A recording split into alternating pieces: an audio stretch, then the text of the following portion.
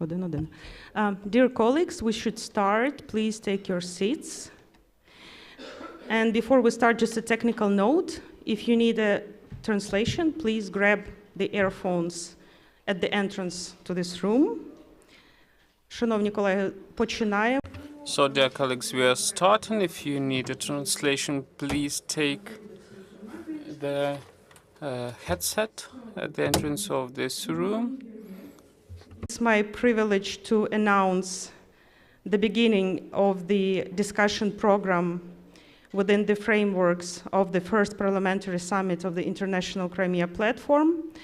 And it's a great privilege for us, as for the Office of the Crimea Platform and the mission of the President of Ukraine in Crimea, to actually open the First Parliamentary Summit of the International Crimea Platform with our discussion program, which will be really deep, I know that, and hopefully very fruitful.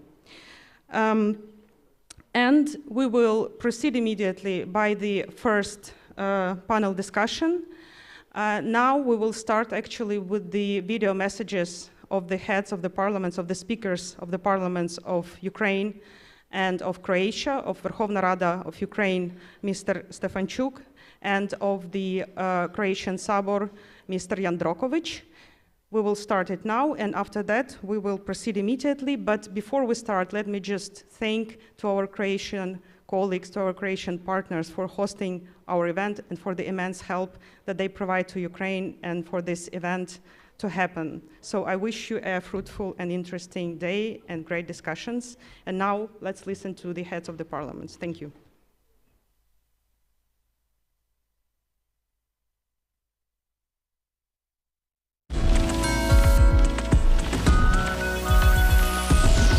Poštovane dame I gospodo. Ladies and gentlemen.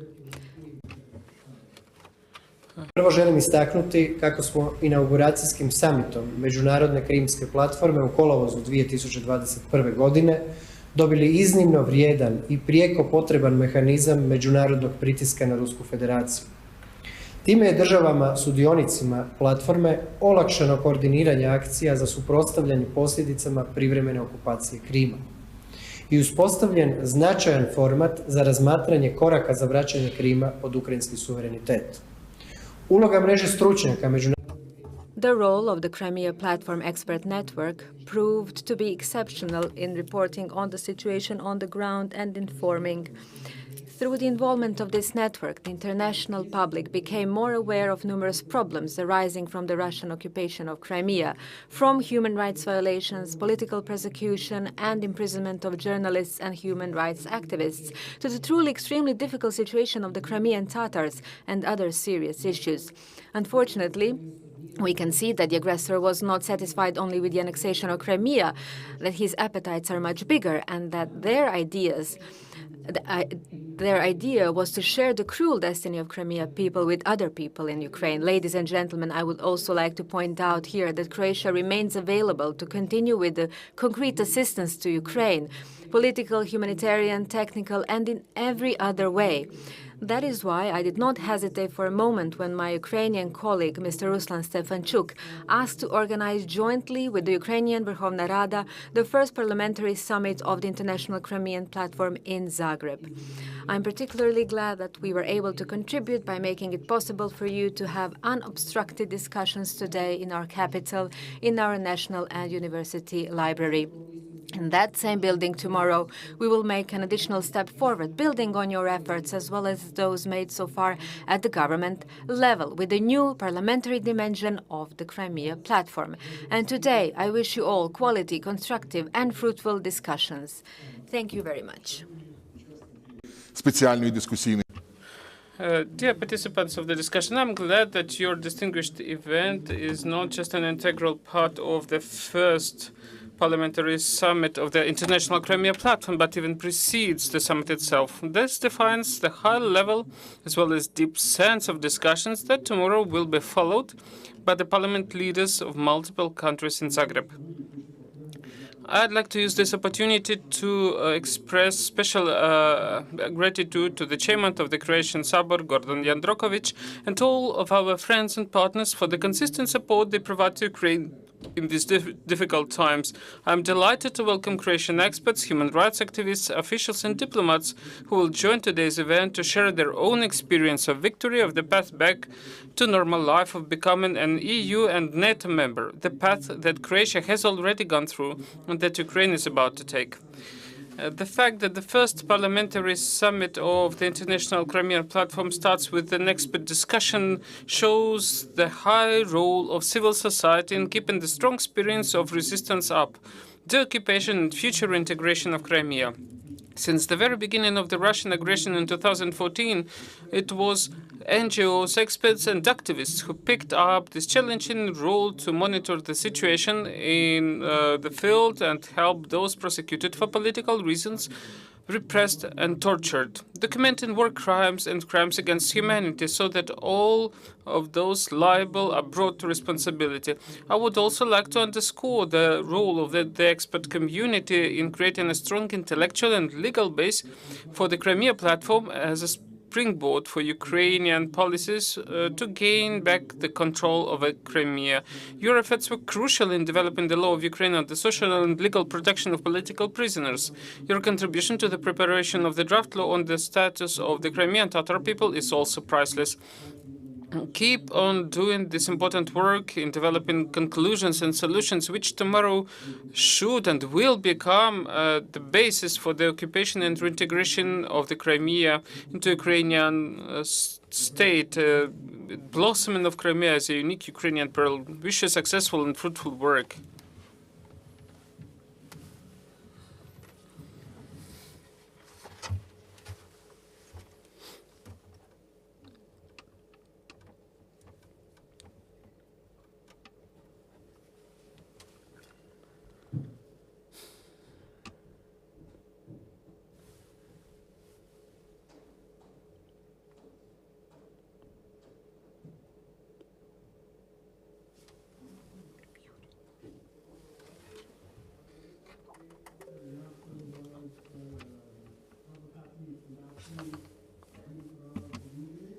Сьогодні я буду говорити англійською, але спочатку я хотів I will be speaking English today, but first I wanted to say hello in Ukrainian.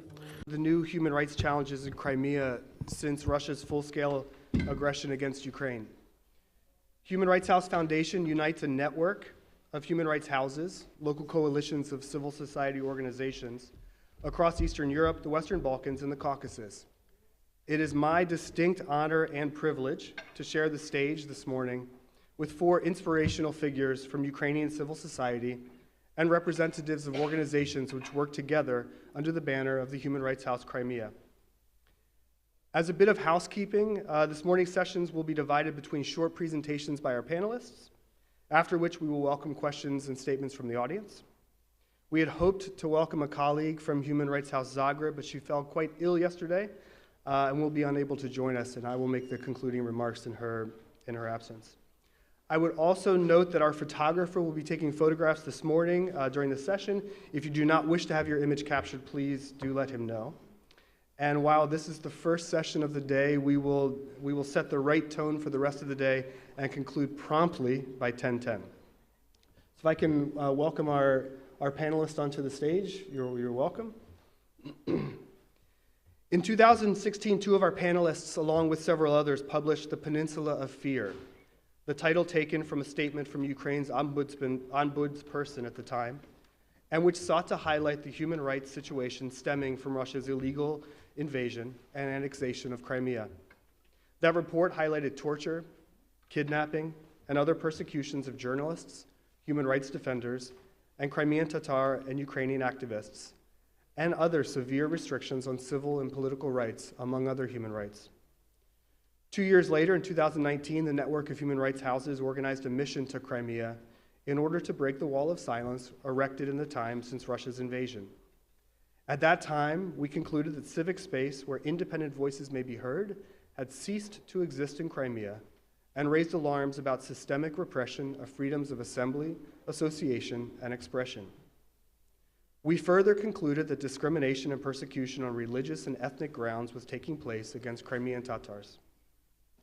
In between these and in the time since, Ukrainian human rights organizations, the UN monitoring mission in Ukraine, international human rights organizations, and any number of government and other stakeholders have reported on what can only be described as a crisis in Crimea. Systematic repression against Crimean Tatars, severe clampdowns on any form of dissent, attacks on journalists and human rights defenders, arbitrary detention, abductions, torture. The list goes on and on. Less than a month ago, in its latest report, the Office of the UN High Commissioner for Human Rights raised concerns that the legitimate activities of human rights defenders in Crimea are being obstructed by arrests, prosecution, and the blocking of access to websites of human rights NGOs. They further documented cases of 89 individuals in Crimea facing prosecution for, quote, discrediting the armed forces of the Russian Federation. This morning, our panelists will delve deeper into several key aspects of this deepening human rights crisis in Crimea and offer recommendations on what representatives to the Crimea Platform Parliamentary Summit and other stakeholders can do in response. I would first like to introduce Tatiana Pachonchik. Tatiana is the head of the Human Rights Center Zmina, and along with 26 other NGOs, Zmina launched Ukraine's 5 a.m. coalition in February to document war crimes, support victims, and bring perpetrators to justice. Zmina is the recipient of the 2022 Democracy Defender Award from OSCE participating states. Tatiana, how acute is the overall human rights situation today, and what trends have you documented since February? The floor is yours. Дуже дякую, Дейве. Дорогі колеги, Thank you very much, Dave, dear colleagues. Good morning. I am really glad to see so many people from Ukraine today and today's media, human society, civil society organizations. And today we are happy to start this first day of the work of the First Parliamentary Summit. And I think it is very important that we start by this session because the civil society has always had a strong voice in the occupation of Crimea, in documenting the human rights violations and the crimes that took place all these years in Crimea. Now it's 8 months exactly since the start of the full-fledged military invasion of the Russia against Ukraine.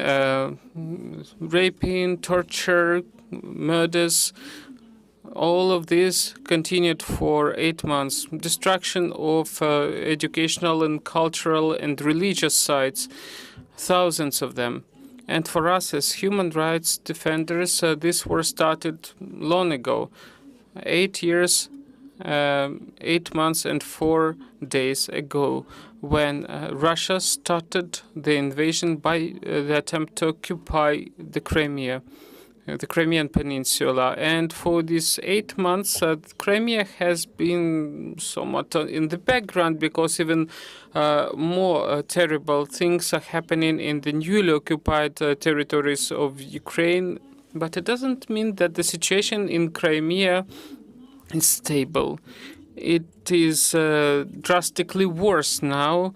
It has happened in these 8 months since the beginning of the invasion. As human rights defenders, we note that for the first time in the recent years, they have returned to the practice of kidnapping of citizens, something that we have not seen for a few years. And sometimes they keep people incommunicado without access to lawyers or to their relatives. They move some people there into Crimea from the occupied Kherson Oblast, and we have the information that this practice of violent disappearing was applied to several people, such as Ivan Kozlov, Sergei Tsigipa, Maria Garcia Kalatayub, Ruslan Abdurrahmanov, Apasav Kurtamed. However, no one can say for sure how many people are now victims of such kidnapping and are kept illegally in prisons in the occupied Crimea. Besides, there is now a stronger trend for pressure and prosecution of independent lawyers and journalists in the occupied Crimean Peninsula. In particular, in May this year, 4 lawyers from among Crimean Tatars were detained and later arrested and penalized. Adem Semedlyaev, Nazim Shekhmambetov, Aider Zambatov, and Emine Emambileva. Besides, 3 more lawyers were deprived of the bar, so they cannot continue their law activities. Those are people who have been protecting our people, Rustem Kamilev, Nazim Shekhmambetov, and so on. This has led to the fact that it is now increasingly harder to find new lawyers that can help our citizens in Crimea. In addition to that, there is a continuous persecution of journalists. As of today, at least 14 persons, professional journalists, are the political prisoners, and they're imprisoned currently. And 2 of them were imprisoned after the 24th of February 2022. It's Irina Danilovich and Leon Demiryanov, who cooperated with the Crimean Solidarity initiatives. As of now, more than 150 Ukrainian citizens are political prisoners that are captured either in territory of Crimea or they were moved to facilities in the Russian Federation, and dozens of them were imprisoned after the 3rd wave of Russian aggression against Ukraine. And as the human rights activists for many years, we've been using all possible legal mechanisms in order to protect the human rights in the occupied Crimea.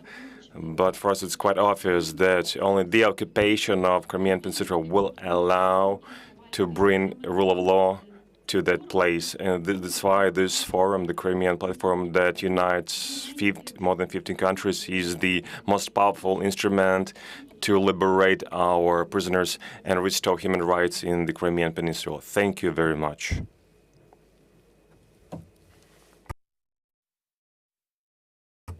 Diana, thank you. Our next speaker this morning is Valentina Potapova. Valentina is the head of the Center for Civic Education Almenda. Almenda was founded in Yalta in 2008 and has worked in exile since 2014. Almenda has worked for many years documenting and reporting on human rights violations in Crimea, particularly around economic, social, and cultural rights. With the invasion of Ukraine by Russia, Almenda now works with other human rights and humanitarian organizations to document war crimes, particularly those committed against children. Valentina, how is the Crimean educational system being used by Russian forces, and what evidence has Almenda and your partners documented? The floor is yours.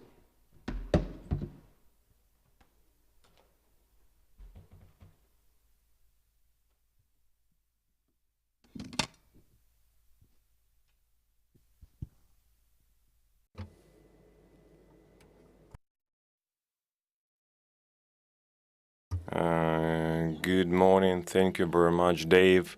And I would like to say that as Tatiana has reminded us today is 8 years, 8 months, and 4 days of Russian-Ukrainian war that started from Crimea. And if we will try to find the association, so the first thing that comes to my mind is lie. And the second thing that comes to my mind is the medieval times. Because in this, it's not possible in a civilized world that is built on the rule of law, respect for human rights, to so brutally violate human rights and neglect international law.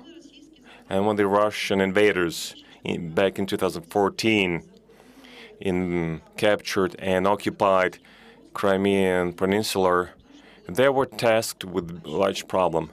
What do they do with children who were born in Ukraine and didn't know any other motherland other than Ukraine?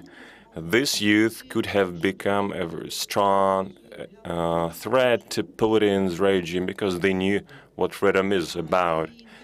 And then they decided to commit a crime. to erase the identity of these children by prohibiting language and culture through propaganda, through militarization. 8 years, occupants liberating the instruments through informal or formal education to replace the identity of children.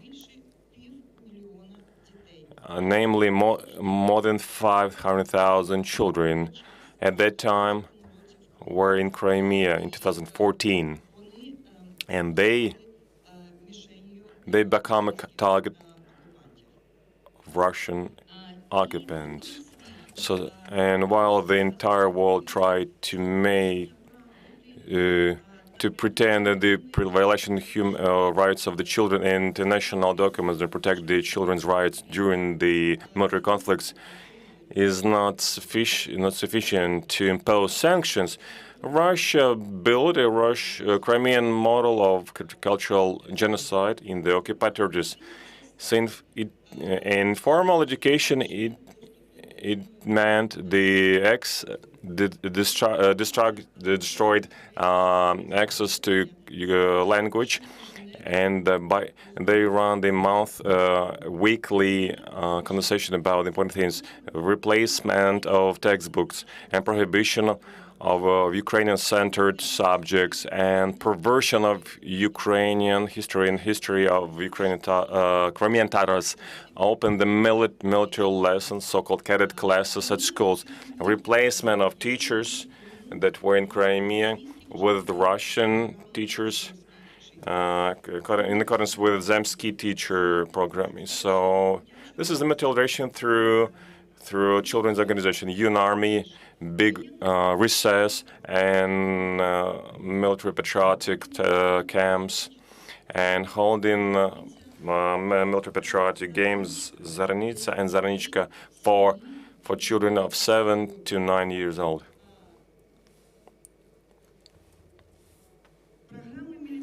So militarization program that was imposed by Russian Federation. They're aimed at, firstly, at intimidating with external threats, systematical forming the image of enemy when they speak about Ukraine, and later they form the image of enemy on the basis of collective West and Europe that has to be opposed with arms and propagate the cult of war and violence. And they teach how to treat arms, and they instill love in the law enforcement agencies of Russian Federation, and they create the motivation.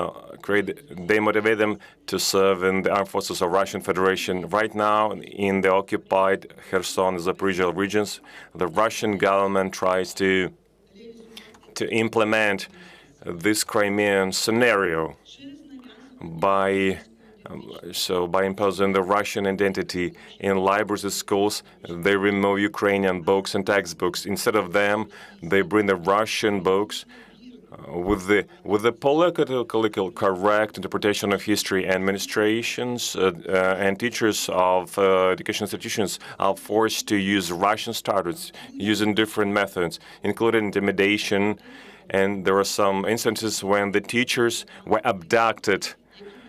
Those who didn't agree to cooperate with the occupational forces. The Crimean scenario of influencing the children's conscience is enforced by the fact that their parents are deprived the right of distant Ukrainian education. They are deprived of the homeschooling, and there is the fact that the occupational power in Zaporizhia region, they intimidate parents to deprive them the parental rights if their children do not attend the local schools. So the children in near front territories right now, those children are sent to Crimea and Russia.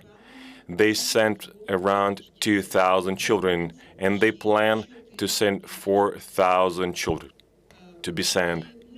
We understand that these children, they will be the hostages in order to to make the parents loyal to the Russian power because they're taken from their parents.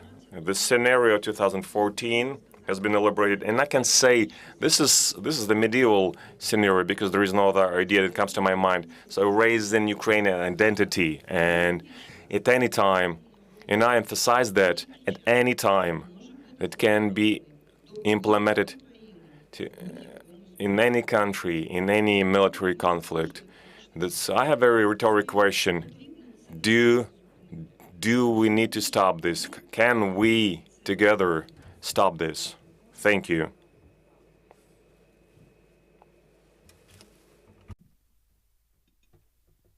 Valentina, thank you for that, which is, of course, really quite shocking information to hear and to think about. Our next speaker this morning is Katerina Rashevska. Katerina is a lawyer with the Regional Center for Human Rights. It's an organization of lawyers, human rights defenders, and activists focused on documenting human rights violations committed by Russian authorities in occupied Crimea, and then taking those cases to relevant national and international bodies. Katya, the Regional Center for Human Rights has also been documenting cases of enforced deportation from Crimea, as well as what seems to be attempts to destroy Crimean cultural identity.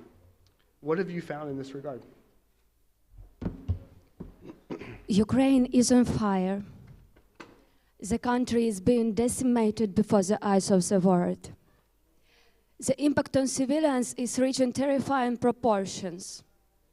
Almost 2 million Ukrainian citizens have been forcibly deported to the territory of the Russian Federation. Among them, at least 300,000 Ukrainian children. And this crime is ongoing. The Russian Federation uses demography in order to strengthen its hand against the Ukrainian nation.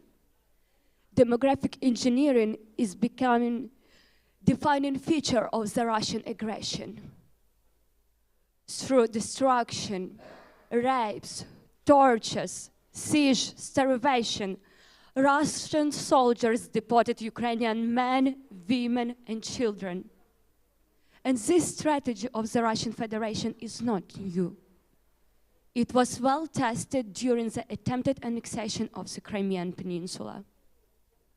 These 8 years, the Russian Federation has been carrying out the policy of forcible change of the demographic composition through deportation and displacement of disloyal Ukrainian populations and colonization of this territory from Russian citizens.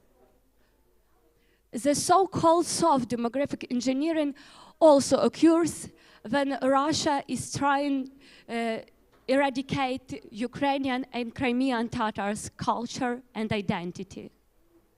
Through all this large-scale excavation with destruction and damages for our cultural seats, with abduction of our cultural heritage, with all this persecution of human rights defenders, activists, and other representatives of active population, of disloyal population, the Russian Federation carried out demographic engineering in Crimea.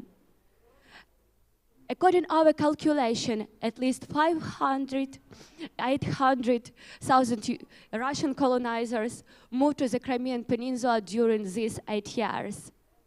And even after the large-scale invasion, Russians arrived to the Crimean Peninsula and continued to arrive. It's not only Russian soldiers, but also law enforcement officials and judges. Thus, among 305 judges of courts of general jurisdiction, at least 19 are representatives of the Russian Federation from 32 subjects of Russia. 11 judges moved to the peninsula during September 2022. Russia also deported disloyal Ukrainian population from the peninsula and stimulated the flow of disloyal Ukrainians, the flow of internally displaced persons. The number is between 60 and 110,000 people. Russia also deported the representatives of the so-called vulnerable groups among them at least 12,000 Ukrainian prisoners and 70 Ukrainian orphans forcibly deported from the territory of occupied Crimea to the Russian Federation and then illegally adopted by Russian families. And now the number of Ukrainian children illegally adopted by Russian families reaches 309 persons. And this number will be much higher because the Russian Federation implemented all necessary changes to its legislation. And the level of impunity is so high that even Russian children ombudsman Maria Lvova-Belova boasts that she adopted by herself boy from Mariupol. We should repress the repetition of the Crimean scenario in newly occupied territories, because from Chechnya to Georgia to Syria to Crimea, the Russian believes that they would get away with it. And unfortunately, the occupation of the Crimean Peninsula demonstrated that they were right. Stand up for Ukraine. Should take concrete steps in order to ensure the earliest possible deoccupation and reintegration of the Crimean Peninsula into Ukraine. We should ensure the investigation of all international crimes by the ICC and also implement the principle of universal jurisdiction whenever it is possible. We should also ensure the repurposing of frozen Russian assets to victims' need, because no justice, no peace. We need peace for Ukraine and not the policy of appeasement. We need peace now. This strategy must stop. Thank you. Katerina, thank you. We are now going to turn to a speaker online, I hope. Our next speaker, here he is Iskender Bariev. Iskender is the head of the Department of Legal Affairs and Foreign Affairs of the Mejlis of the Crimean Tatar People. He also serves as the head of the board of the Crimean Tatar Resource Center.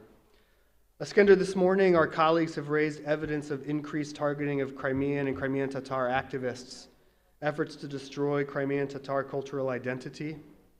How would you respond to this? How would you describe the situation for Crimean Tatars today? The floor is yours. Thank you very much, dear Dave. I will speak Ukrainian.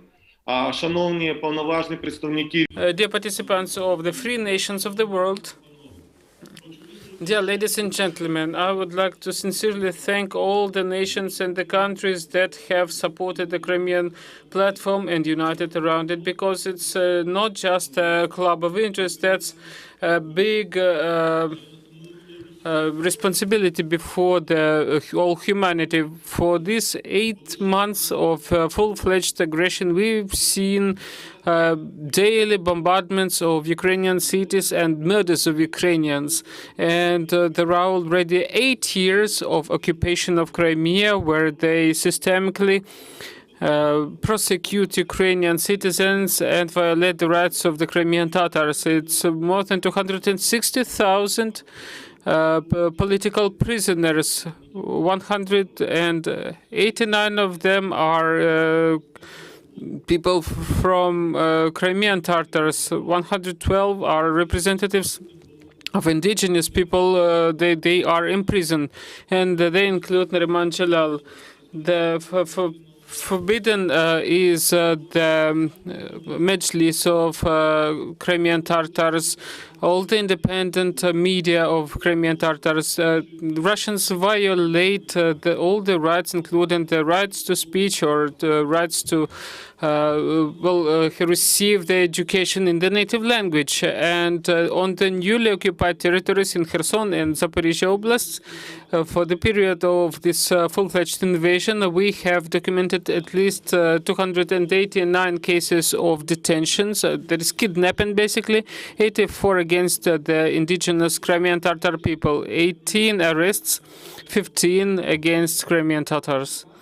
And in fact, We are speaking about those cases where we have the decisions of the occupation courts. A lot of our people are now being tortured in Henichsk Rayon, in Kherson Oblast, in Kherson City, and other places.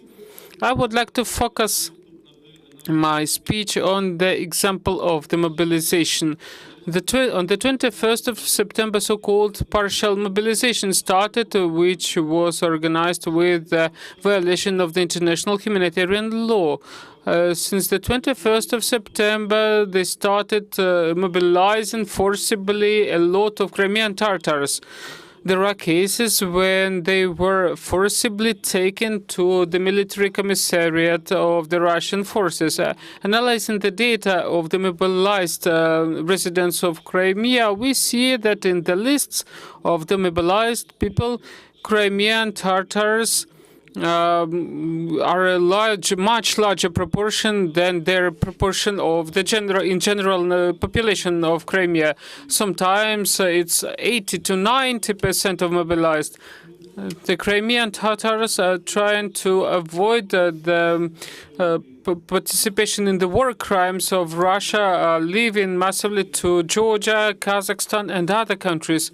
For example, in Kazakhstan alone, there are now more than 2,000 Crimean Tatars. However, to stay longer, they don't have the accommodation and they lack money. Since the beginning of the mobilization, since the 21st of September until the 13th of October, about 100 mobilized Crimean Tatars have perished.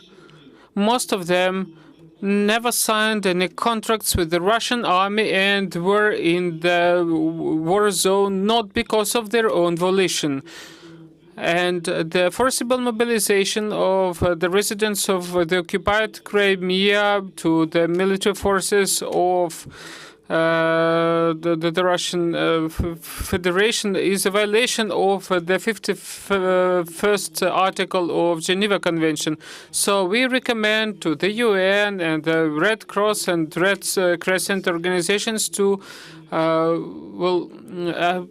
speak up against the illegal forcible mobilization of Crimean Tatars and other residents of occupied territories. Support creating humanitarian corridors to evacuate the men from the occupied territories, including Crimea, to the third countries, including UN members. Then provide a plan for humanitarian support of those thousands of Crimean Tatars who have moved to Georgia, Kazakhstan, and other countries. Increase the pressure onto Russia and use all the available mechanisms to stop the illegal mobilization of Crimean Tatars to the forces of the Russian Federation, which is basically like a death sentence against the indigenous population and a part of the state terrorism of Russia. And we are fighting not just for our rights and freedoms, we are on the front line of the fight between the democracy and the authoritarianism. Thank you. I'm so glad that you were able to join us this morning through the magic of technology. Finally, this morning, our last speaker, I'd like to welcome someone who's very well known to the Crimea Platform, Olga Skripnik. Olga is the head of the Crimean Human Rights Group. Crimean Human Rights Group has been a critical voice in documenting and reporting on human rights violations in Crimea since Russia invaded and occupied in 2014. In particular, the organization and others have reported on the arbitrary arrest and detention of Crimean political figures, human rights defenders, journalists, lawyers, and others. Olga, what are the trends and evidence concerning freedom of opinion and expression in Crimea today? Thank you, Dave. Dear colleagues, it's a pleasure to be here. And we are grateful to our international partner to supporting Ukraine and supporting Crimean Platform. All of us also represent the expert network of Crimea Platform. Crimea Platform exists on 3 dimensions: parliamentary, governmental, and expert. And our organizations are members of working group of human rights and international humanitarian law of expert network Crimea Platform. So I would like to focus on freedom of speech. Since the beginning of the Crimea occupation, a large-scale militarization of the peninsula, as well as the Crimea military base development for future aggression against Ukraine started. And during the 8 months after February 24th, more than 800 cruise missiles, different cruise missiles were launched from Crimea and the Black Sea, that caused deaths and injuries of the civilians, including children. However, a full-scale war of Russian Federation against Ukraine has been also prepared in the humanitarian dimension. Therefore, since 2014, the curtailment of freedom of speech and expression of opinion has begun. Russia destroyed all Ukrainian mass media, than any mass media that it couldn't control. The Russian authorities have built a large scale system of political persecution, and my colleague Tatiana Pechonchik told about it. The next step was deprive Crimeans of access to information. Websites of Ukrainian youth resources, of human rights and non-governmental organizations are blocked in Crimea, and Ukrainian radio frequencies are being blocking with Russia-controlled Crimea broadcastings on them. Moreover, Russia began to block the radio signal in the Kherson region as early as 2020. In summer 2021, our monitors documented in Kherson region that the Russia Federation have seized at least 34 Ukrainian radio frequencies, and Russia radio station broadcasted on these frequencies. And today, most of the Kherson region is occupied by the Russian army. Journalists and activists are being killed and abducted there in the line with the pre-compliant FSB lists. So freedom of expression was immediately restricted, and with the number of restrictions increasing year to year. And after February 24th, a new wave of persecution for the anti-war position and support for Ukraine began. A new administrative article about discrediting the Russian army is being applied for persecution. The Crimean human rights group documented at least 120 administrative cases under this article. The most common reason for persecution was no war statement published on social networks, or single protest, or I am for peace statement. In order to initiate proceeding, it's enough to call the war a war, or to publish information that the Russian armed forces have been involved in mass killing of civilians in Ukraine. Performing the national anthem of Ukraine, or chanting the slogan "Glory to Ukraine," or Ukrainian songs also consisted the reason for persecuting Crimea. All these years, the Russia-controlled media and officials have been using the hate speech. Ukrainians and Crimean Tatars, the Orthodox Church of Ukraine, and Muslims were subject of informational and psychological attacks from media inciting consistently hatred. The next step was to prepare society to accept the idea that Ukraine does not exist as a state.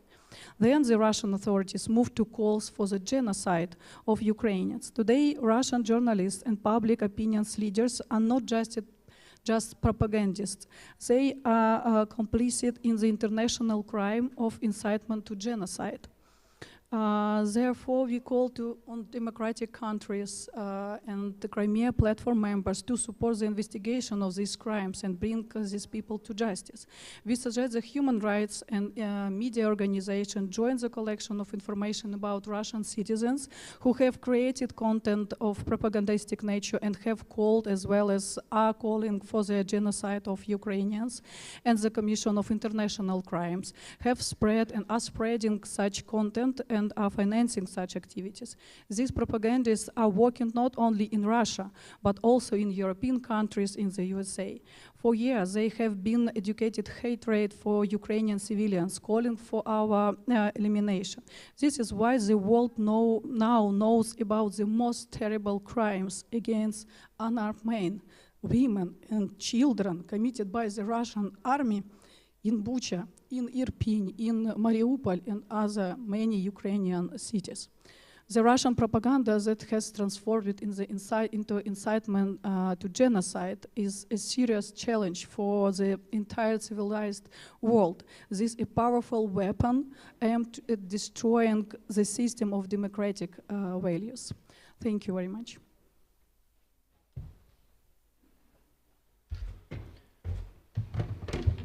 Olga, thank you. I am conscious of the time, but I also am conscious that we did want to have a little bit of time for questions from the audience if you have some. Fantastic. We don't have to go to my prepared questions. Please, and if you can introduce yourself as well. Thank you. Hello, my name is Oksana Pokolchuk. Which language shall we use? Beg your pardon? Which language? Wish. Okay. So my question is to the panelists. Do you see any difference in perception of information about atrocities committed by Russia in Crimea now in international media or in different audiences around Ukraine? Because we all know that before the full-scale invasion, the question of Crimea was really forgotten by international society in other countries around Ukraine. And is there any changes now in perception of this information in Western European countries, in North America, in South America, or in Africa? Tanya, I know you just got back from West Africa. Maybe I'll start with you to answer that question. Справді, я сюди прилетіла з Нігерії. Indeed, I came from India, Nigeria, and Ghana. We, as the Ukrainian delegation, worked with the government of these countries. We work with media, with civil society organizations, with the business. And this is the region, as we call it, the global south, where there was a strong Russian influence present, and we in fact neglected that region as Ukrainian government. And so the perception of this topic differs from region to region. I think if we talk about democratic West, EU countries, North America, United States, Canada, so maybe they started to realize that this third wave of Russian full-scale military aggression after the occupation of Crimea and starting war in Donbass in 2014 became the direct it was the direct impact of the occupation of Crimea in 2014, and so since the Russian army is not punished for these crimes, make them feel that they can do that in the future. And we see that with the new waves of aggression, the number of crimes increase. During the first years of occupation of Crimea, 44 abductions or enforced disappearances were recorded. And in Donbass, there were hundreds of forced disappearances. We remember the notorious torture room in isolation when hundreds of people started to disappear. And now the scale of disappearance counts in hundreds and thousands. So with the new circle of aggression, we have more and more crimes, and we need a strong response from the West. And if we had this response in 2014, I think we didn't have this bloody war now. Speaking about other regions of the world, the situation is more difficult, and we need to pay a lot of efforts to explain the reasons and causes of this war, and because they perceive it as the war between Russia and NATO, and they think that NATO provoked the war by expansion of NATO. But we, as civil society, we need to pay more efforts to work with these countries. Thank you, Oksana, for your question. One point I'd like to highlight is that after 2014, significant number of countries perceived the occupation of Crimea as some sort of local conflict, but we warned them this is a threat to the security of the region and the whole world. Now it's not perceived as a local conflict. Everybody understands that the occupation of Crimea was the beginning of full-scale aggression, and that we witness now, and now it's the threat to all countries, especially after the nuclear threat has emerged. And some information is perceived is more easy to understand by them. We see that this year, number of countries that joined Crimean Platform has increased. It's a good sign. At the same time, we see other risks after what happened in China. We realized there are another significant threats to work with, and today we see there are more global threats. And it will be difficult to speak about Crimea, but it doesn't mean it's impossible to talk about this topic. But Crimea is the issue of global security and not a local conflict. Thank you. Я думаю, може, у нас є час. У нас є. Other questions from the audience?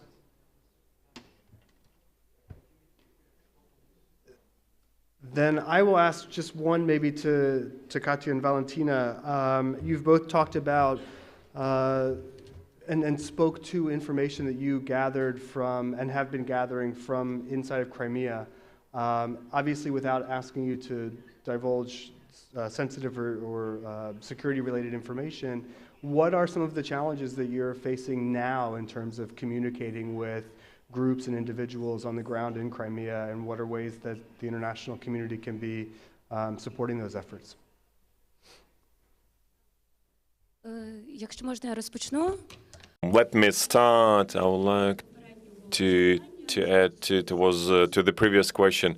I'd like to explain with the specific case. We started to call the spade, and we tried to see the real facts in the context of the children that were adopted in the Russian Federation since the full-scale aggression. We recollected this crime has started from the temporary occupation of Crimea in 2014. We found at least 70 orphans of Crimea that were deported to Russian Federation under their Train of Hope program, and they were turned into their enemies of their own nation. We started to use this fact together with a genocide. We're not afraid that somebody will look as of non-competence, and because we, during these 8 months, we learned by heart, so that the acts of the Russian Federation is the crimes, not only crimes against the humanity, but it's a purposeful destruction of the Ukrainian nation, and we don't know what's going to happen tomorrow. Concerning the communication in the Crimean Peninsula, we deal with the vulnerable groups. I mentioned in my report the orphans that cannot support communication. I usually ask, how do you communicate with your victims? Just imagine an orphan who is 4 to 5 years, who is deported to Russian Federation. How can we communicate with that orphan? Is it possible? And the same is true about our prisoners that were deported to Russian Federation.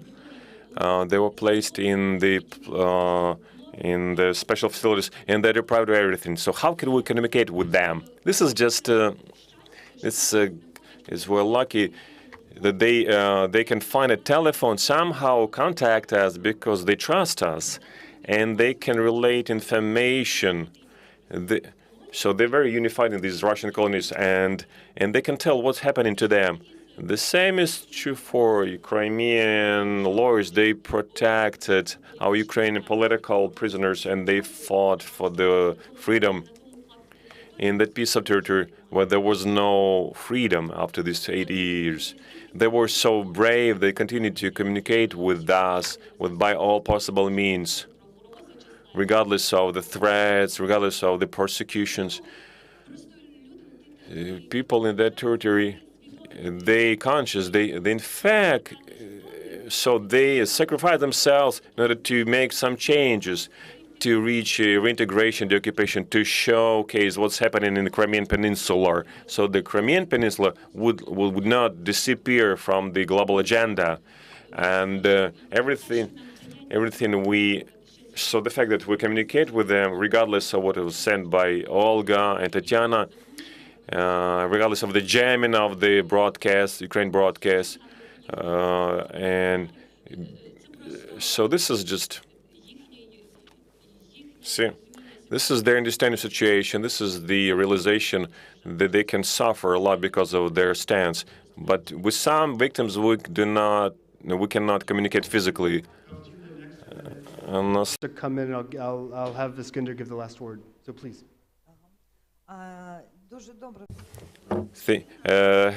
Katerina has said it well regarding communication, but we have been trying these 8 years to withstand the total militarization and a total destruction of identity. Ukraine initiated a very good program for children in the occupied territories. We started to build distant channels so the children who stay in the occupied territories could have access to Ukrainian education. But on the 24th of February 2022, the full-scale war has started, and now communication is very difficult. But it doesn't mean that we want to avoid doing anything. No, just let me quote you one of the first persons of the Russian Federation. I'm so sorry, but I will read it in the original language. It is necessary to re-educate the population. I'm so sorry. It's necessary to re-educate the population by censoring, repression, and suffocating the pro-Ukrainian position in culture, in education. We need to eradicate materials and ban all the Ukrainian programs.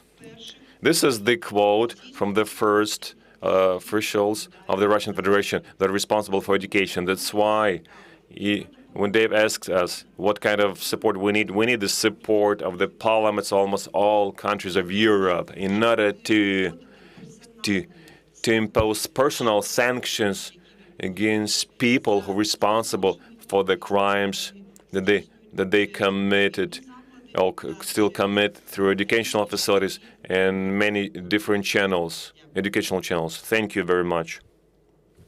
The last word, sir. Thank you very much. Thank you very much. I would like to pay attention that in Crimea there is limited access to information, and we try to inform our compatriots through ATR Crimean Tatar TV channel, because a lot of our compatriots, they seek this TV channel both on YouTube and via satellite communication regarding the Europe and Western world. We actively cooperate and continue to cooperate, but we have limited access to other mass media to not inform them. We experience significant problems with Asian countries and Middle East because they have insufficient information from us. In 2017, we created an international movement for the occupation of Crimea and solidarity with the Crimean Tatars, liberate Crimea, in order to activate and to activate diasporas of other countries, including Tatar and Ukraine, those who fight for democracy and justice. These are diasporas of Lithuania, Estonia, Chechnya, Aigur, and using different efforts, companies' efforts, we inform the society of those countries. This is very important because the parliament of these countries, for them, it's very important to know how their electorate thinks. It's very important to work with the population of the countries, including the countries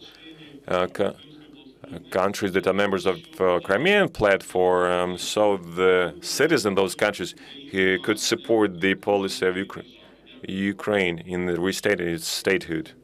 Thank you. Panelists, I think this kind of concludes our time together, and we're here, of course, for the Parliamentary Summit of the Crimea Platform, which begins tomorrow. And in this regard, we have recommendations, calls for members of Parliament, and ways that they can support the people of Crimea. Number one, back efforts which respect and reflect the agency of Ukrainian civil society. Ukrainian civil society is incredibly resilient. and playing a critical role in addressing the human rights crisis stemming from Russia's invasion of Ukraine. Number two, strongly and collectively condemn the detention and conviction of political prisoners, including Nariman Dzhelyal, Hasan Akhmedov, Aziz Akhmedov, Irina Danilovich, Remzi Bekirov, Vilen Temiryanov, Vladislav Yesipenko, and all political prisoners. Number three, support victims of political reprisals in Crimea, their families, and their lawyers. Use your platforms to name them as often as you can. Raise their names in media interviews. Number four, use all available parliamentary mechanisms to continue to monitor and document human rights violations, war crimes, and crimes against humanity in occupied Crimea, and include them in regular reports on the human rights situation in Ukraine. And finally, ensure support to the Ukrainian authorities in investigating war crimes, crimes against humanity, and gross violations of human rights in the occupied Crimea. So with that, let me thank again our panelists for joining us today, and thank you to the organizers and to the other co-organizers of this event. Thank you for your time.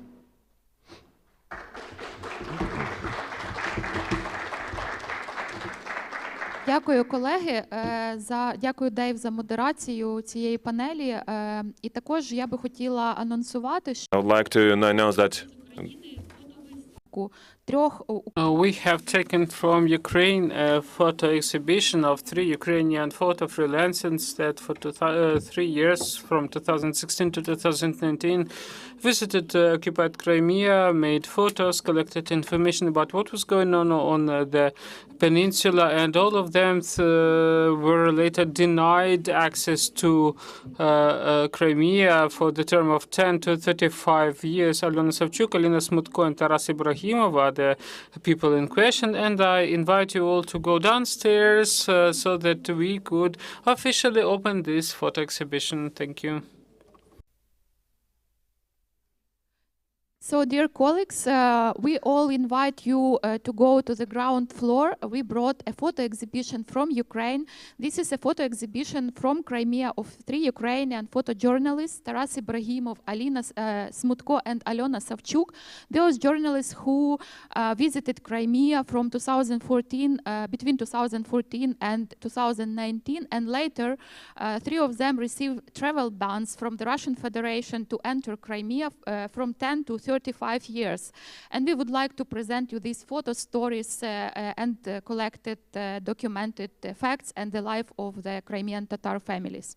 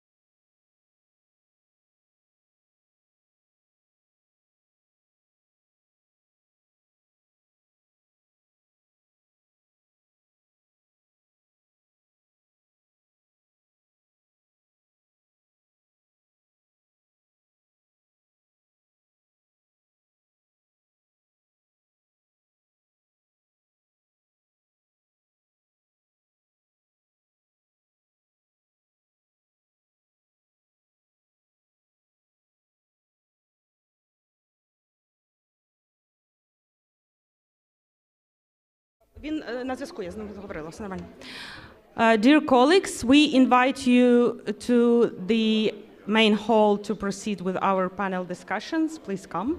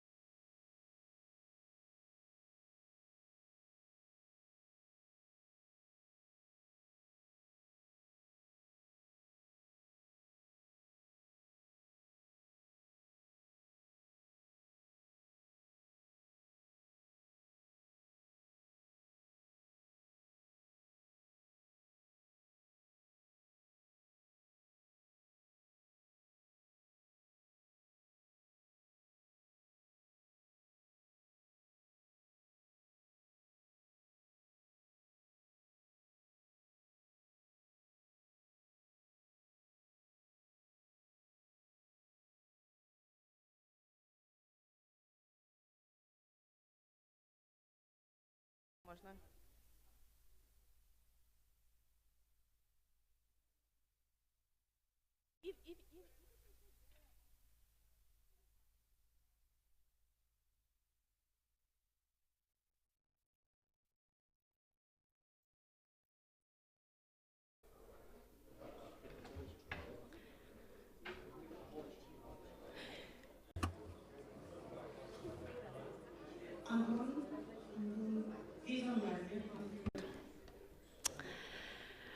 Good morning, dear participants, panelists, and guests. My name is Oksana Pokalchuk, and I'm honored it's a big honor for me to moderate such an important and timely panel, Crimea and the Great War, how to ensure the responsibility of the Russian Federation for international crimes.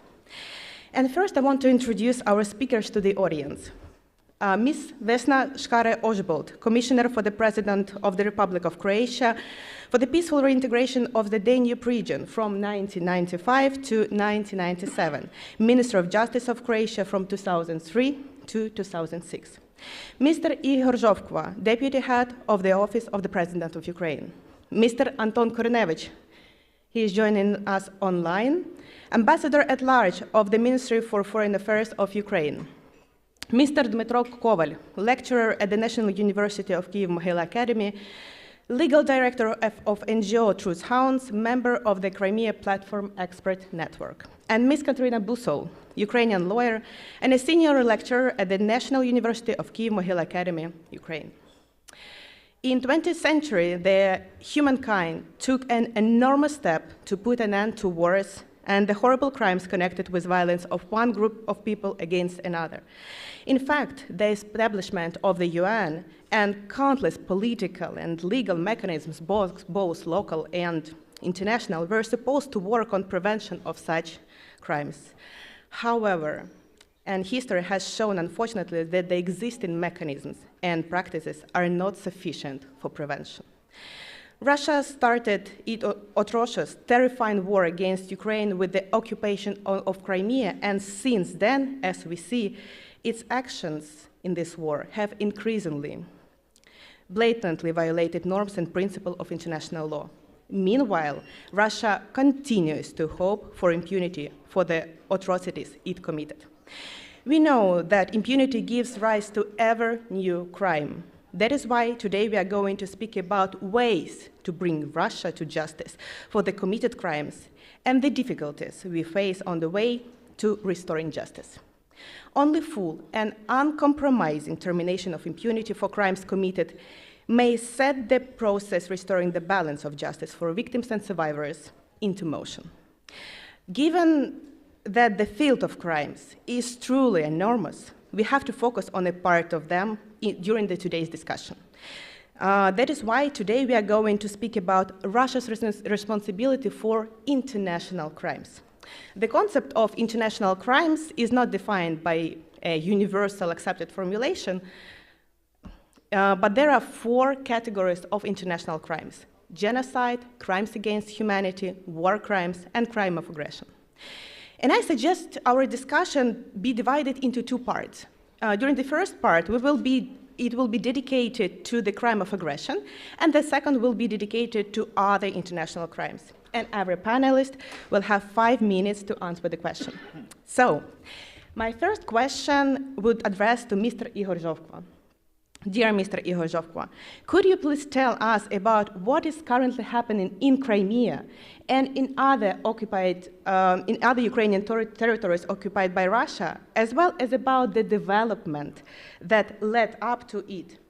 How does the Ukrainian government see the solution to the situation now?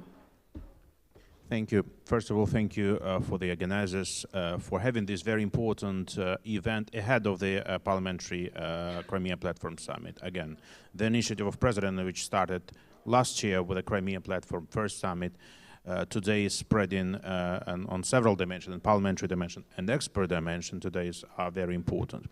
In order to answer your question, we probably should definitely start in 2014. Then let's be very honest and blunt. The world community, the international community, just overslept the attempted illegal annexation of the Crimea by Russian Federation. Everyone was silent, or even more than silent, saying that, or even not saying that something is going on. And that's what happened, and that's where those so-called illegal referendums started, and then those decisions of the Russian parliament and the Russian leader, and that's when it spread to other territories, and that's when it spread into the open war in 2022. Had the world been more reactive in 2014, and the world has started to awaken only after the situation with the MH17. Before that, sorry to my European colleagues and partners, you were silent. The same model is applying today by Russian Federation in the other occupied areas. It looks like they don't know how to invent something new. They take the same scales, they take the same standards, they take the same patterns, and they do again the same referenda. Then they have the decision of Putin, then they have the decision of the parliament, then they have change of constitution, similar approach. But luckily this time the world community, the international community is not silent. What is going on in Crimea now? We didn't know much after 2014. That's why when my president initiated this initiative of Crimean Platform, the task of this platform was twofold. Certainly the task number 1 is the deoccupation of Crimea by all possible means. And I here put a full stop, we all understand what we are talking about. But second task, which is immediate, is the human rights protection in the Crimea, current Crimea. When before the open war, we were telling to international community, we don't know, you don't know what is happening in the Crimea. You don't know how many people arrested. You don't know how many people deported. Yes, we understood the numbers more or less. But what is going on in terms of military concentration in the Crimea? We knew, we asked the international community to pay attention. You remember that starting in 2014, we are voting 2 resolutions each and every year in the United Nations General Assembly. Resolution number 1 being about militarization of the Crimea, and resolution number 2 being the human rights protection in the Crimea. We turned to the International Court of Justice on 2 main conventions. The first being the financing of terrorism, and the second being, again, about human rights. And what did we have from the international community? Yes, the ICG procedure is very complicated and it takes a long time, though we're having first successes there. I would just remind you that the first immediate rulings of the International Court of Justice was to immediately react for Russia in the occupied Crimea, to get the access to the Ukrainian language in the schools and in the media, to renew the Mejlis activity. Nothing in the close happened. And again, no one reacted. So that's why my president decided to have this initiative of Crimean Platform with its two most important things. Now, unfortunately, the situation even worsening, and we see that the all new ideas which Putin invents about mobilization, for instance, or additional mobilization, it again starts with the Crimea. It starts with the Crimea, and then it spreads to the temporarily occupied territories of Ukraine. It spreads to Kherson, it spreads to Zaporizhia, and to the Donbas. And yes, we can say that Crimea became a polygon for Russian Federation to test the new aggressive actions. We warned the international community before 2022 that, look, something military-wise happened in the Crimea. You do not pay any attention to this. It is turning slowly from the international resort to international nuclear or military testing ground, and that's what happened because the invasion to the Kherson region started from the Crimea, and we all knew that, and we asked the international community to pay attention for this. And unfortunately now, everything bad which is going on the territory of Russia, they also tested, or they first tested in the territory of Crimea. Unfortunately, no big change as far as the protection of human rights. I talked already about the Ukrainian language in the schools and the media, whatever. Unfortunately, nothing good about the inserting the people from other parts of Russia to the Crimea and deporting the indigenous people. And that's why my president adopted a law on indigenous people last year. And this year we have to implement it on the level of cabinet of ministers. And we are doing this. Tamila Tasheva knows how important is the activities of the government, coordinated with activities of the parliament, and presidents paying attention to this. So unfortunately, if the international community would not play that same unanimous response, what we need in 2014, the actions of Russians will be further on because they only feel force. When today or tomorrow in Croatia, more than 40 speakers are getting together to discuss, for instance, how to adopt unanimous resolution on calling the Russian Federation a terrorist state. That's important, and that's what is heard in Russia. When all the speakers will commit themselves to adopt the resolutions in their respective national parliaments for establishment an ad hoc tribunal, what we will be talking today about, is also their task, and it's also what is heard in the Russian Federation. We will later talk about what the president is doing, but you definitely know that he was raising the subject with each and every leader. So thank you for this very important initiative to unite the expert community. We really need the expert advice. We really need the actions how to do when the Crimea will be deoccupied. But before that, we have to think what will be economic model of development of the Crimea, what will be the judicial model, what will be the situation with the environment. We have to think now. So you know that our experts, our Crimean Platform office is already doing very important thing in preparing those first steps after the occupation, preparing the economic model. So we all have to think and act together. Thank you. Thank you very much. Can you hear me? Yeah, all good. Thank you very much, Mr. Igor Zhovkva. And I want to pass it over to Mr. Anton Kornevich. Do you hear us? The connection is fine. Can you hear us, Mr. Anton? Yeah. Good afternoon from Kyiv, dear colleagues. Hello, hello.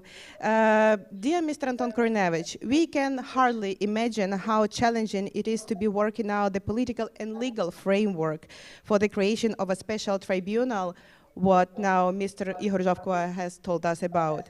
May I ask you to outline or to share your vision on how this tribunal could be set up? Thank you for your question, Ms. Pokalchuk. And first of all, of course, I would like to mention that it is a big pleasure and honor to be talking today within the first parliamentary summit of the Crimea Platform of these discussion panels, together with such respected and authoritative speakers. And of course, for myself, it's a great endeavor that our common efforts and of course the initiative of the President of Crimea Platform is getting such a big support and is moving further in different dimensions, in particular within the parliamentary dimension. It's truly wonderful, and I'm sure that all these efforts are really struggling, and they will be finalized with the deoccupation of our Ukrainian Crimean Peninsula. And of course, we in Ukraine, and not only a lot of lawyers, a lot of politicians, international community, were struggling to find the right answers why the Russian Federation, and in particular the political and military leadership of the Russian Federation, were not brought to responsibility, to accountability for actually using of force, the illegal use of force, and committing aggression against Ukraine since 2014. And actually, this aggression of the Russian Federation started in late February 2014 with exactly the occupation, temporary occupation of the Autonomous Republic of Crimea and the city of Sevastopol. As of now, Ukraine effectively and vastly uses all the possible international legal mechanisms and instruments and tools to get Russia and its leadership responsible, but we do feel that there are gaps which are not filled, which we need to fill, and actually these gaps are about actually starting the aggression against Ukraine in late February 2014. And that is why, since this aggression started in 2014 and this crime of aggression is still continuing, we are sure that one of the relevant answers, and probably the principal, the main answer, is the establishment of the special tribunal for the crime of aggression against Ukraine. The establishment of this tribunal and its work and mandate jurisdiction will concern exactly the crime of aggression against Ukraine, which started from Crimea, and that will be the relevant legal response for the leadership of the Russian Federation for all the actions they have been committing and still commit since late February 2014. And of course, the establishment of the special tribunal for the crime of aggression against Ukraine is now one of the priorities for Ukrainian government, for the office of the president, for, I would say, all the stakeholders who are taking part in these efforts, in this initiative. And this idea has already summoned a good level of political support from, I would say, different stakeholders, Parliamentary Assembly of the Council of Europe, Parliamentary Assembly of NATO, OSCE, European Parliament, national parliaments of Ukraine, Lithuania, Estonia, and the Netherlands. So we see how parliamentary track and parliamentary element is important in all such endeavors. But of course, all in all, we do hope that all these efforts will bring us to the establishment of the special tribunal. It is quite understandable that this tribunal should be international in nature, meaning that it does need to include international element, because first of all, this is the issue of legitimacy and credibility.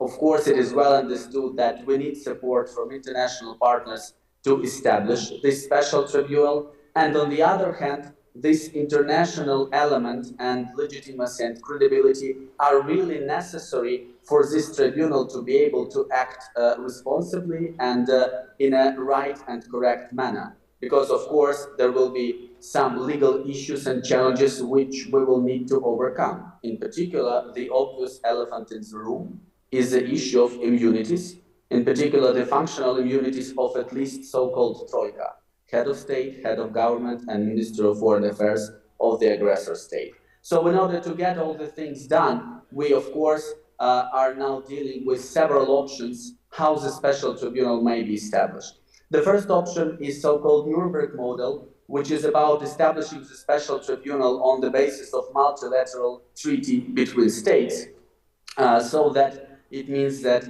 Ukraine and other states, governments of states, will sign and then ratify the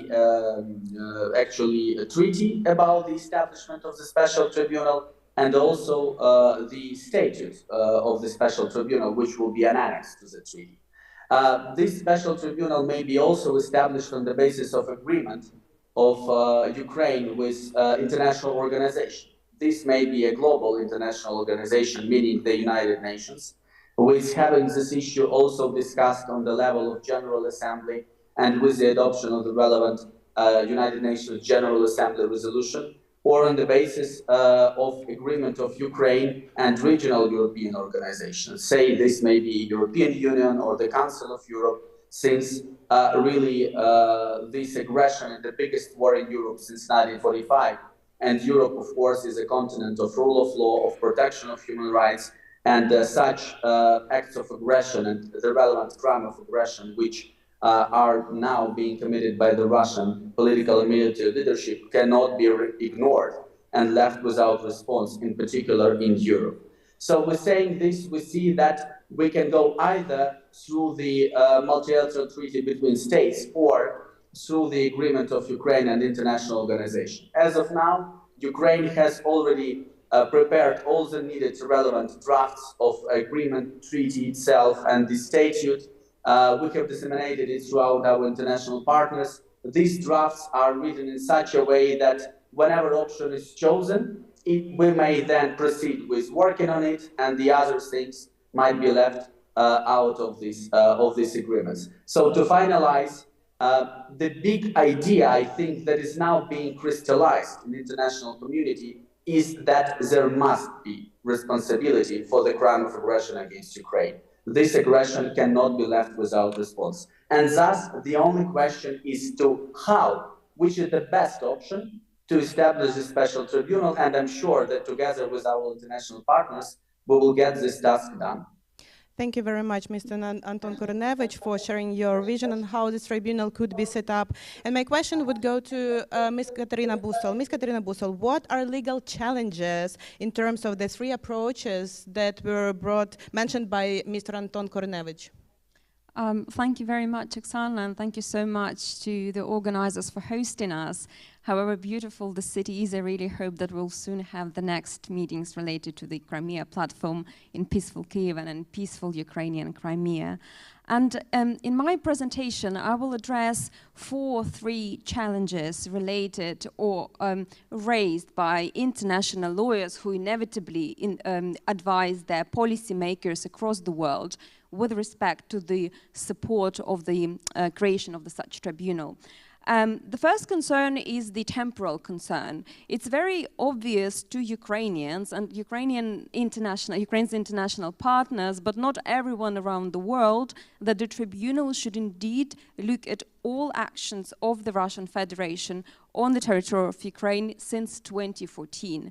Unfortunately, for many colleagues, including international lawyers, my own colleagues, it seems that the Russian aggression started in February 2022, but from the standpoint of international law, as well as, of course, from the standpoint of the Ukrainian government, and Minister Kuleba was very precise on that during the accountability conference held in The Hague this summer, that the tribunal should look into Russia's aggression not since February this year, but indeed since the occupation of Crimea in 2014. The second concern is the legitimacy concern. What mode of the establishment of the tribunal would make it legitimate under international law and would make it valid for the future generations? And indeed, all the three options that Mr. Kornevich has mentioned are favorable for Ukraine, but there has been a concern that, for instance, establishing a tribunal under an international treaty with just a couple of states, or just within the framework of the Council of Europe or the EU, might make it kind of a regional tribunal. So, of course, the biggest aspiration would still be to get the support of the United Nations, to get the support of the UN General Assembly, to really validate the international relevance of this tribunal, to make sure that it's not just the case between Ukraine, Russia, and not just the case for Europe. And we have seen the unparalleled support of the international community in voting for the first General Assembly resolution after the full-scale aggression in March this year. And I think it's quite promising that the Ukrainian government has really enhanced its outreach to the countries of the global south, of South America, of Africa and Southeast Asia, to really explain all the particularities of this aggression, as well as why its prosecution should have the international foundation and desirably be backed by the UN. The third concern is the selectivity concern, essentially whether the prosecution of Russia's aggression against Ukraine would constitute selective justice, would constitute the accountability for this particular case of aggression, but not for other previous instances of the use of force. And I think Ukraine should be really strategic in playing with this argument by saying that on the one hand, it indeed this tribunal would address a particular case of aggression, which is really horrendous since the World War II and since the Yugoslav wars on the European continent. But on the other hand, this prosecution could be and should be a catalyst for the reform first of the International Criminal Court's approach to prosecuting aggression, because it's too limited, and Ukraine should be an example of this limited nature of the current international judicial framework in reacting to aggression and in reforming its response. And second, that should also be a push for the wider reform of the United Nations. And as an international lawyer, I can say that this debate has never been as lively as it is now. So these are the arguments about the catalytic pushing nature of the potential aggression tribunal. And finally, very briefly, and very importantly, the victims' consideration for the tribunal. Aggression is considered to be a crime against the state, but in fact, it is the crime against the people. It is the crime against every particular individual. So it's very important, and I have no doubt that Mr. Anton Koronevich and his team are looking into how the particular survivors, the particular individuals will have their voice before this tribunal first, and second, how the judgment of the tribunal can and should impact the allocation of individual reparations to survivors and the wider reparations for the reconstruction of Ukraine. Thank you. Thank you very much, Ms. Katerina Busala. I'm very grateful for your answer. And my next question will be addressed to Ms. Vesna Shkare-Oshbolt. Ms. Vesna Shkare-Oshbolt, in your opinion, in what way could Croatian experience be useful for Ukraine in its way to the creation of this international tribunal regarding the crime of aggression? Well, our experience can help you a lot, because I will just show you our steps, how we, Security Council founded International Tribunal for former Yugoslavia. When in the process of dissolution of former Yugoslavia, Serbia and Montenegro attacked Croatia, supported by the Yugoslav army. The result was 1/3 of the country completely destroyed, thousands of killed people, 500,000 people were expelled from their houses and from the home, and atrocities, rapes, detention camps happen in these areas. United Nations reported very often about the situation in Croatia and in all the area of former Yugoslavia, also in Bosnia and Herzegovina. And later they founded a commission of experts who were reporting from the ground what was going on. This commission of the experts helped to create the tribunal. So in '93, Security Council resolution was, I think, 827, and we had the International Criminal Tribunal for former Yugoslavia. It was the first criminal court that UN founded. And it was the first international criminal court after the Nuremberg and Tokyo's tribunal. But this resolution had, they create the statute, They create the protocol of the jurisdiction. They create the structure of the courts. So from 93, they actually started to work 3 or 4 years later, because they had political struggle, who will be the prosecutor, who will be the judges, how they will collect the money for the court. So if you ask some Croats in eastern part of Croatia, where atrocities happened, for example, in Vukovar, they will say this was the court with the smell of politics. So be careful, not allow politics, world politics, to intervene in justice. What was the target of the International Court for former Yugoslavia? Target was to bring persons who committed serious crimes to the justice. Target was to satisfy victims. Target was to create the peace and atmosphere of reconciliation. It was a pretty big mandate for the court. I must say that they fulfill only the first one stage, that was bringing persons to the justice who committed serious crimes.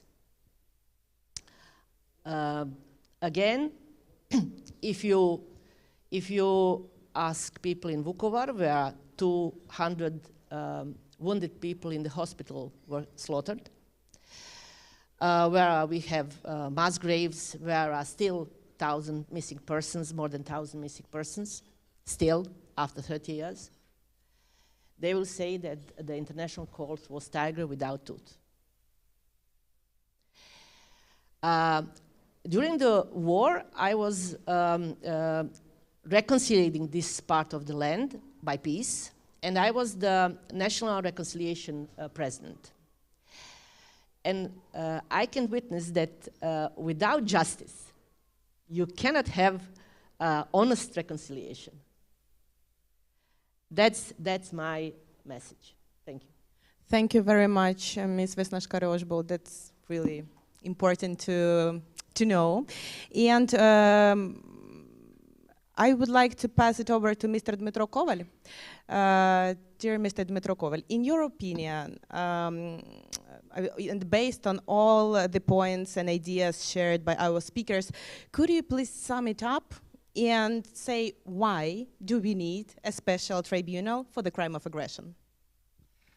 Thank you, Mrs. Pokalchuk. I would probably compartmentalize the rationale for the creation of this tribunal on aggression into 2 baskets. We can call them jurisdictional basket and a substantive one. So I will start with the jurisdictional. The International Criminal Court, the usual suspect for investigation and prosecuting of war crimes, can't really get into investigation of the crime of aggression. That is because of the specific jurisdictional limitation enshrined into the Kampala Amendment that basically introduced the crime of aggression to the Rome Statute. So right now, the International Criminal Court can't investigate nationals of states that are not parties to the Rome Statute, and that those states that hasn't ratified the Kampala Amendments. On the other side, the national courts and the national prosecutors will also have troubles with prosecuting of those who are responsible for the crime of aggression. First of all, crime of aggression is a leadership crime. Whatever definition of leadership we apply, be it a Nuremberg definition of leadership or the Rome Statute definition of leadership, anyway, the national authorities will face this dilemma of functional immunity that Mr. Anton Koronevich has already touched upon. So there is a thin agreement, I would say, that functional immunity can be overcome by when it comes to the international crimes. And this agreement we can see, for instance, in the International Law Commission of the United Nations draft articles on state officials' responsibility against foreign criminal jurisdiction. But even those articles, they do not reflect on the crime of aggression. So there is no really any agreement between the states that we can just ignore functional immunity when it comes to the crime of aggression. And that leads, of course, to the consequence that most of those who are responsible for the crime of aggression cannot be prosecuted neither by the International Criminal Court nor by domestic courts. So that's a jurisdictional side of the story. And now I will switch to the substantial one.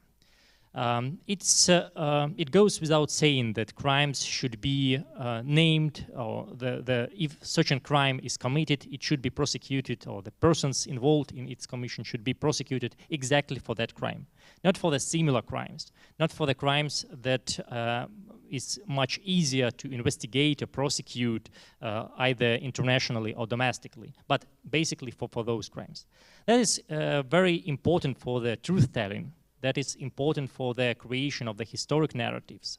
That is important from the perspective of victims who suffered from the crime. That is important also to learn the lessons from the war, because without learning the lesson, there is no point of even speaking about the responsibility.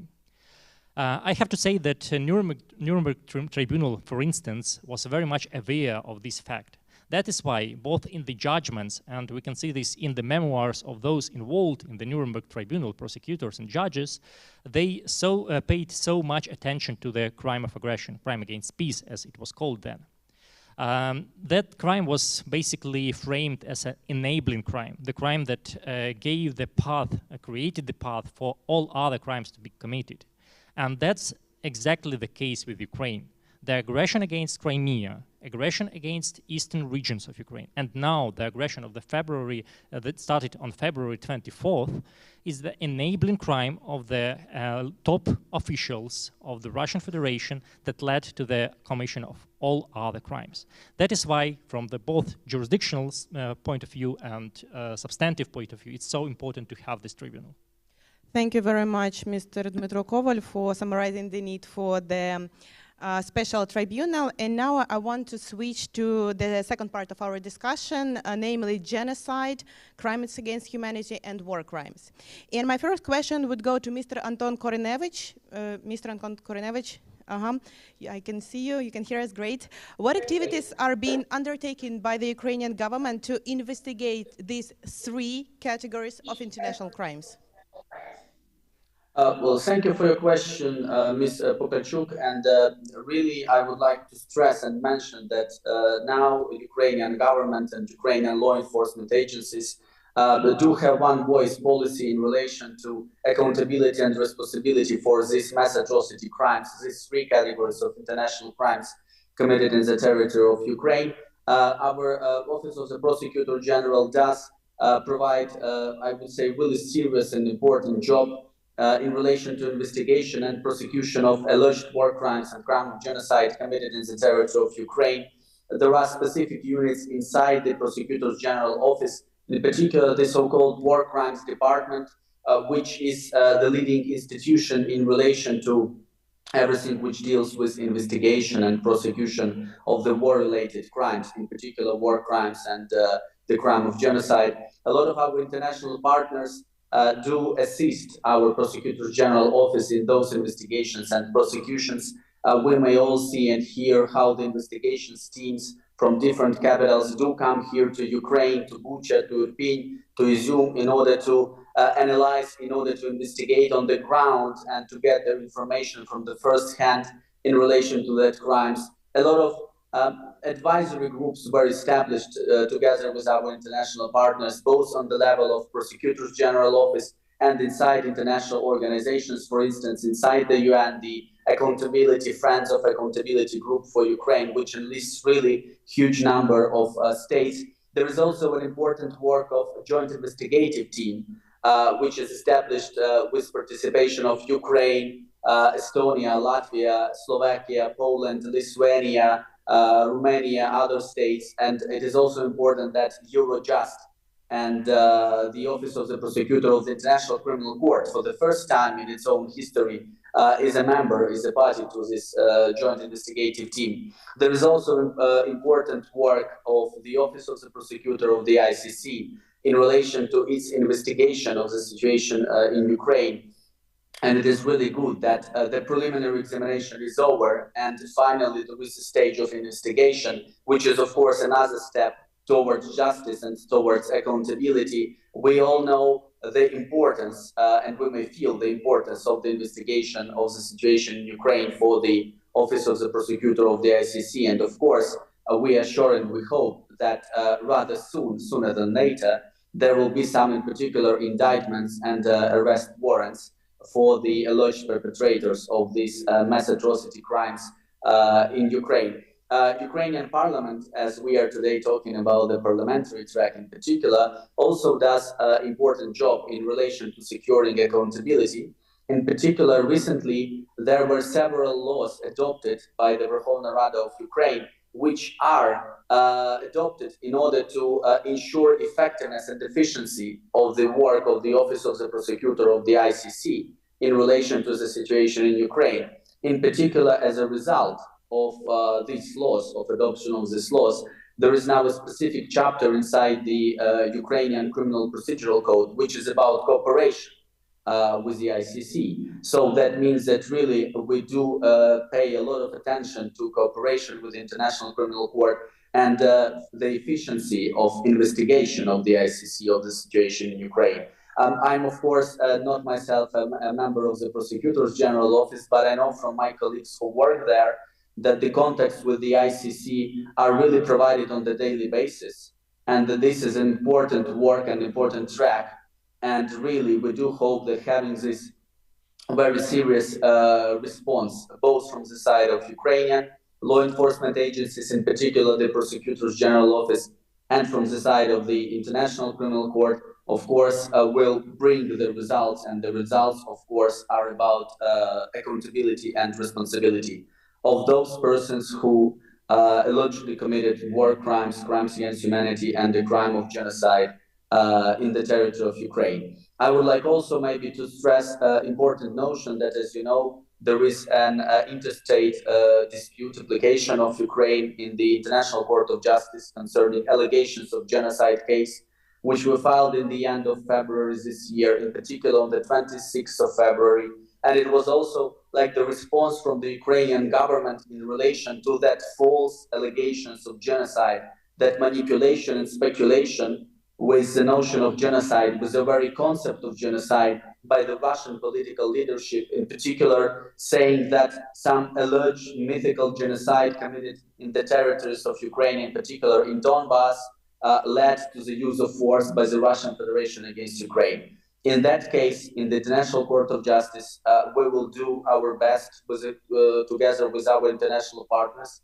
And as of now, we have already around 25 interventions to this case from foreign governments to find Russian Federation responsible for misinterpretation, misuse, speculation, and manipulation with a sacred concept of genocide. Thank you very much, Mr. Anton Kornevich. And now I want to pose a question to Mr. Dmytro Koval. Mr. Anton Kornevich just spoke a little bit about the genocide, and we know that the term of genocide quite often hits the news headlines. And I have a question. Would it be correct to apply the term of genocide to the situation in Ukraine now? And does the situation in Ukraine stand any chance of being recognized as a genocide by the world community? Thank you, Ms. Pokolchuk, for such an important question. I would start answering with making the distinction between the political declarations on the crime of genocide and judicial proceedings. So on the side of these political declarations, their role, their function is very different from the one that judicial proceedings play. The function of political declarations is to attract international community's attention to the mass atrocities that may be characterized as a genocide. And as a result, to basically attempt to secure the proactive reaction of the states of the world to prevent the crime of genocide, that is unwrapping. So that's the reason why several states, 8 if I'm not mistaken for now, adopted the declaration saying that mass atrocities in Ukraine should be looked at from through the lens of genocide. And then there are also judicial proceedings. The level of scrutiny in juridical proceedings is very different from the one of political declarations, political statements. Here, the courts have to establish the link between those who perpetrated, aided, abetted, or incited the crime of genocide to basically the person who is responsible for those actions. The courts also have to establish that it was the genocidal intent that drove the action of this or that person. And that's, of course, an easy task. But with all the statements that we have heard already coming from top Russian politicians, statements that basically question the existence of Ukrainian nation, a question that say that that Ukrainians and Crimean Tatars kind of illegally occupy the territory that belongs to Russians, and all other statements of this like, we can say that there is genocidal intent, at least on the level of incitement, in the actions of top Russian officials. And then there are patterns of behavior of Russian soldiers on the Ukrainian soil. We see numerous killings, rapes, torture, deportations, organized systematically by the Russian state. That kind of advises us that those killings have something in common, that they have some greater goal, some greater aim, and that is to basically eliminate Ukrainian nation. There are also attacks on the Ukrainian culture, both tangible and intangible. We heard about this already during the first session of this platform. And those attacks, again, witness to basically adds to the arguments of those international lawyers who say that what we are seeing now in Ukraine is genocide. So finalizing, I have to say that from my point of view, the arguments about genocide are plausible both on the political level, on the level of this declaration of the parliaments, and on the level of the potential juridical proceedings. Thanks. Thank you very much for your vision. Thank you. And it leads me to the next question to Ms. Katerina Busol. Ms. Katerina Busol, we often talk about the need to ensure individual responsibility for the crimes. But what about the responsibility for the media and religious leaders who may call for violence and engage in war propaganda? Are there any ways to ensure responsibility for inciting violence on the part of the media and religious leaders? Thank you very much, Oksana, for this very pertinent question and very difficult from the legal perspective. The crime of incitement to genocide is a separate crime under the Rome Statute of the International Criminal Court. The criminal courts of various nations do also criminalize incitement to genocide or the wider incitement to war. And indeed, the international legal practice, especially from the Nuremberg Tribunal and from the International Criminal Tribunal for Rwanda, have shown us that the top media figures from the press, from the television, have been held accountable individually for inciting violence, including for inciting genocide. Now, how that happens in the court of law? the process of proving the incitement to violence and especially incitement to genocide faces the same standards and I would say the same hurdles as Dmytro has just outlined. First, in the case of genocide, a genocidal intent should be proven, an intent to eliminate in whole or in part one of the four groups. In the case of Ukraine, most likely that would be a national group. What potential does it have in the current circumstance? Both the Ukrainian human rights organizations and the Office of the Prosecutor of the International Criminal Court have preliminary established the crime of persecution on political grounds for years, including with respect to Crimea. And it is up for lawyers now to build up on that evidence of the crime of political persecution and lead that evidence to the patterns of violence, of mass deportations, of rapes accompanied by genocidal rhetorics to prove a genocidal intent and its realization on the ground, on the one hand. And on the other hand, for proving the incitement, this essentially remote crime, either of a religious leader or of a media person, it is important to show two aspects of such incitement, that it was first direct, and second, that it was public, and then connecting it to violence on the ground could give the potential both to Ukrainian or foreign investigators and prosecutors to prove the incitement to genocide and other atrocities in their domestic courts, as well as to hopefully have these proceedings before the International Criminal Court. And what I would support in this case is that just the legal reasoning should be very, very cautious and carefully crafted and fact-based, but unfortunately it appears that the facts are piling up for actually being plausible to prove the incitement to genocide and to incitement to other forms of violence, including under the Rome Statute. Thank you very much, Ms. Katerina Busol. That's really interesting and important to know. And my next question will be to Ms. Vesnashkare-Oshbolt.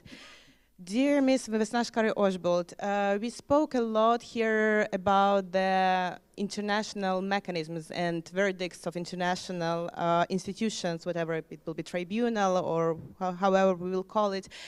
Could you please share with us whether Croatians, like people, were satisfied with the verdicts delivered by the international tribunals, in particular the Criminal Tribunal for the former Yugoslavia, or I don't know, International Court of Justice? So how these verdicts impact people, and how you were seeking to reach justice for survivors and victims on a national level?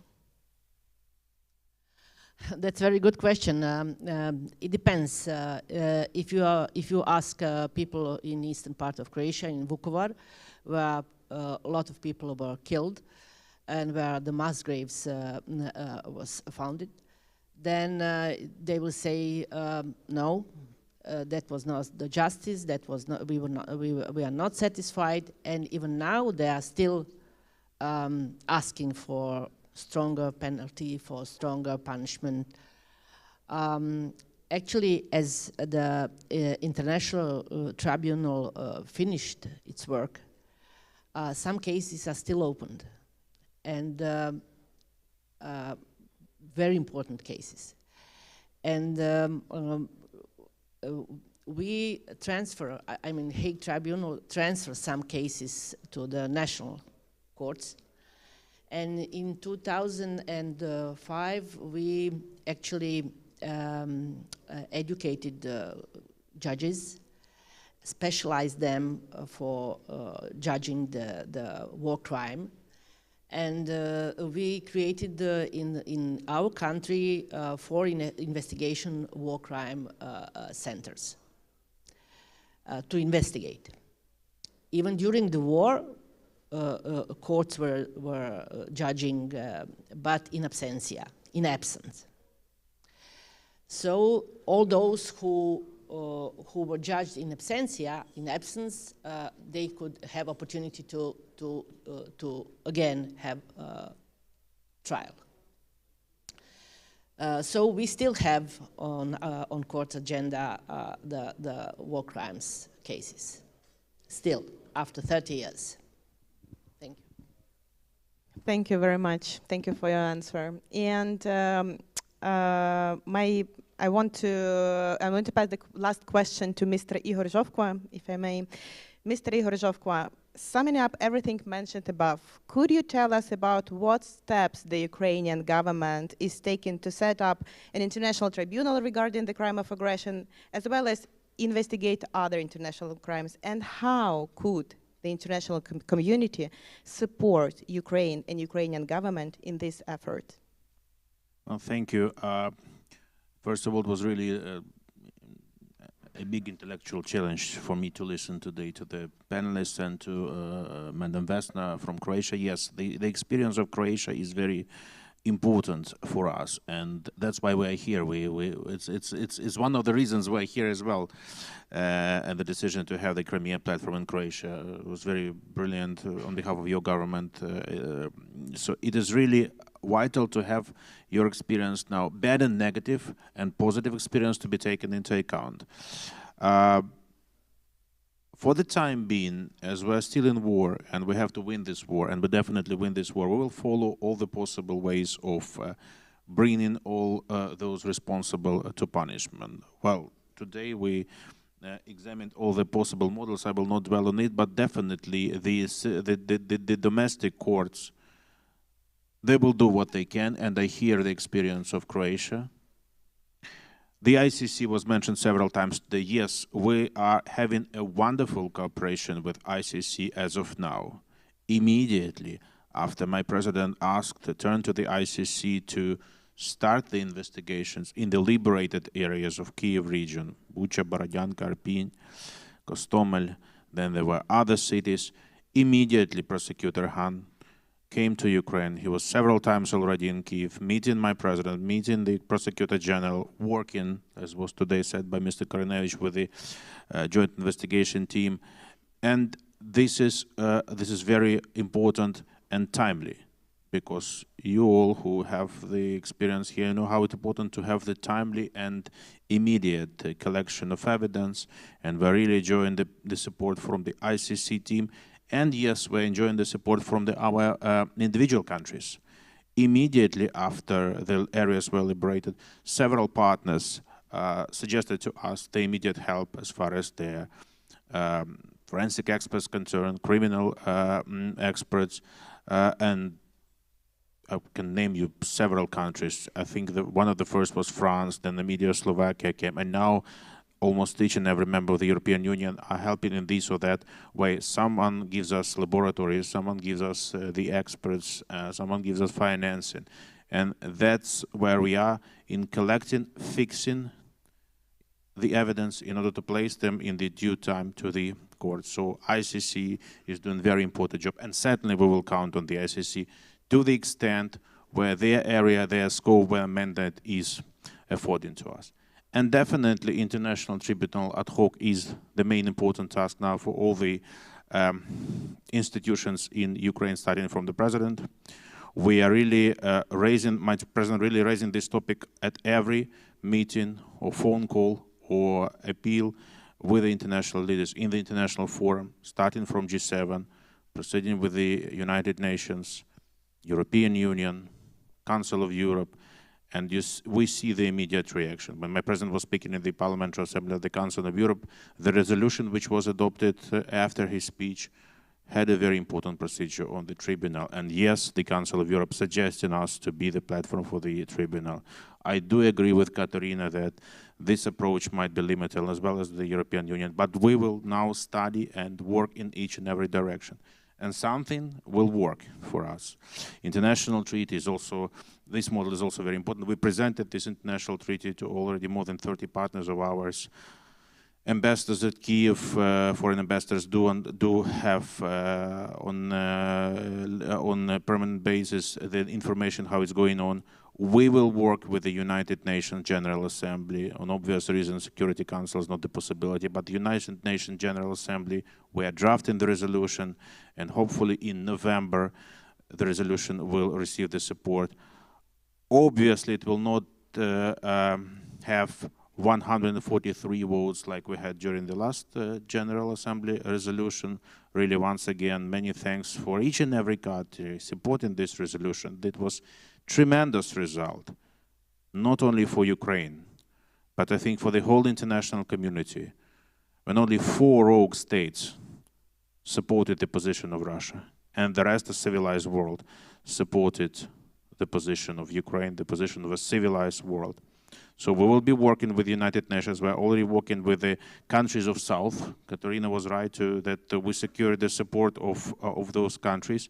My president, for instance, had 16 phone conversations with 16 presidents of African continent, which is very important. And before that, unfortunately, I have to admit that Ukraine didn't pay much attention to this part of the world.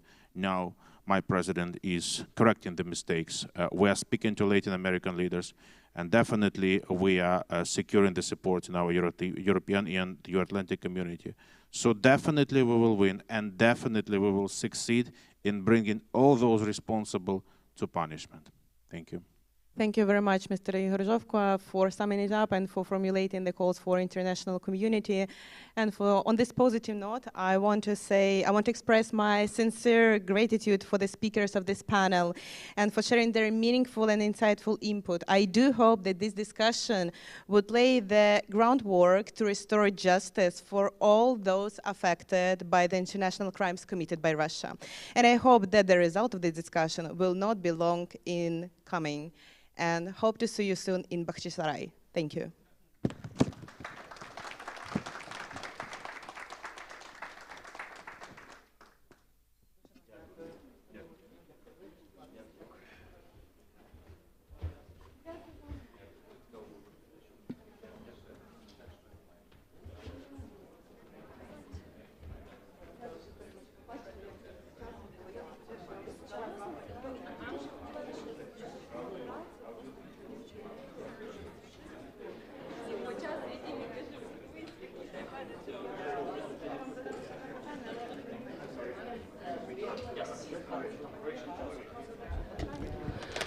Dear colleagues and guests, we have now the break. Please help yourself with coffee and tea. And at 12, approximately, maybe 12:10, we will proceed with a special speech of Mr. Chichak, who is already here. Okay? See you soon.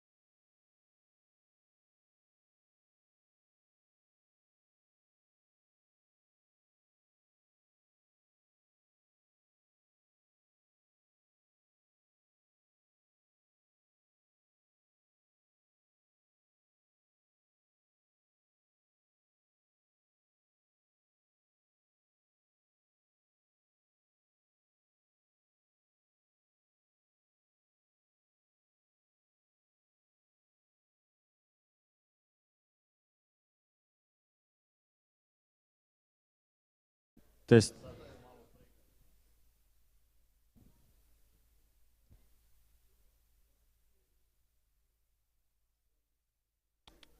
1, 2, da li me čujete u kabini?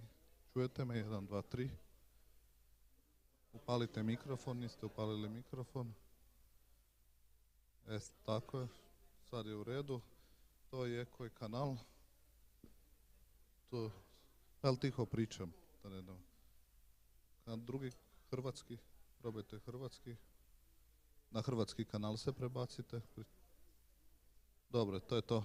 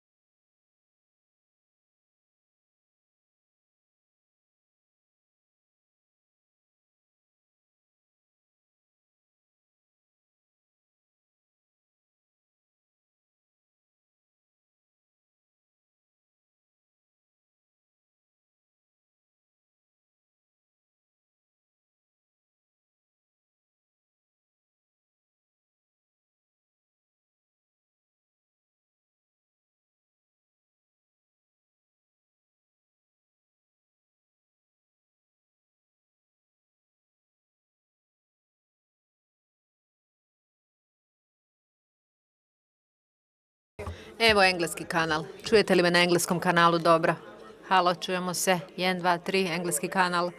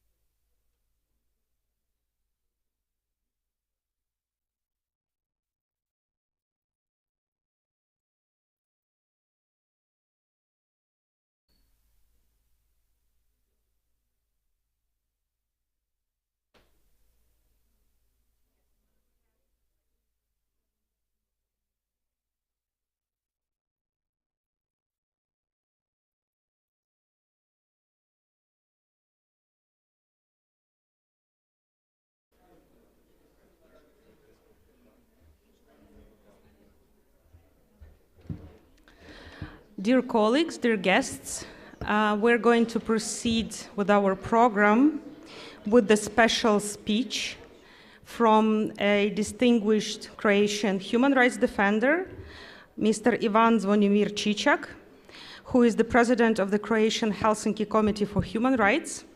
I think we could talk a lot about things that are related to this person.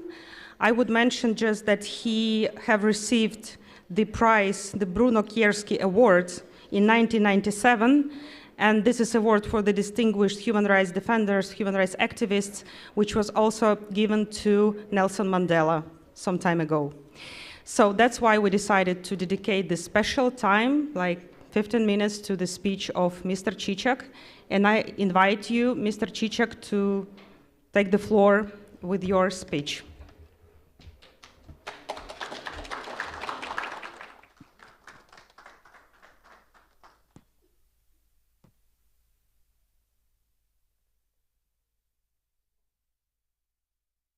Thank you. I'm able to speak on English language for a very simple reason. We are living in Croatian state, where official language is Croatian language, and maybe somebody of you had to hear even Croatian language. And then, you know, I want to be very precise in my speech, so I hope that you will understand why I need to speak. If you have no that machinery for the translation, you could take it.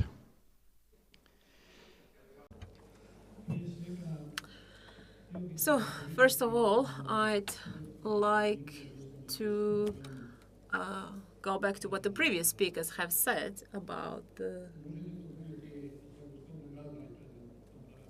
this topic. Could you please get a headset for Mr. Galbraith? For Mr. Galbraith.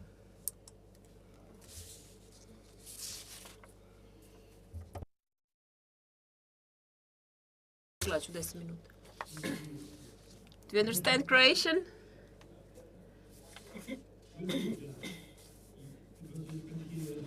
As the ambassador of the United States. Yeah. So I would like to go back what the previous speakers have said about war crimes. So since I personally took part in the establishment of both tribunals, the ICCT for former Yugoslavia and the so-called Rome courts, on the part of the NGO, I can speak that from the point of view of the international law, currently I do not have high hopes that persons could be held accountable for individual crimes, because there is no legal basis for that. In order to establish an ad hoc tribunal for Russia, we need to have approval of the Security Council. And of course, Russia has a right of veto, which it will be more than ready to use. So from the current point of view of the international law, I think that the prospect of having a tribunal with prosecution does not seem viable. The only thing that seems viable at this point is the ICC's jurisdiction, which is a court in Hague based. However, the Hague Tribunal has adopted only one judgment in a similar case, in the Srebrenica case, whereas the new rules of procedure apply to this court's work. So one ethnic group, including Muslims, 8,000 men was slaughtered, mostly men, Muslim men. I think we need to be stubborn and persistent, and we need to continue lobbying. The Ukraine hasn't ratified the accession to the Rome Court, and that's a big problem. Had it ratified it, it would have some kind of hopes for this. And now Russia, the US, India, and China. So the big powers have blocked the work of this court, of this tribunal. So from a legal point of view, I think that the Rome-based court will not initiate court proceedings. Maybe Ukraine can ratify the agreement or the treaty for the Rome Tribunal. I'm not sure whether this would change anything. However, we have to keep lobbying, and the prosecutors and experts based in Kyiv includes our Mr. Baj, who has been working on investigation of war crimes. Mr. Baj is very experienced because he was working on the same method during the homeland war in Croatia, and my organization has closely cooperated with Mr. Bajcic. A few words about Ukraine. I don't know what to say about Ukraine in the last 14 years. Things haven't changed much. There are just, I'd say, some sub-variants at play. In first version of the current process, we were faced up with the annexation of the Crimea, and then they spoke about Donbass and federalization of Donbass, federalization and defederalization. We went through the same process in former Yugoslavia and Croatia because we had several so-called banana republics in central Slavonia, in Vukovar, in the vicinity of Pakrac, and the so-called Krajina, including the hinterland of Dalmatia, the Crimean area, and the surrounding areas. And then, step by step, Croatians started liberating segments of its territory. And that's what Ukrainians are doing today. I was looking at the headlines of the panel. You kept mentioning the word reintegration. The only reintegration which is possible includes military defeat of Russia, and Russians should go away from the Crimea and other parts of the Ukraine, and this will be the starting point for integration of Ukraine, including its society. And once Russia is defeated, and I hope that this will happen, once Ukraine succeeds military, and I have to emphasize military because diplomacy will not bring about anything, they will reintegrate its territory. In the occupied areas include 17% of Russians who form part of their population, and the reactions of population can be different. During the war in Croatia, I was head of the Helsinki committee, and back then we were talking a lot about on how to protect the national Serbian minority, and this is something that you have to take into account. Let's not forget that I spent 4 years in prison fighting for Croatian national cause during my student cause, but I knew that we also had to take into account the needs of the Serbian minority.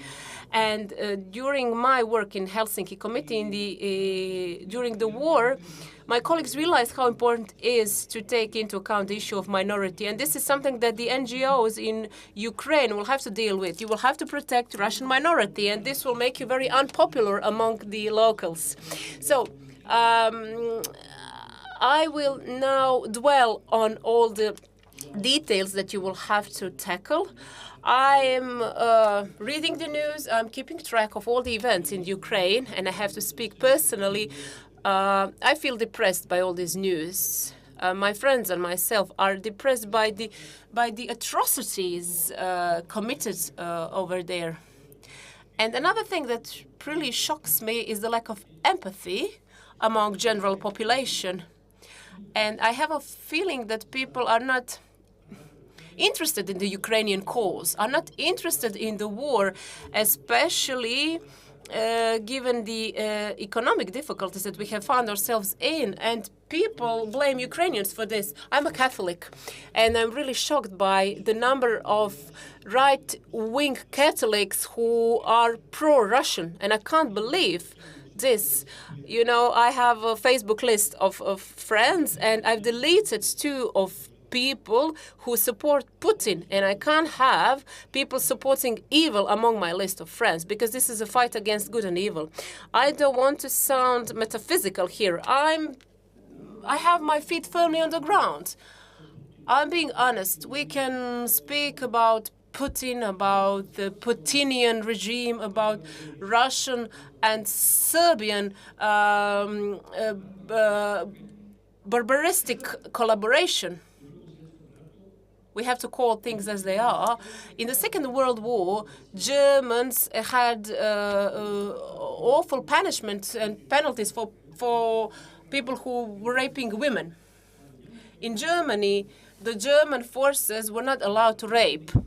And they weren't really engaged in rape, unlike others. The British forces were also very strict in case one of their soldiers raped a woman. And do you know what happens in Ukraine? On the 5th of March, the Helsinki Committee staged a huge protest here on the main city square in Zagreb, and we had 5,000 people who were supporting us. A similar protest was staged in Berlin with 20,000 participants. Berlin is a huge city. Is a bit bigger than Zagreb. Apart from the Helsinki Committee and few other NGOs, no one supported us. The mayor of Zagreb did not support us either.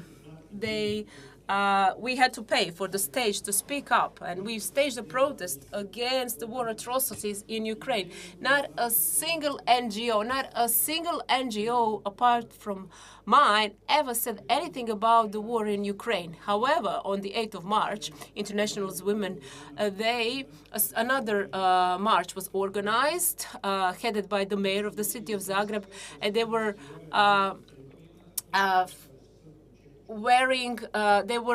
branding flags of Soviet Union during that march. And the Soviet Union flags are now being used by the Russian forces.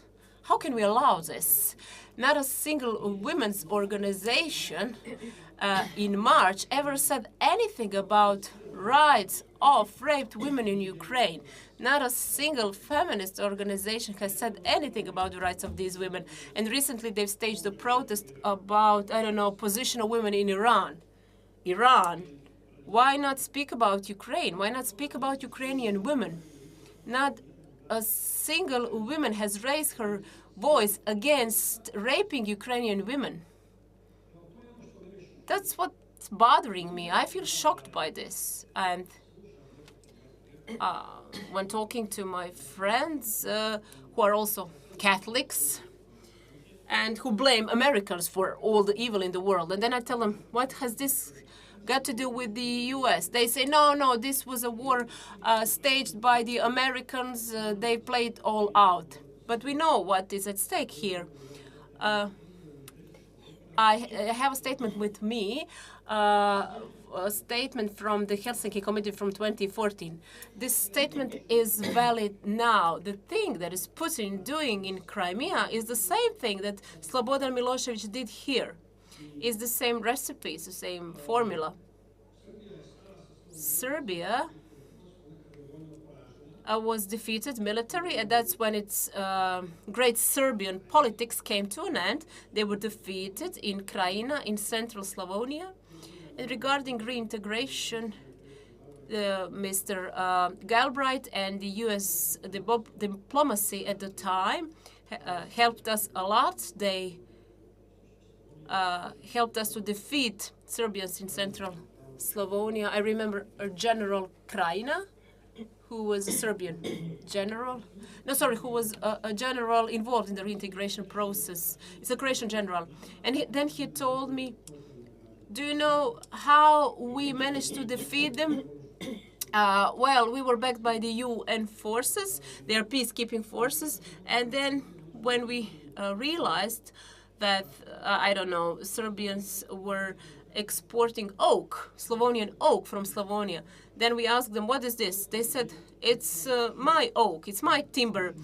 And then we said, no, this is not your timber. You are stealing timber and oak from Croatia. And then we banned them to export this to Serbia. And then the NATO intervened. Vesna Škare-Ožbolt is not here anymore. She left, unfortunately. Oh, there she is. Vesna, am I being honest? I'm not lying, am I? The Americans helped us. A colleague of mine who was a famous Croatian nationalist from 1970s, who is a Croatian patriot, who is very active in the Helsinki Committee with me, know what I'm talking about. I went to a small UN bus who went to the Vukovar area after the occupation, and it's one of the worst things I encountered in my life. And then we had a meeting with the colleagues from the Helsinki Committee from Serbia and the Fund from Humanitarian Right from Vukovar, and we organized a joint meeting in the Danube Hotel back then in the 90s. And that's when we agreed on cooperation. And then we established a sub-office in Vukovar and another office in Osijek. And the tasks of these offices were twofold. Firstly, we had to help the returnees. Integration and reintegration are processed, but they have to include certain stakeholders and players.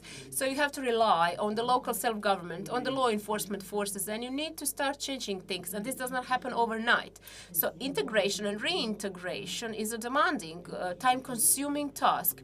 We cooperated with the UN, with the decision makers at the local level, yet we had to also cooperate with the previous decision makers. And that's conflicts arose, and this was normal. And then we had to document and record war crimes. And this was not an easy task. And then I went to the county prefect, Branimir Glavaš, from Osijek. He was a bigwig back then, and then I told him we will establish a Helsinki committee. And then he assigned premises to me. He said, I will give you the best premises in the city, next to the city cathedral. And then he was imprisoned. And Branimir Glavaš was imprisoned for war crimes. And in the year 2000, things were sorted out. And the court proceedings against Glavaš is problematic, but I will not dwell on that. So the proceedings launched by the Croatian judiciary against Croats were very problematic. Not a single Croatian general or Croatian commander was charged with war crimes in The Hague. Not a single one. Not a single Croatian commander was charged with war crimes. And this is not good. What kind of message does this send out? As if we are divine, as if we are God-given, as if we are God-chosen people. No, Israelis are God-chosen, not the Croats. And do you know what Serbs like to say? They say that they are God-chosen. And we are being tricked. There's Croatians like to use the phrase eternal Croatia, which is a heresy. There's no such a thing as eternal Croatia. Nothing is eternal, nothing but a God. And if you use the word eternal, you have to be very careful. There's another statement in Croatia called God and the Croats. No, they are just God and the Jews. No, we keep using the slogans, the mantras, the mottos to glorify ourselves, to overemphasize our importance. And whenever we talk about the Yugoslav mindset, do you know what kind of syndrome this is? It's like having a phantom limb. If you have your leg amputated, you feel it over the years, although you don't have it anymore. And this is something that we have inherited from Yugoslavia, this sense of having to overemphasize ourselves and glorify ourselves. We are stuck. We are not stuck in a moment, and we are stuck in this mud, so to say. And this is something that Ukrainians have to learn from us, because you have to create new national identity in Ukraine, and it is intertwined with hatred. You will hate your arch enemy. It's very easy to renovate and rebuild houses, but it's very difficult to rebuild and renovate people, especially among those who took part in the war, who went to wars, went on the battlefront.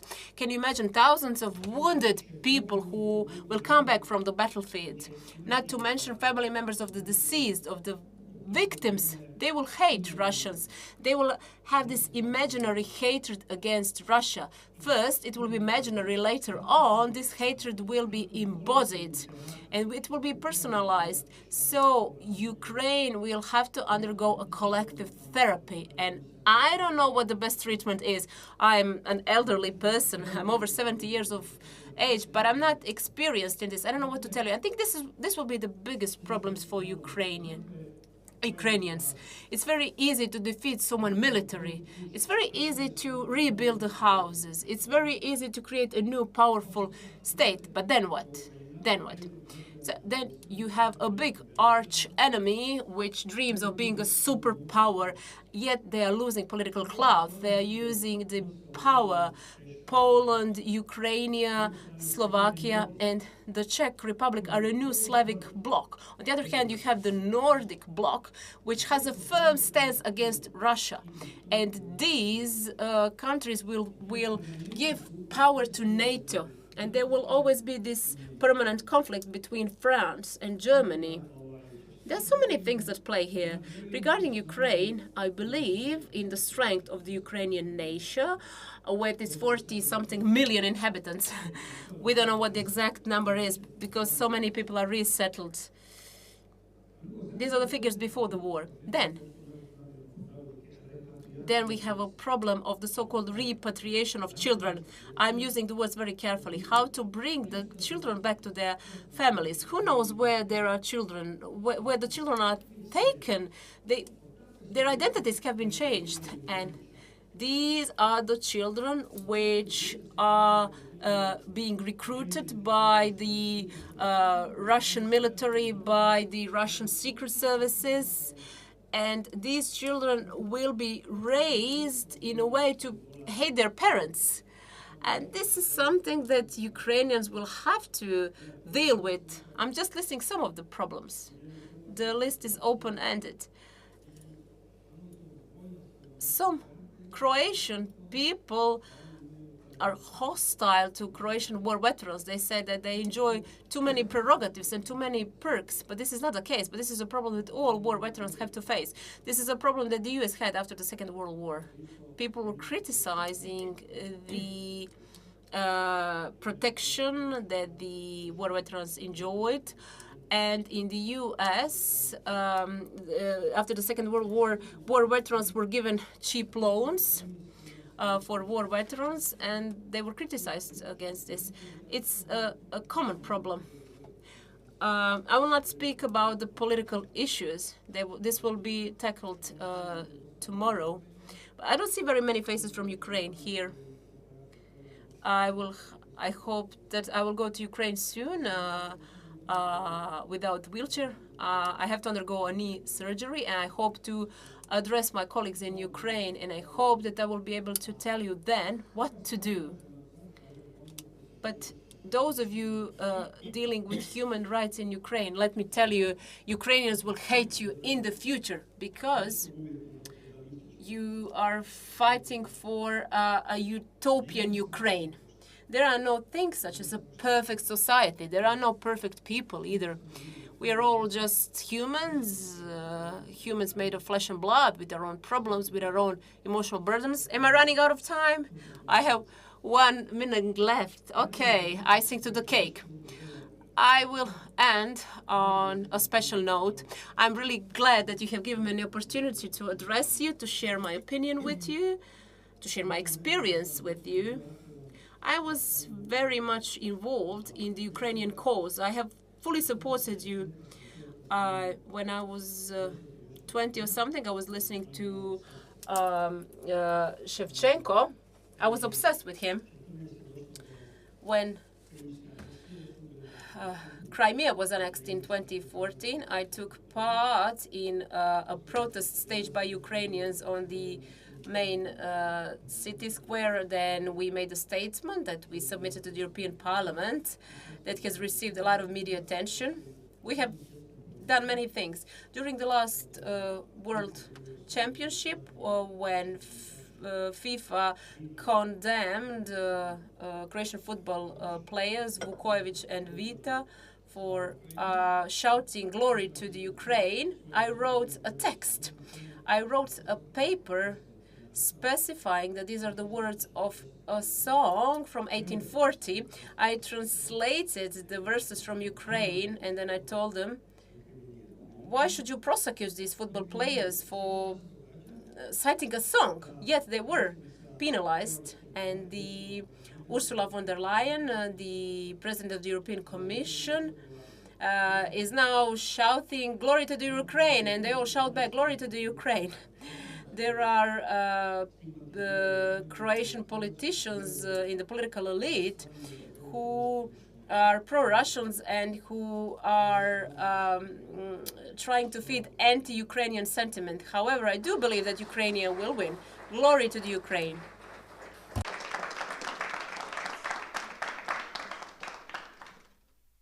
Do you have any question? Or?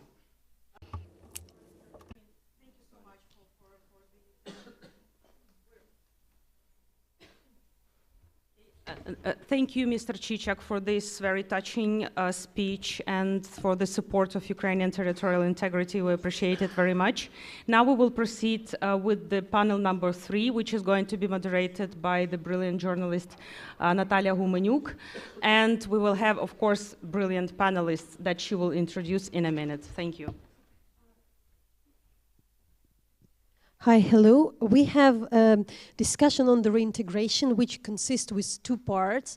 So for the third part, I kindly invite the Ukrainian government officials. We would have kind of the politicians and the Ukrainian part of the discussion, and then the expert discussion.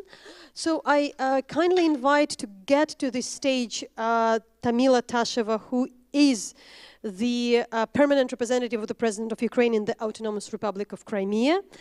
Also, like Emine Jeparova, who is the first deputy of the Foreign Minister of Ukraine, as well Yevgenia Kravchuk, who is a Ukrainian member of parliament and co-chair of the Crimea Platform cross-party group, and as well, of course, Rifat Chubarov, who is the chairman of the Mejlis of the Crimean Tatar People.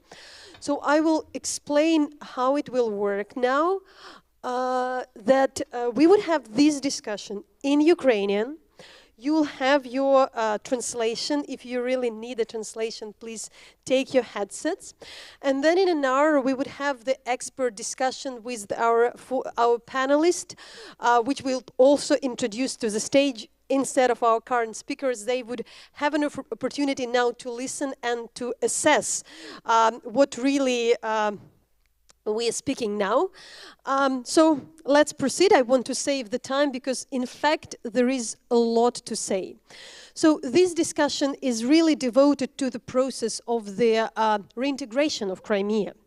And I know that quite a lot of people might, I'll switch to the Ukrainians in a bit. Я думаю, що я вже можу перейти українською. I will now shift to Ukrainian. I'm confusing the languages because this is the international environment. We certainly cannot have a discussion during the Crimean Platform without mentioning the type of reintegration for the Crimea. We're not talking now about whether it's happening. We are talking now about what kind of reintegration it is going to be. We obviously understand that the context has changed. We have been at the Crimean Summit, at the Crimean Platform last year. We know that the strategies has changed. Even though the Crimea has been under the occupation at that time, now we have a different position. Back then, it was not the peaceful time per se, because there were the violations of the law, but we were talking from a different perspective. We were talking about the peaceful reintegration of the Crimea. We were not talking a lot about the use of force, about the possible negotiations with the Russian Federation. Now, after the full-fledged aggression, let's admit it, the topic of Crimea and reclaiming of Crimea has been put under a different perspective. On the other hand, we now all understand that the Crimea has been used as the platform for the military aggression.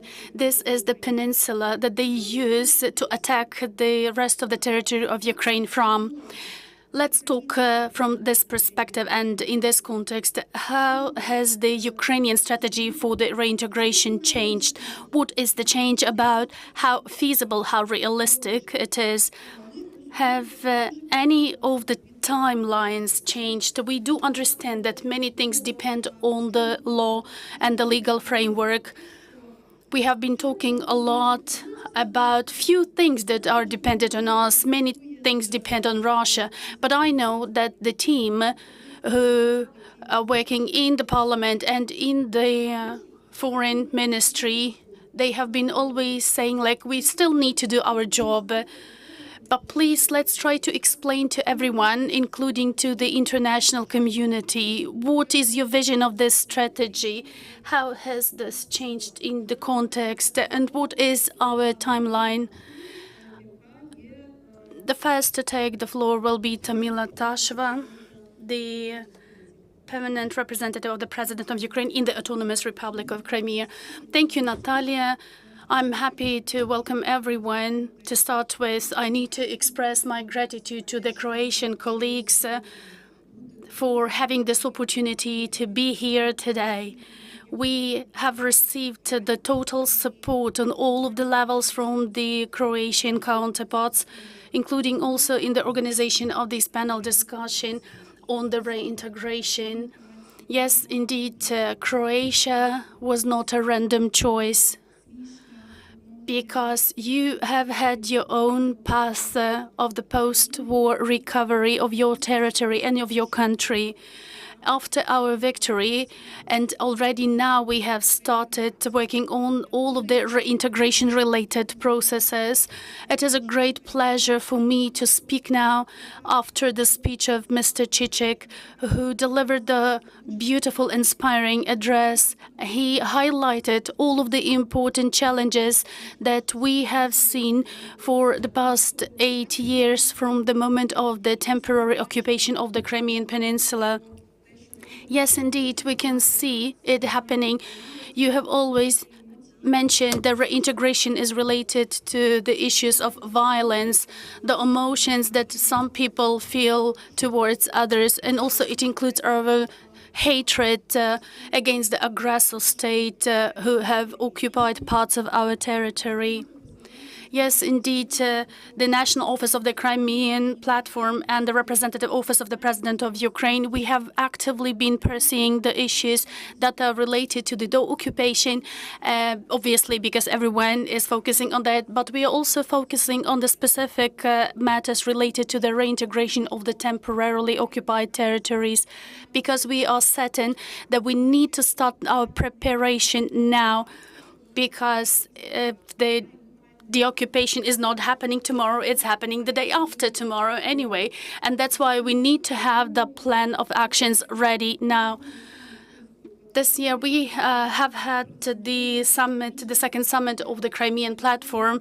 We presented the economic strategy for the recovery of the Crimea, which is part of the general economic recovery strategy for Ukraine. We are also talking about the aspects related to tourism, among others, trying to understand how the Crimean Peninsula is going to look like after we regain control over the territory, what is going to happen in the area of infrastructure, roads, networks, because we find it critical to have the roads of the Ukrainian Crimea to be integrated into the entire European infrastructure. We are also talking about the aspects related to the rights of the indigenous people of Ukraine and of the Crimea, because we understand that the Crimea is hosting 3 indigenous people, Karaims, Krimchaks, and the Crimean Tatars. And it is important to respect this multinationality, which shall be the cross-cutting line of the development after the deoccupation of the Crimean Peninsula.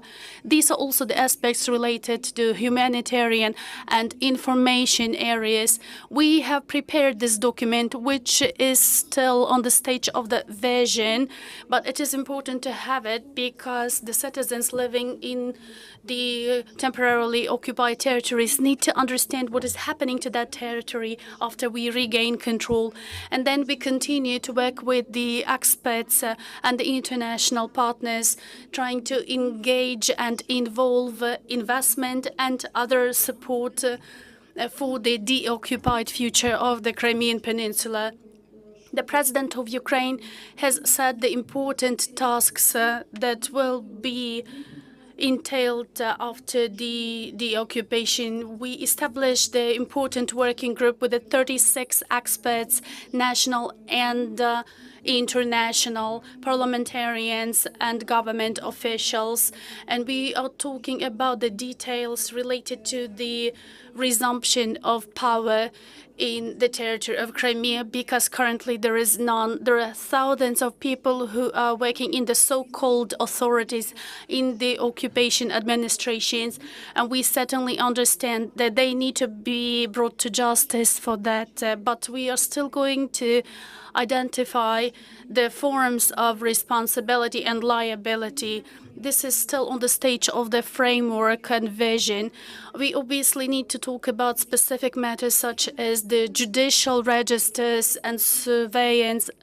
Certainly, over the past 8 years of the occupation, the so-called authorities kept operating. There were 1 million court decisions and rulings issued. Many of them are criminal. And we certainly understand that it is a huge effort to review all of these court rulings. Therefore, we need to set the framework to understand which court decisions need to be revisited and reviewed. We obviously understand that we do not need to review all of them. But of course, if the human rights infringement was involved in a certain court ruling, we need to review it. There is another important aspect related to the verification of the occupation documents and the decisions of the occupying courts. This is the huge amount of work and the huge volumes. We also need to talk and to speak about the liabilities. We need to understand how many people and who were collaborating with the occupying administrations. We obviously will focus on the high officials who were contributing to this occupation regime in the Crimean Peninsula, who were committing the international crimes, war crimes, crimes against humanity. All of these individuals will be brought to justice, and they will not be immune to amnesty. Most of these people were residing in the territory of the Crimean Peninsula. They are just living there, and they were not committing the crimes against humanity or war crimes. Obviously, they have nothing to be afraid of. They are not going to be responsible for happening to live under the occupation, doing their businesses and living their regular lives. They certainly have nothing to worry about. They are not in for criminal liability. However, they might be in for the liability related to lustration if they happen to work on the grassroots lower levels of the occupying administrations. They will certainly be in for various types of restrictions when they will be not allowed to hold any positions in the new authorities. We are also talking about the humanitarian policy and the aspects related with the deoccupation.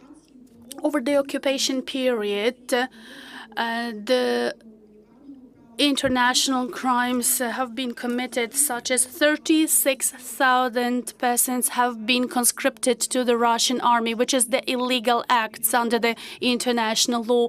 And now they keep recruiting thousands of people into the army and sending them to the war. It's 29,000 children who have been involved into the so-called youth militarized movement in the peninsula, which is called the Yun Army, the youth army. Also, we need to understand that they live under the total propaganda, and we need to identify who is liable and to which extent. And we are already thinking about these limitations, if any. It is also important to highlight another important aspect, and I'm sure other panelists will be mentioning this, because the territory of Crimea is currently facing the ruthless colonization. They have been suffering this for hundreds of years before, but over the past 8 years, this is the ruthless colonization. At least 500,000 people have been relocated to the Crimea under various motivating programs. What do we do with these citizens now? We do understand that all of the citizens of the Russian Federation who have illegally entered the territory of the peninsula, according to the Ukrainian current law and also under the international law, they must leave the territory of the Crimean Peninsula because they are staying there illegally. After that, they will be entitled to apply to the official Ukrainian authorities to receive the residence permits and continue residing there according to the current Ukrainian law. Certainly, there are cases where we could allow the exceptions. For example, the lawyers working in the territory of the peninsula who are defending the Ukrainian political prisoners. These could be mixed marriage cases, but obviously we need to consider them on the case-by-case basis.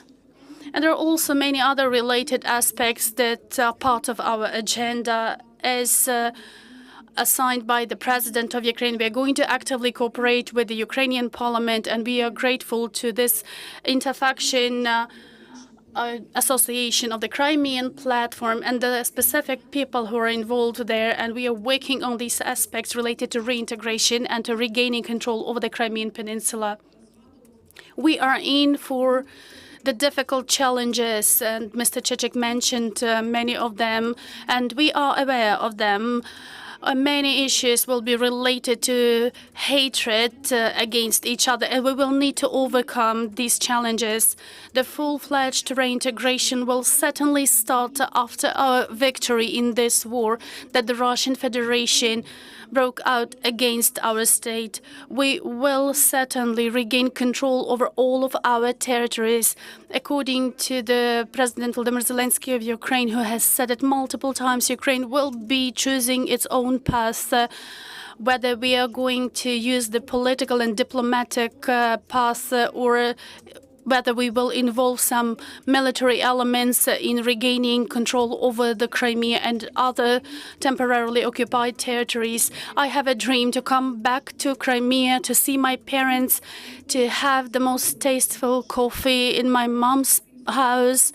And if I went to Crimea after the Crimean Platform, as it happened to Nariman Dzhelyal, the first deputy chairman of the Mejlis of the Crimean Tatar People, who on September 4th, actually it happened last year, he came to the Crimean Platform to the city of Kiev. Right after his return, he was detained. Today we are going to have the film screening made by Natalka Humanyuk and Anna Tsahima. Please stay with us to see the presentation of this film. And I am certain that all of the political prisoners will be released after all our territories are liberated from the Russian occupiers. And anyone who would be willing to come back home and rebuild our territory, they will be able to do this. If this is not happening today, this will certainly happen tomorrow or soon. Thank you. I have another question to Evgenia. As a media person, I need to say that when I talk to the foreign media international partners, I understand that very often the issue of reintegration and resuming the territories is perceived from the emotional perspective when we are saying that next year in Bakhchisarai or something like that, it might be perceived like a nice symbolic figure of speech. We do understand that 8 years, it's already the 9th year, it's a long period of time. There has been indoctrination of society. New generations have different perspectives. You mentioned the young people who have been recruited to the army, and they have grown under the occupation.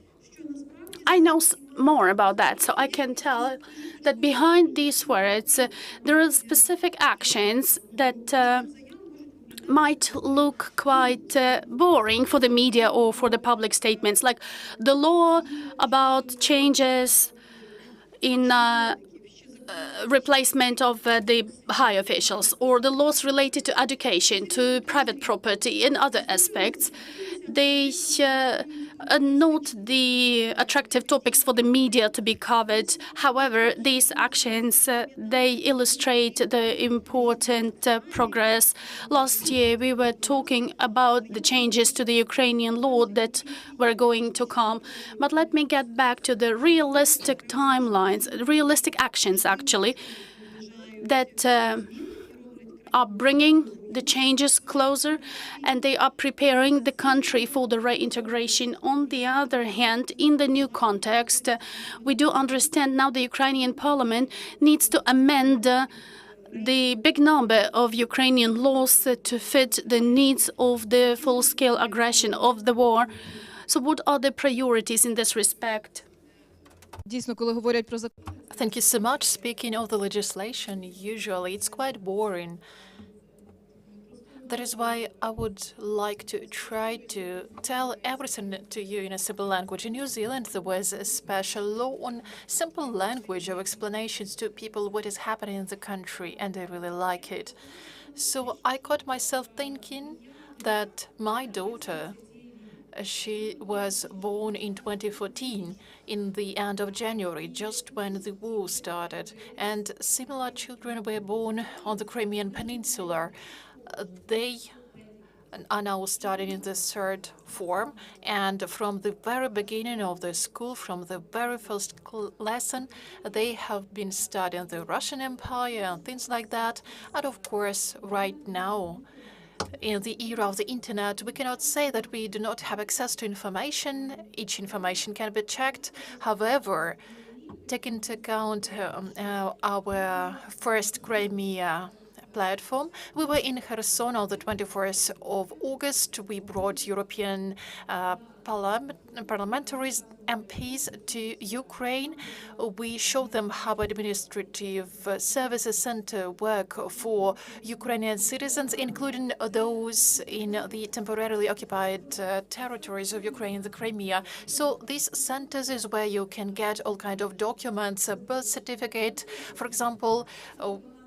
Only 12% of children which were born during the occupation have Ukrainian documents, Ukrainian IDs, and we need to do something with this transitional justice. So that's what we do. We explain our people who live in the occupied Crimea. We give them the opportunity to do proper vaccination, not using the Sputnik vaccine, but Pfizer and Moderna. And what we also remembered very well, and I hope it will be part of the future projects on reintegration, this is implementation of the law which was adopted by the Verkhovna Rada of Ukraine on education, about the opportunity to enter any Ukrainian higher education establishment using a special quota, starting using the state budget to children who graduated from Crimean schools. They need to pass Ukrainian language test and history test. I talked to a girl who was 17 years old from Simferopol, and she made this conscious decision together with her family, with her mother, to enter local Crimean Tatar University. So it seems to me that for the second time, this university has to relocate and in Kherson, and because Kherson is also temporarily occupied, and we know that Crimea used as a springboard for occupation of other territories of Ukraine.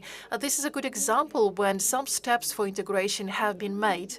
I'm sure that we will implement this project that was adopted in 2020. This is a project for the program of exchange for school children, when school children from one region can go to another region and to live and study for 2 weeks, to have lessons in schools of another region of Ukraine. And of course, it seems to me that it is very important, and we need to focus on young children who were less into all this propaganda from the TV screens. However, even TikTok spreads propaganda, so we need to understand how this propaganda gets its tentacles everywhere. Of course, we will have a huge set of laws. We have already made an important step. We have voted for the draft law on indigenous people. And in Crimea, they were hysterical when we called Krymchaks, Crimean Tatars, and Karayims the indigenous people of Crimea. We are working with the Crimea Platform to grant them special status. I won't steal the show because we have representatives who will tell you more about it. And of course, we will have a set of documents that will be related to practical steps. What shall we do with those birth certificates, death certificates, with all those registration documents, registration of lost property, of stolen property, damaged or destroyed property? We're now discussing about the court proceedings, and there are also track dedicated to compensatory mechanism, which will give the opportunity to get money using the registers for recovery using sanctioned Russian assets. And of course, we will have to use it for the territories which are temporarily occupied, including Crimea. This money will be allocated to the survivors of this aggression for compensations to those who suffered because of this war. This transitional justice will have to take into account the gender aspect, because women sometimes suffer most because of the sexual violence. They need to be protected, as well as their families of those people who lost their lives. I'm proud that this convocation of the parliament has finally voted for this law on political prisoners, and it is fully functional. It gives us the opportunity to help families, such as the family of Nariman Dzhelyal. We will need to do more. And now I'm talking about the practical dimension. We need to conduct the information detoxification of Crimea. As for the reintegration, we need to reintegrate Crimea media landscape into the normal Ukrainian landscape. We need to support independent media that work in Crimea. But I would like to go back to what Mr. Ivan has ended with in his introductory speech. First, we have to get this land back. We need to use those methods, as our president has said, that we consider the most effective in order to get Crimea back. To end with, I think this is very important. This is a factor that can unite us. Reintegration of Crimea will happen when Crimea will become part of the EU as part of Ukraine in its internationally recognized borders, when Ukraine will join the European Union as a member. And it won't be a sanctioned territory where you cannot get access to Google, where you cannot pay using your Apple account. So people living in Crimea will be citizens of Ukraine and citizens, members of the European Union, and I hope in the future will also become the members of NATO.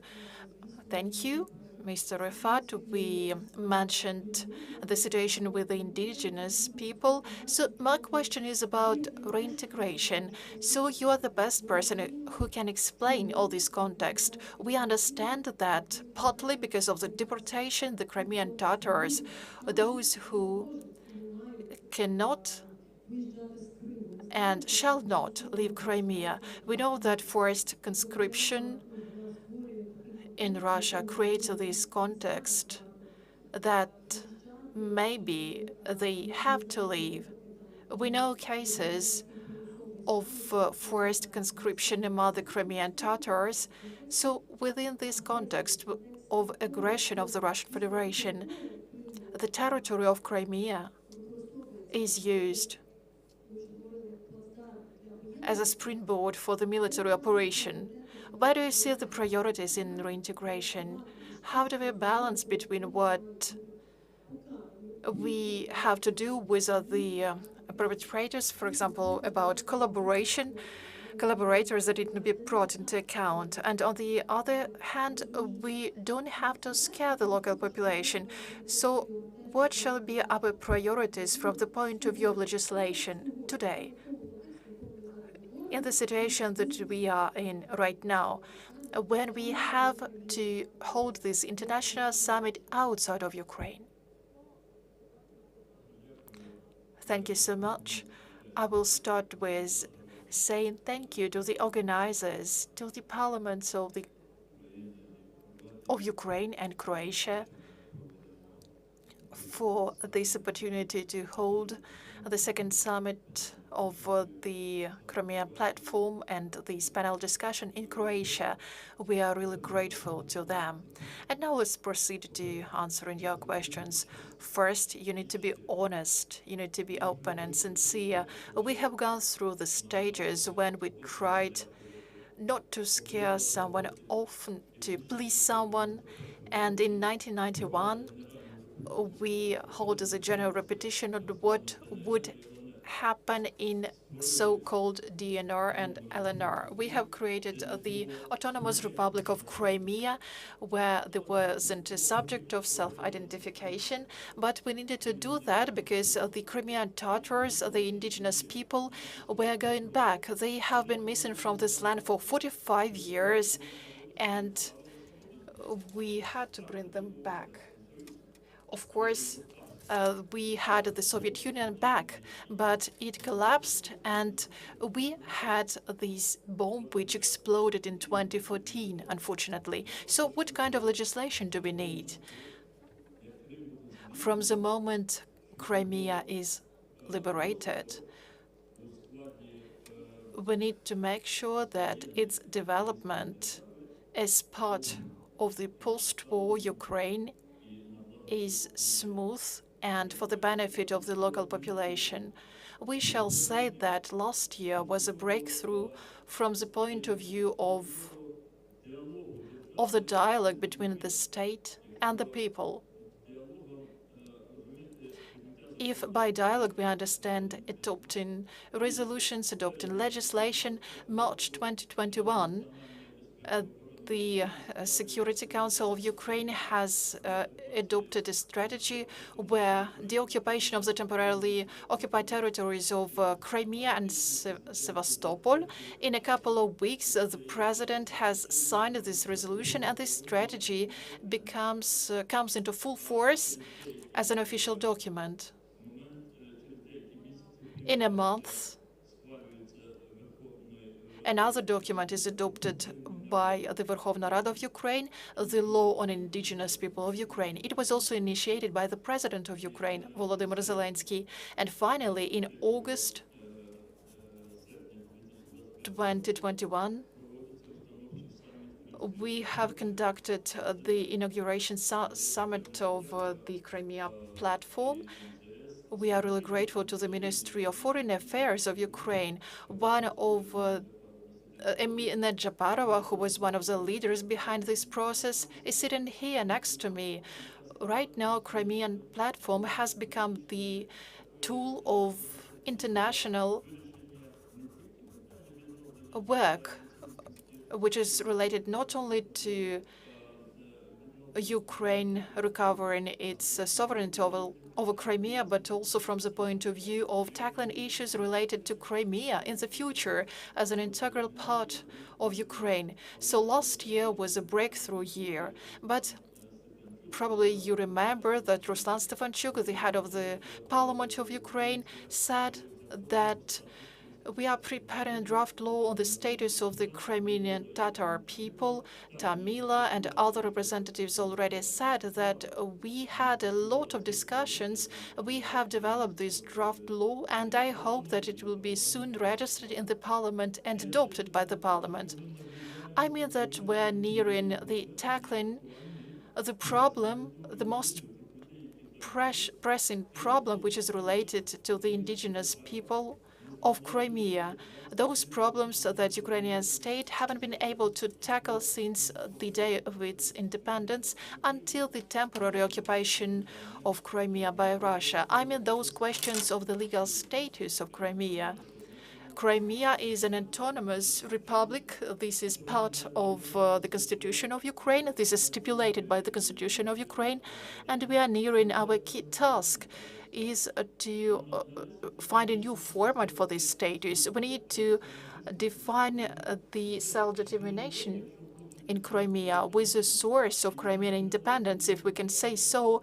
This is an integral part of these people for self-determination as part of Ukrainian state.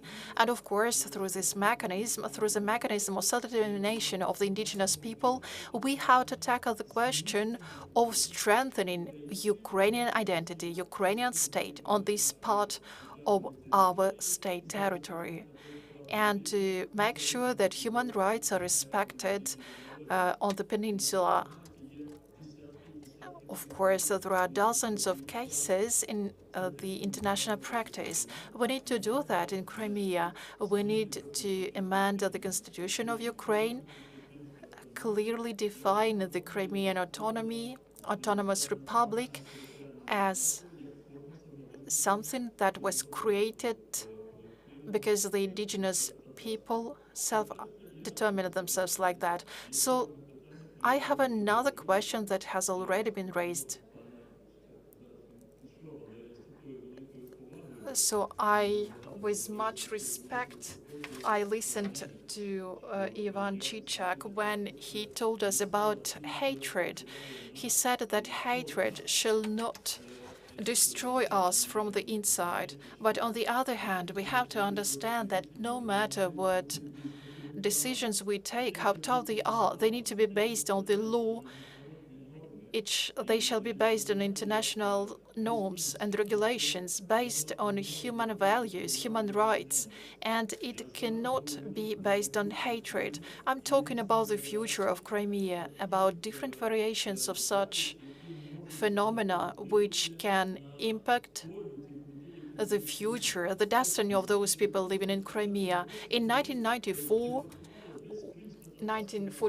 when the Crimean Tatars were deported, where a lot of people were placed in their houses, and after the independence of in 2014, many of them wanted to go to Russia.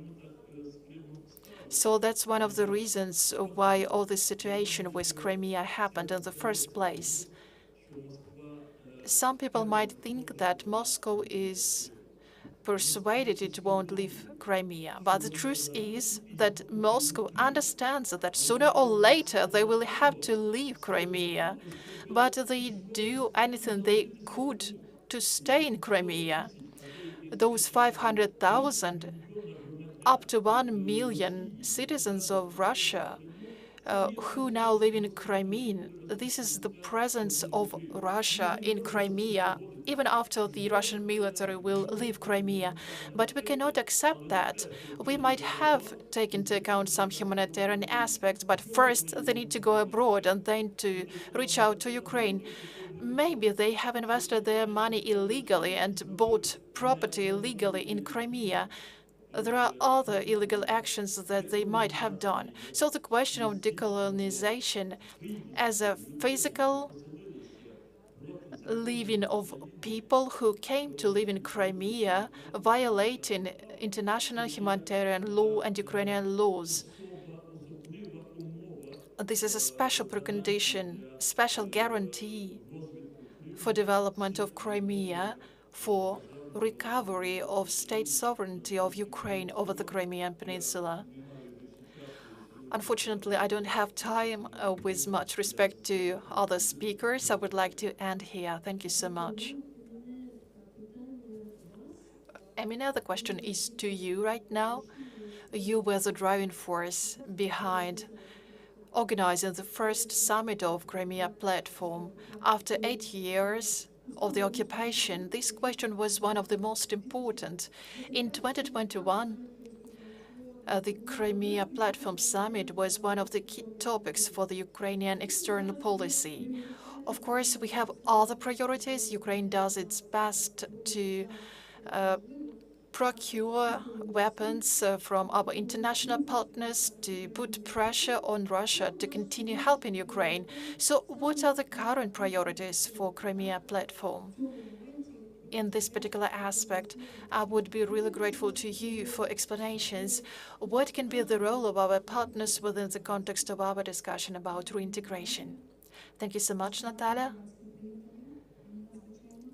It's a pleasure for me to be here in Zagreb together with my colleagues.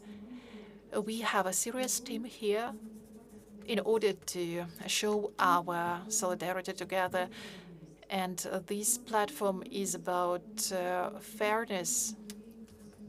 It's about justice. We are here in order to learn those lessons that we haven't learned since 2014. Before I proceed to answering the question of the moderator, I would like to thank, on behalf of the government of Ukraine, to thank the government of Croatia, the parliament of Croatia, to the people of Croatia for all their support. By its territory, Croatia is almost 10 times smaller than Ukraine. The population is also about 10 times smaller than Ukraine, but by its spirit, it has the same force. The operations of Bleskov and Oluya, it resisted against Milosevic, and it managed to preserve its sovereign territory.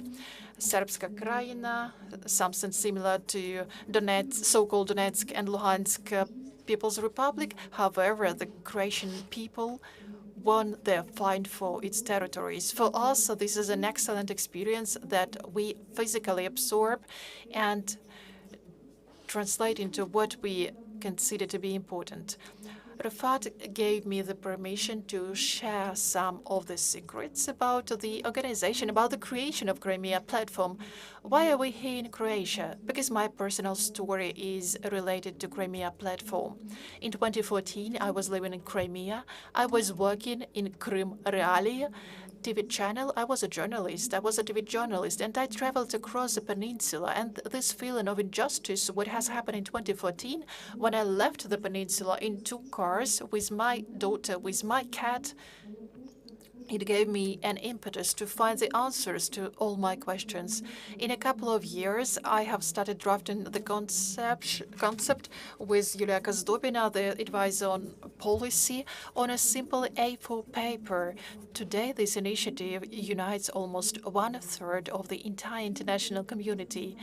The summit that we had last year, when nobody believed that Crimea Platform would happen, when the Russian Federation did their best to prevent people from coming to the summit in August 2021, thanks to President Zelensky, we had 46 leaders of national states, presidents, heads of parliament, heads of government, who gathered in Kiev to say that Crimea is Ukraine. The second question is, first, we planned to hold this summit in Kiev, but after the 24th of February, after the full-scale invasion of Russia into Ukraine, we had the question where to hold this summit physically. Because of security reasons, we couldn't invite such a huge number of international leaders to Kiev. 6 months before that, we had a small delegation from Ukraine visited Croatia. Back then, we understood these historical ties between Ukraine and Croatia. We were invited to Opatija, the excellent place in Croatia, which is very similar to Crimea. If you want to know how Crimea looks like, you can go there. So the sea is different, but still it's as beautiful as Crimea. That is why Volodymyr Zelensky and Ruslan Stefanchuk, they received this proposition to hold this summit in Croatia, and our colleagues from Croatia said that it is a great honor for them to hold this summit here. That is why we are here, and we are really grateful for that. It seems to me that the formula of non-repetition, or what has happened, is very simple. It consists of several aspects. First, this is a historical aspect. We need to learn the Crimean lessons. We need to understand that we cannot dance the tango with the aggressor. We cannot get on terms negotiate with Putin, Milosevic, or any other leaders similar to those aggressors. We have a lot of historical parallels. For example, for Hitler, the annexation of Austria and Sudet regions, when the Munich agreements were signed in 1938, the world has acted similarly after 2014. The world wanted to find a common language with Putin, but on the 21st of February 2022, this myth was debunked. It's impossible to find common language with the aggressor. That is why we need to find other ways out. Another aspect is international law. This is the topic that we have discussed. International courts, UN International Court, International Criminal Court. This is about the reparations that Russian Federation will have to pay to Ukrainians. This is about the repentance of the Russian Federation before Ukrainians. I'm totally persuaded that it will happen. Thanks to the armed forces of Ukraine, I hope it will happen as soon as possible. Next, this is the political aspect. I'm sure that the preconditions for any solutions, any decisions in the political sphere, this must be justice. The indigenous people of Crimea, these are Crimean Tatars, Krimchaks, and Karaims. They are the barrier for the Russian Federation. That is why the Russian Federation tries to destroy them physically for many centuries, because we don't let them state that Crimea is a Russian part, because there is an indigenous population, the Crimean Tatars, who were born and raised on the territory of the peninsula. That is why we need to study the history of these people, to respect their right for self-determination, their right to consider themselves the owners of this land. And finally, we have the internal political agenda of the President Zelensky, who made the historical decision to recognize Crimean Tatars as the indigenous people of Crimea. Right now, the colleagues do their best in order to have them recognized at the international level. As the first deputy head of this department, I would also like to support this decision. This is something which was impossible until 2014. Historical, political, and international law aspects are the precondition for non-repeating these problems, and we hope that we will win back our territories step by step, centimeter by centimeter, and we'll hope that Ukrainian flag will be flowing all over Crimea. Okay, thank you so much. My next question is the following. We are discussing reintegration, and it seems to me that one of the key questions for many people is that we still have the war. The war is still going on. We cannot predict many things. But what are the timelines in terms of time? So what we are getting ready for? Maybe we are talking about 1 year, several years. So can you please elaborate on the timelines? And second question, just to save our time. In the document which participants of this summit have, and I really recommend to read this document. So I read in this document that one of the 3 steps, these are steps that are not always obvious. It's about openness of Crimea, about the energy independence, and economic development. So these are not strict ideological framework. Why have you selected these 3 priorities? Please try to answer this question, whoever wants. All right, let's just use this order of how we are seated here. When we talk about this economic part of this question, since I am dealing with that, I can answer that. I believe this focus on tourism, on filmmaking, because actually, by the way, we have already previously passed the law that encourages filmmaking, the engagement of international film producing companies, etc. So when we compare to what we have now and what comes as the threat for us in the context of the occupation is the military base in the Black Sea, because there are also other countries present in the Black Sea.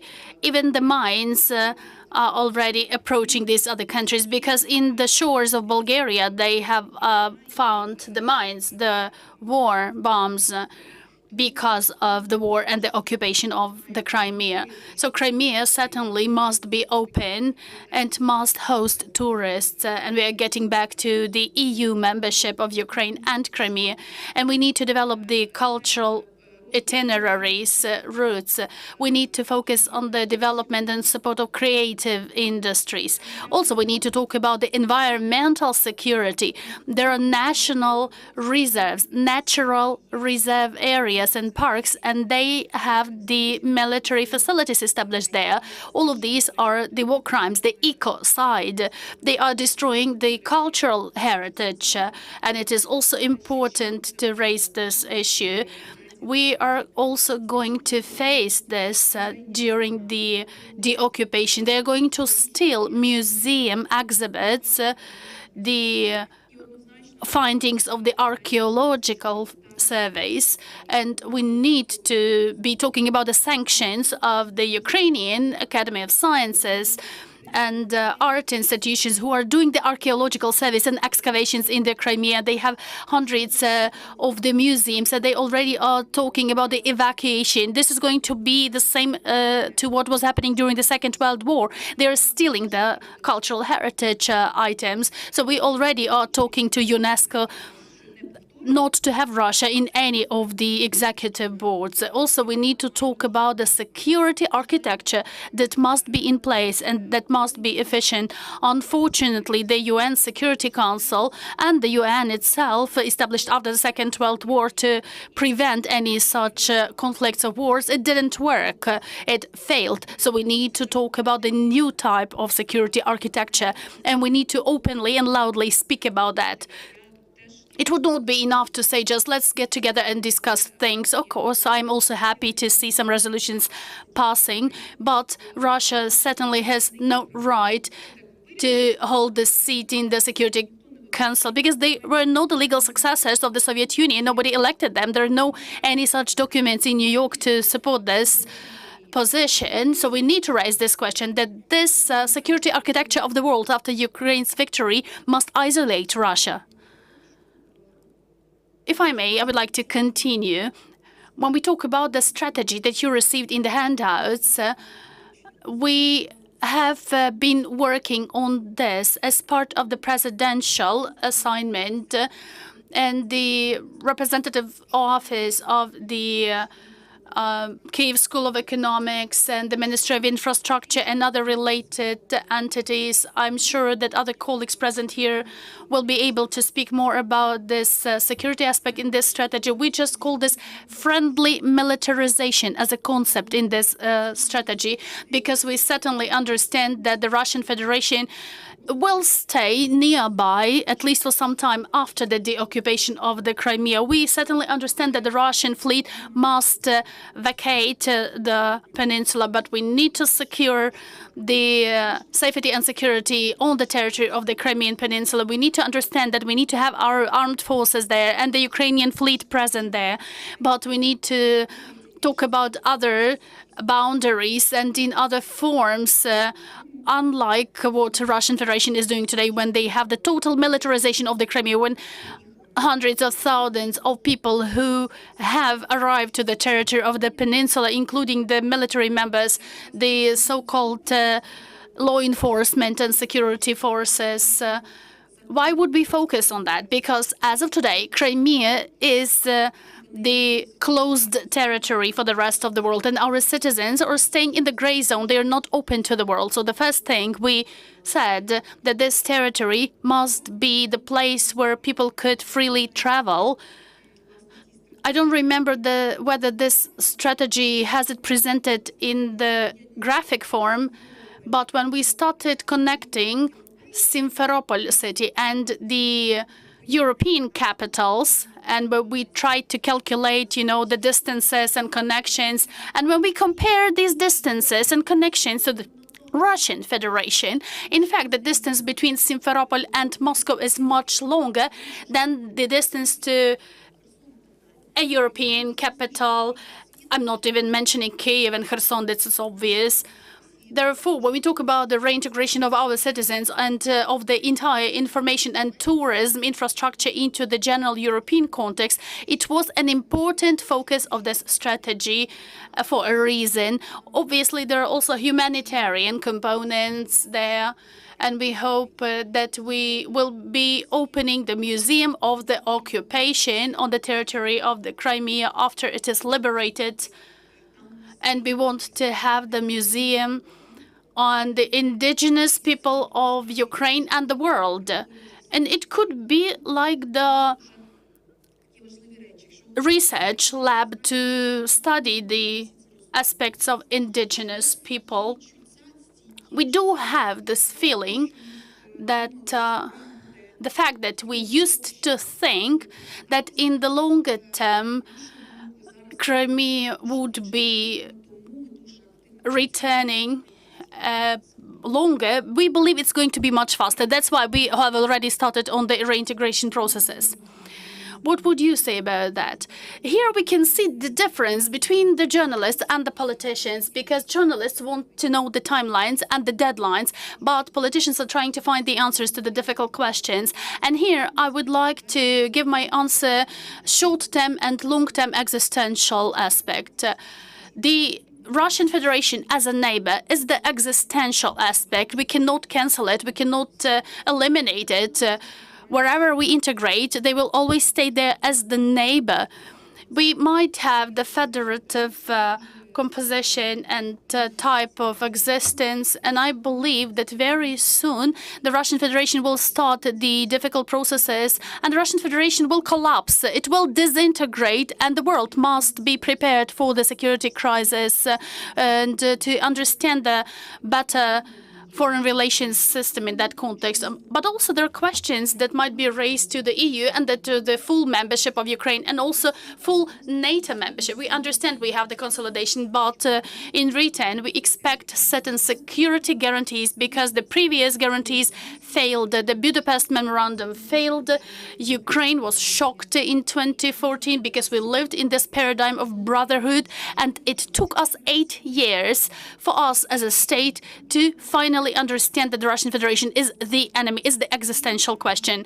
When we talk short term, our tactics is about the strategic objective to win, to get the victory. We can get the victory on the battlefield. We need weapons and economic support for that because we are having the billions of debt in the Ukrainian national budget every month. Our strategy is not just not to die, but our strategy is to win. In the first months of the war, I had conversations with the partners. Each of them was shocked and really impressed by the courage of the Ukrainian nation. And they were asking us, how long do you think Ukraine will manage to resist realistically? And I answered, it's not about the duration.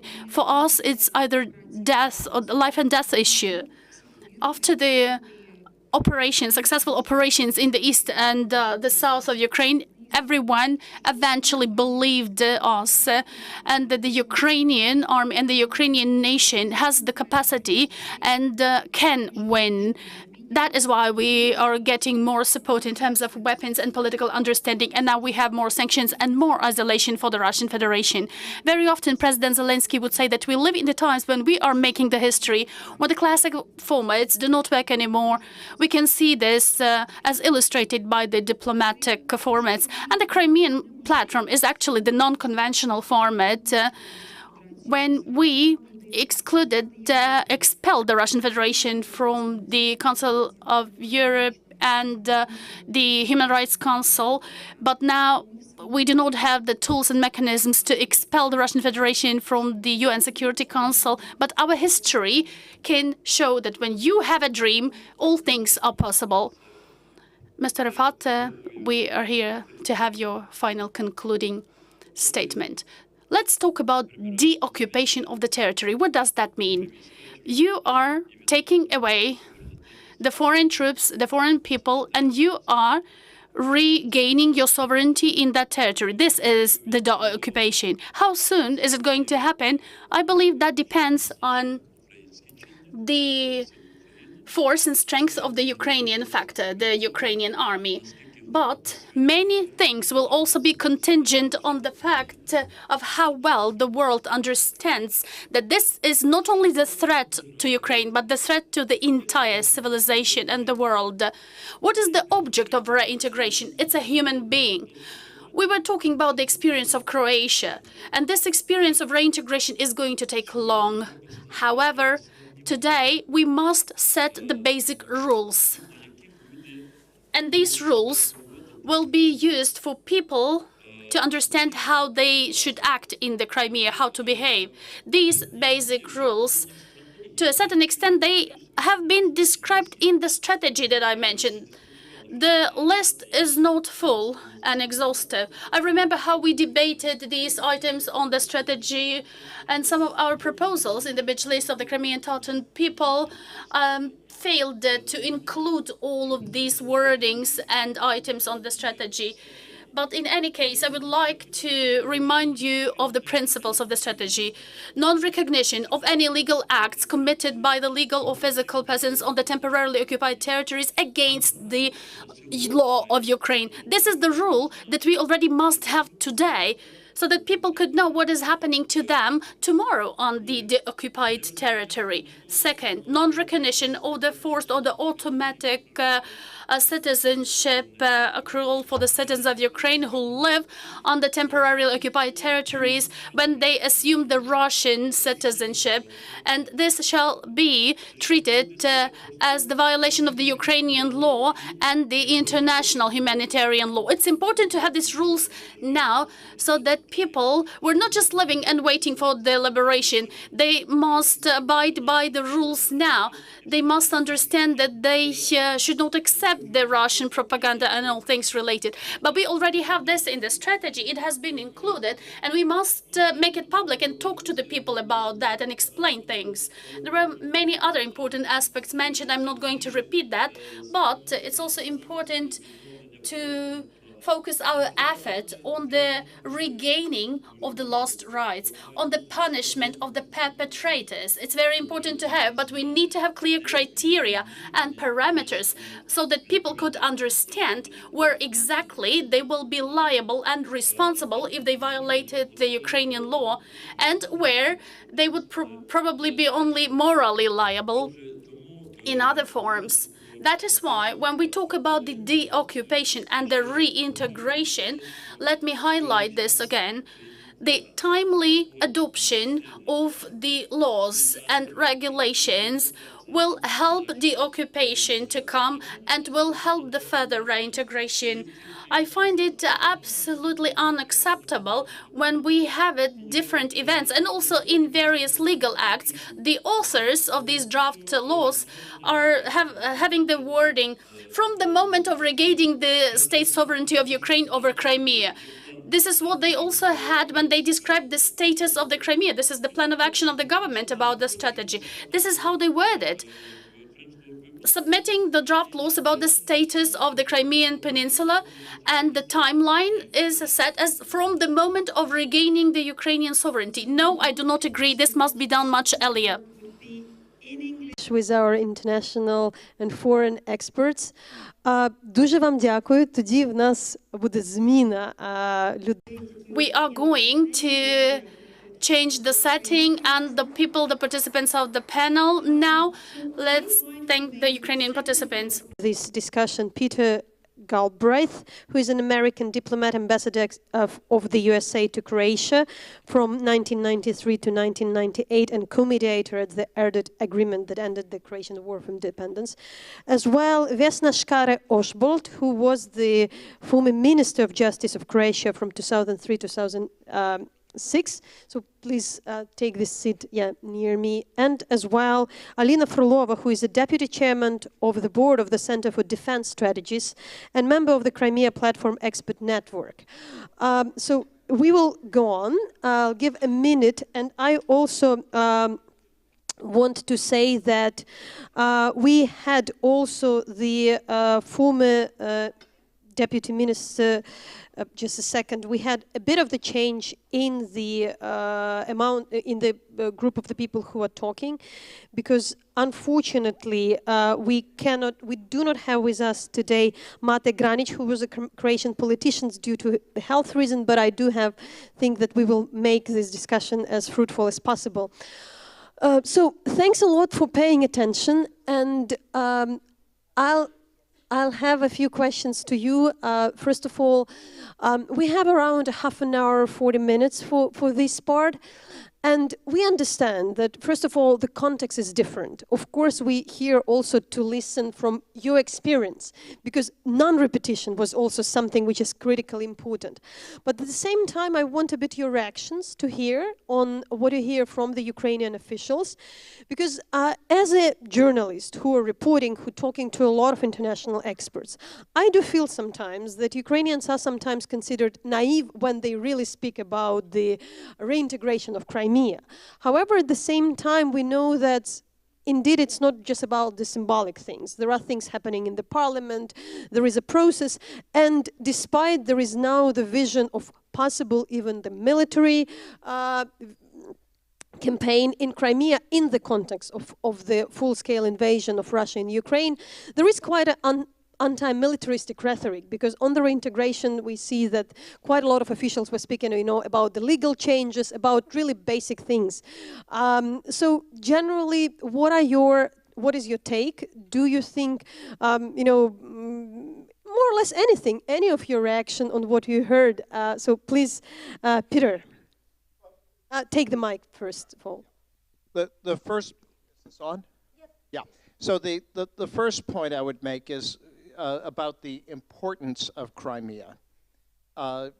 Actually, during the Bosnia War, both Richard Holbrooke and I would describe the failure of the world community to respond as the greatest failure of collective security since World War II. Because what was the idea at the end of World War II? It was that the way we were not going to have war, or at least the kinds of wars that had taken place in the preceding centuries, was that if a country tried to do what Hitler had done, what the Kaiser had done, the source of all these wars, and take the territory of an internationally recognized state, then the entire world would gang up on the aggressor. And because the aggressor knew that the world would gang up, they wouldn't do it. And that system has worked really well. Now, there have been plenty of wars since 1945, but with two exceptions. They were not about one country trying to take the territory that indisputably belonged to another. Yes, there have been wars over disputed territories, obviously Arab-Israeli wars, India-Pakistan, but those, Kashmir or the West Bank, these are disputed territories. So yes, there have been those kind of conflicts. And there have been ideological wars. The American war in Vietnam, the Soviet war in Afghanistan, the American war in Afghanistan. But nobody was suggesting that the Soviet Union was trying to annex Afghanistan, the US was trying to annex Vietnam or Afghanistan. The two cases that took place were first Kuwait, Saddam invading Kuwait, and in fact the collective security system worked brilliantly. Everybody ganged up on Iraq and Saddam was defeated. Eventually, the international community got engaged on Bosnia, which was a case a little more ambiguous because there was an indigenous element to it within Bosnia and within Croatia. But basically, it was Serbia sponsoring a war in Croatia and Bosnia for the purpose of creating Greater Serbia. But, and here's one of the big differences, Milosevic never proclaimed that was his goal. In fact, on the contrary, he kept saying, no, we're just Yugoslavia, meaning little Yugoslavia, Serbia and Montenegro. So he always tried to distance himself. So it's quite different from what has happened in 2014, in which Russia basically invaded the indisputably indisputably Ukrainian territory of Crimea, which Russia itself had recognized as part of Ukraine, and annexed it. And then, of course, beginning this year, an invasion that began on the 24th of February, in my judgment, although it's always hard to know exactly what Putin's motives were, it certainly wasn't just for the purpose of getting rid of that famous Jewish Nazi, Zelensky. You know, it's a very small number of Jewish Nazis. But that wasn't the purpose. The purpose, I believe, was basically to take over all of Ukraine, which he imagined to be very easy, and perhaps to create a greater Russia federation of Russia, Ukraine, and Belarus. And having failed in that, then he's proceeded to annex parts of Ukraine. And if Russia gets away with it, that is a real threat to the basis of the entire post-World War II order.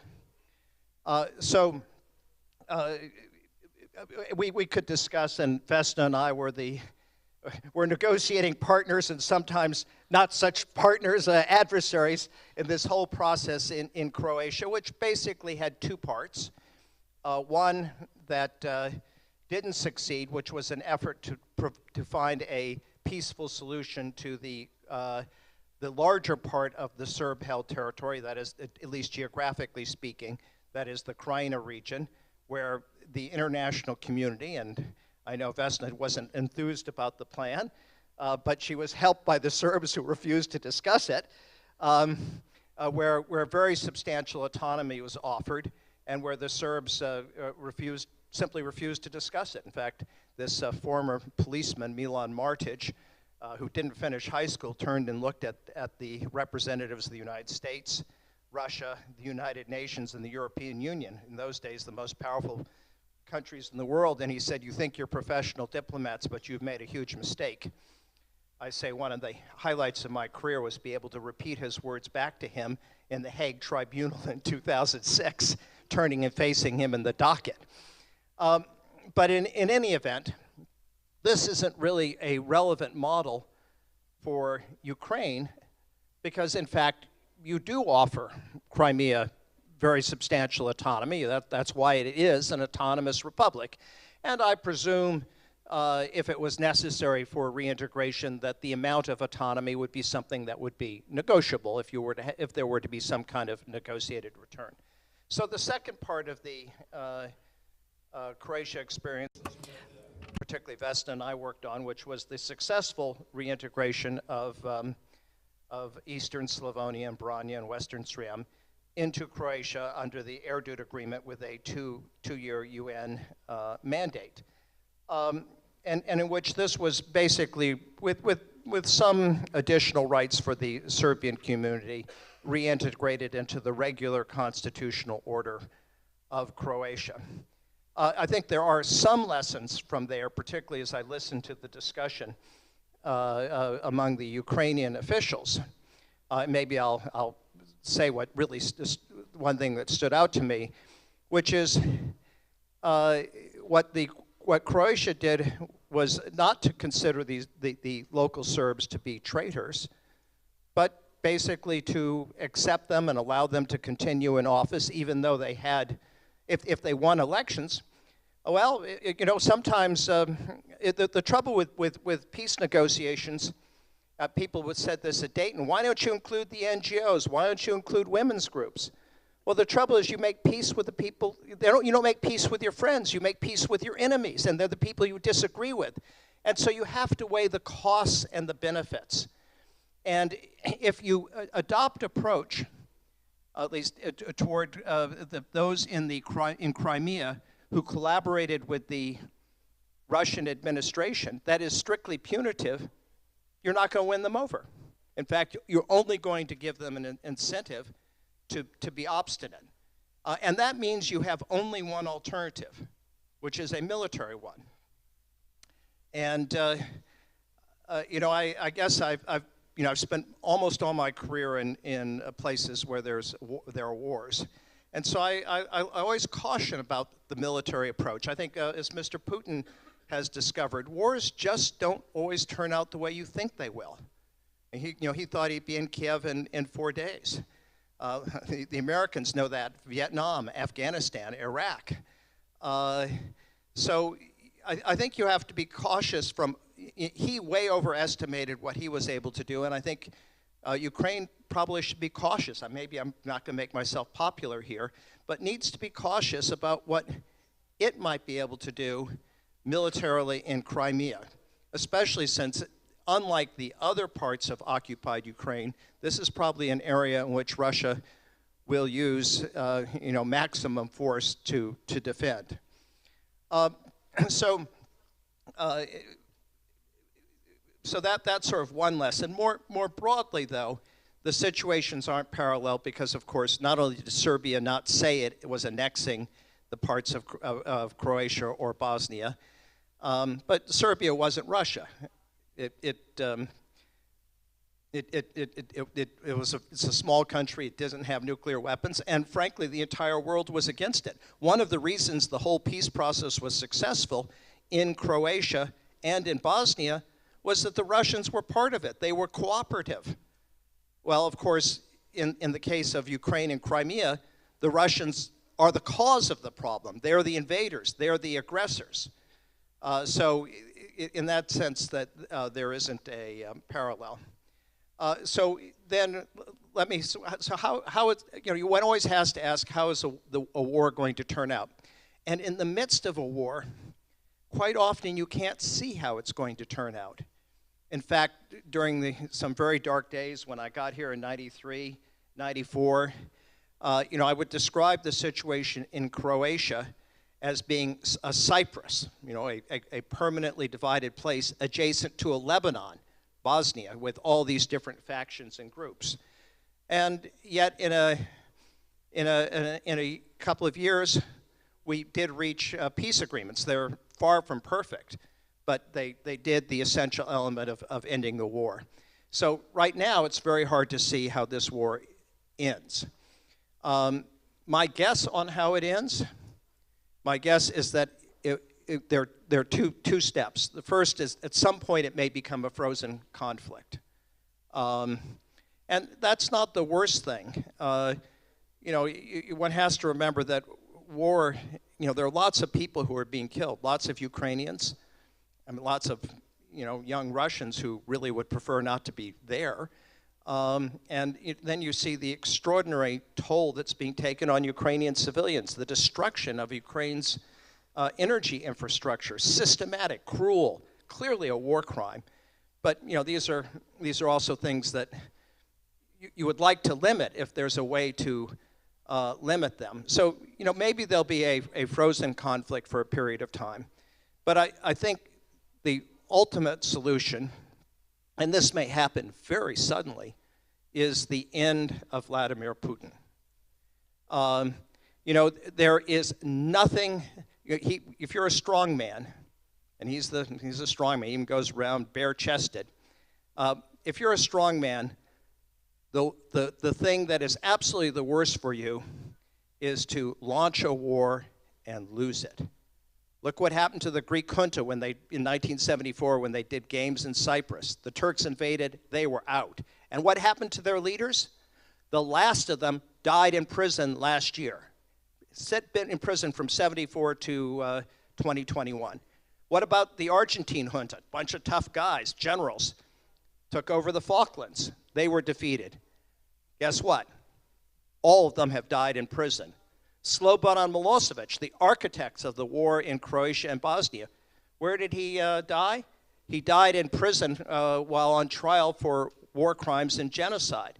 So, this is the quite likely fate of Mr. Putin, not because the international community is going to go in and get him, but because exactly what happened to the Argentines, the Greeks, and Milosevic, his own people will turn against him, because this war, first, it's costly, and you see, people can be enthusiastic about war on day one, but when the young men were being called up, 200,000 quickly left Russia. Secondly, it's fighting against people who basically are very similar to the people in Russia. In fact, The areas, I mean, I don't need to tell you, the areas of Ukraine that have been most destroyed are the Russian-speaking areas. So, and at that point then, I think that there will be a possibility for not only reintegration of the territories occupied, outside of Crimea, but some kind of solution of Crimea. And at that point, in my judgment, it's going to be very important to be generous and flexible. Thank you, Peter. The second question would be to Vesna. And of course, I probably would add still that indeed Ukrainians, I don't think they were ever, had illusions that the situation with Crimea, the reintegration of Crimea really depends on Vladimir Putin's presence in the Kremlin. And exactly that's why the situation is quite different than it was prior to the February 24 for the stability of the regime in the Kremlin. But my question would be really, of course, I'm welcoming the remarks on what the Ukrainian officials said, but something having this little time from your experience, because last years they were always about this classical reintegration using the, all kind of the toolkit you have by the international organization, how you deal today. After the crimes which were committed by Russian soldiers in Ukraine, the war crimes, the crimes against humanity, there is also the talk about the justice, about the tribunals, about the responsibility for those who committed these crimes. We are in very different situations, not just emotionally, but really the people should respond. So how you make this both processes, how it works when you really still need to talk about the tribunal, you really need to talk about the responsibility of the perpetrators, but still maybe in some way deal with the in our case, with the Crimea. Yes, I think Peter gave you an excellent introduction. What will happen? We don't know. But for sure, you will go to reintegration in next year, in 2 years, in 5 years, or maybe tomorrow. It depends what kind of solution you will choose. War, peaceful some settlement, but reintegration is something that is waiting for you. Whom you are reintegrate? What are you reintegrate?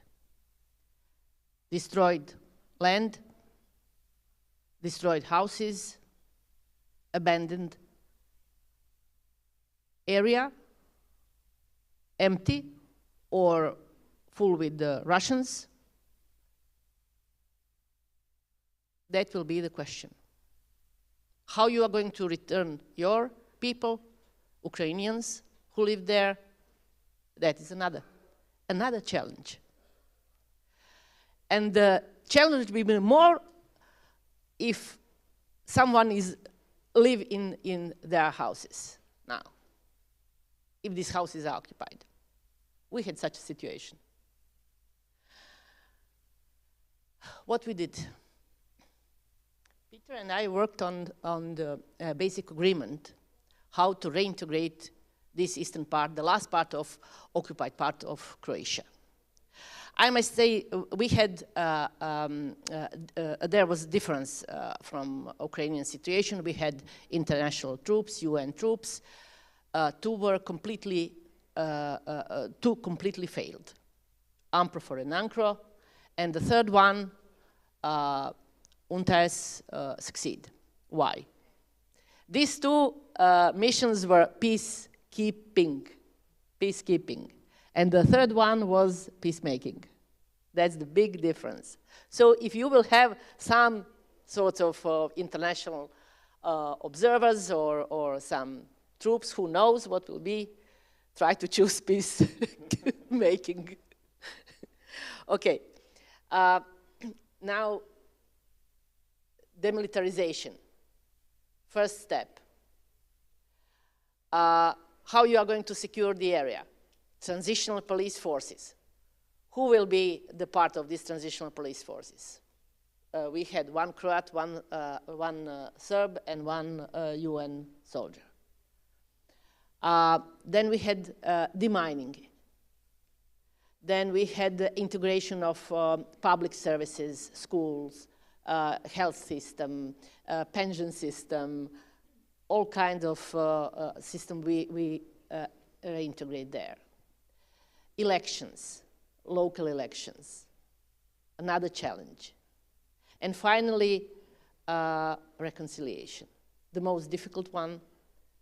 It's still going on in Croatia, still going on, 30 years after the war.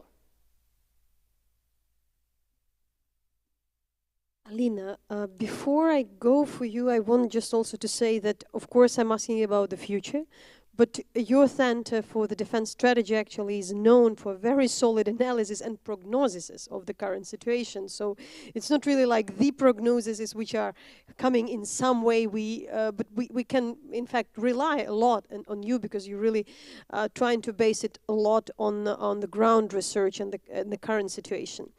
I still, here I want to make this transition between what the Ukrainian officials said earlier, because you also listened to that, but also our international partners mentioned some other things. What in this context would be your key ideas for the reintegration? And also in this discussion when some people say that there is no yet still a military option, or the military option for Crimea in particular might be not exactly the one compared to the other parts of the Ukrainian territories. Well, yes, and I have a lot of reflections on something which Peter said. But I will start from the military and non-military option. Now the release of Crimea as well as the whole territory of Ukraine depends only from the military option. It doesn't mean that it would be like a counter-offensive operation on the ground which will release the Crimea, but it's highly probable, and anyway the release of Crimea will highly depend from the results of any military operation on the ground. So there is no diplomatic way for now. And I don't think that there would be some diplomatic way in some short perspective. That's first. And this is unfortunately which we didn't choose. And you know that for many years, the only variable which Ukrainian authorities were making that only diplomatic way is possible. But that was the play which was like brought to us by Russians.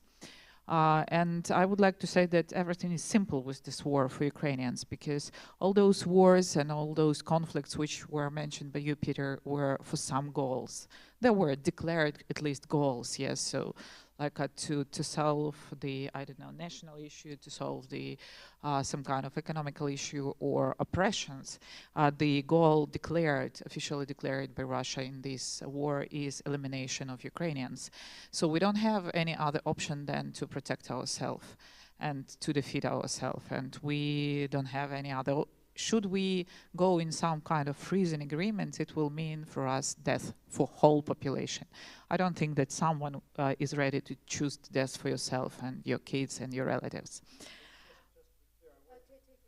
I wasn't suggesting an agreement at all on for a frozen conflict. I was simply suggesting that at some point, the military situation on the ground may become frozen, as more or less it was in Luhansk and Donetsk from 2014 to 2020. Yeah, we tried in this regard, and this shows and demonstrated that there is no way of solving the Ukrainian situation in this way. So for 8 years, it was a different type of attempts which didn't work and which just led to escalation. What is for us this war is for, not only for survival. What we do protect our freedom of choice. And this is the principal issue for Ukrainians. It happened to be the vital. We'll better die than we will be unfree. And this is something which has brought me to the key idea of everything what's going on around this war. For us, this is war for values. And I think that it's time for Europe and time for international community to come back to values. Because everything what was going on after the Second World War, it was about values. That any nation has a principle, has a right to, even the smaller political nation has a right to have the voice, to influence the international community.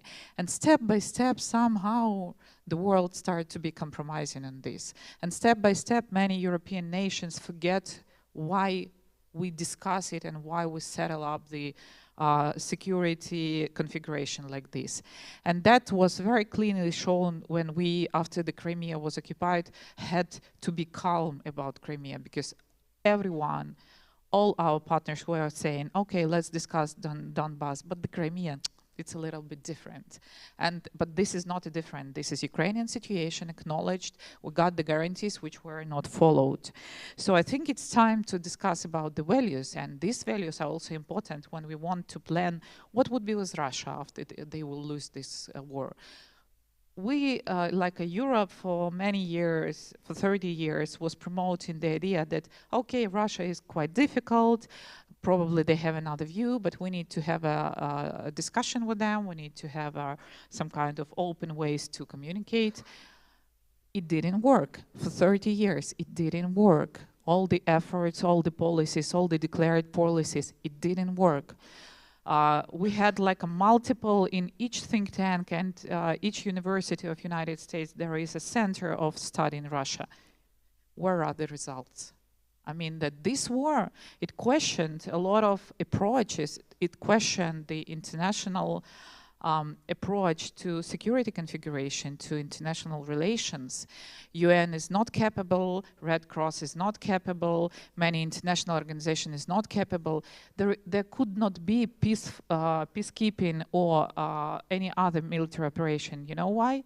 Because they said, we're afraid to send our people there. Organization created, including military alliances, created to do their jobs, who got millions of funds for all this period, they afraid to do the job in the situation which like specifically created for them. And this is the huge question. And in this situation, yes, we are big enough to put these questions out. And I'm happy that Ukraine is big enough to put this question, and I'm happy that our president is like brave enough to raise this question from the very beginning. And I think that what would be with Crimea and what would be with Russia. Crimea obviously will be free in quite a short period. That would be, of course, the quite prominent event for Russia. It will change a lot of configuration, political configuration. But I don't think that Ukraine or someone else should solve the Russian problem. Let Russians eat themselves like alone. And I think that the only issue which we should understand that we need to rebuild the system, which will also understand that the behavior like Russia will promote the behavior like China, and will promote the Iran to make as much weapons as possible. And should Russia use the nuclear weapons, it won't change the Ukrainian intention in the course of war. It will change the behavior of all the others. And on paper, in their declarations, many politicians do understand them. But in actions, I still have questions. Yes, we see how the political powers are waking up, they start really thinking, but what I see and what gives me like a huge hope that nations are much more aware than their politicians, and nations support Ukraine much stronger than politicians. And I think that this is also a threat to political stability in Europe and in leading countries, and leading countries need to deal with it inside and outside. We have roughly 5 minutes to conclude, and we talked quite a lot on reintegration previously, and I know Alina has a lot to say, for instance, on, I don't know, like how Ukraine may create a reserve law enforcement of teachers, how the legislation should be changed. So there is a lot things Ukrainian experts are working on. But because we have the limit of time, we talked about non-repetition, and you all mentioned something about the international order and the different contexts. I remember very well, I was in Crimea a few days prior to this so-called sham referendum in 2014, staying close to the Ukrainian soldier, officer in Sevastopol, who told me, I'd better prefer the war. So we do something and, you know, we fight back and it would be over. And I was very cautious as a journalist that, like, wars are horrible, you know, they would bring so much damage. At that time, there was no war, you know, there was no occupation. There were just this Russian military operation there. And of course, even my thinking changed, because later I wonder whether the international community, which also somehow encouraged Ukraine not to answer back then, for sure. I talked to a lot of, you know, people from security. Ukraine was encouraged not to answer with military, its military to the annexation. What would you say today should be changed? What maybe would be the lessons learned by international community, not by the Ukrainians, on how they maybe did something wrong back then? And you all mentioned, that the Russia was different at that time. It was cooperative. Vesna, you mentioned that, you know, peacekeeping operations, which are out of discussion in case of Ukraine. So we really understand that there is a huge problem in the international security system. So my final question would be short. What do you think would be the things to do with the international security system in order there won't be the repetition at this moment? What really possibly might be changed in this context? I think the biggest, I think the underlying structure of the system, of the collective security arrangements that are embodied in the UN Charter, which is that if you're an aggressor, you try to seize and annex the territory of a sovereign state, the world will gang up on you. You know, this is a test of that. And if Russia loses, then that will affirm that basic principle of the international system. As to a significant degree, it was affirmed in Croatia and Bosnia, ultimately leading to Milosevic's overthrow. The second point I would make about it is that, you know, my last diplomatic assignment was in Afghanistan. The Afghans are famous for being fighters. You know, and yet after the U.S. spent $2 trillion, you know, had 130,000 troops there at the peak, 5,000 dead, the Afghan government didn't even last to the end of the American withdrawal.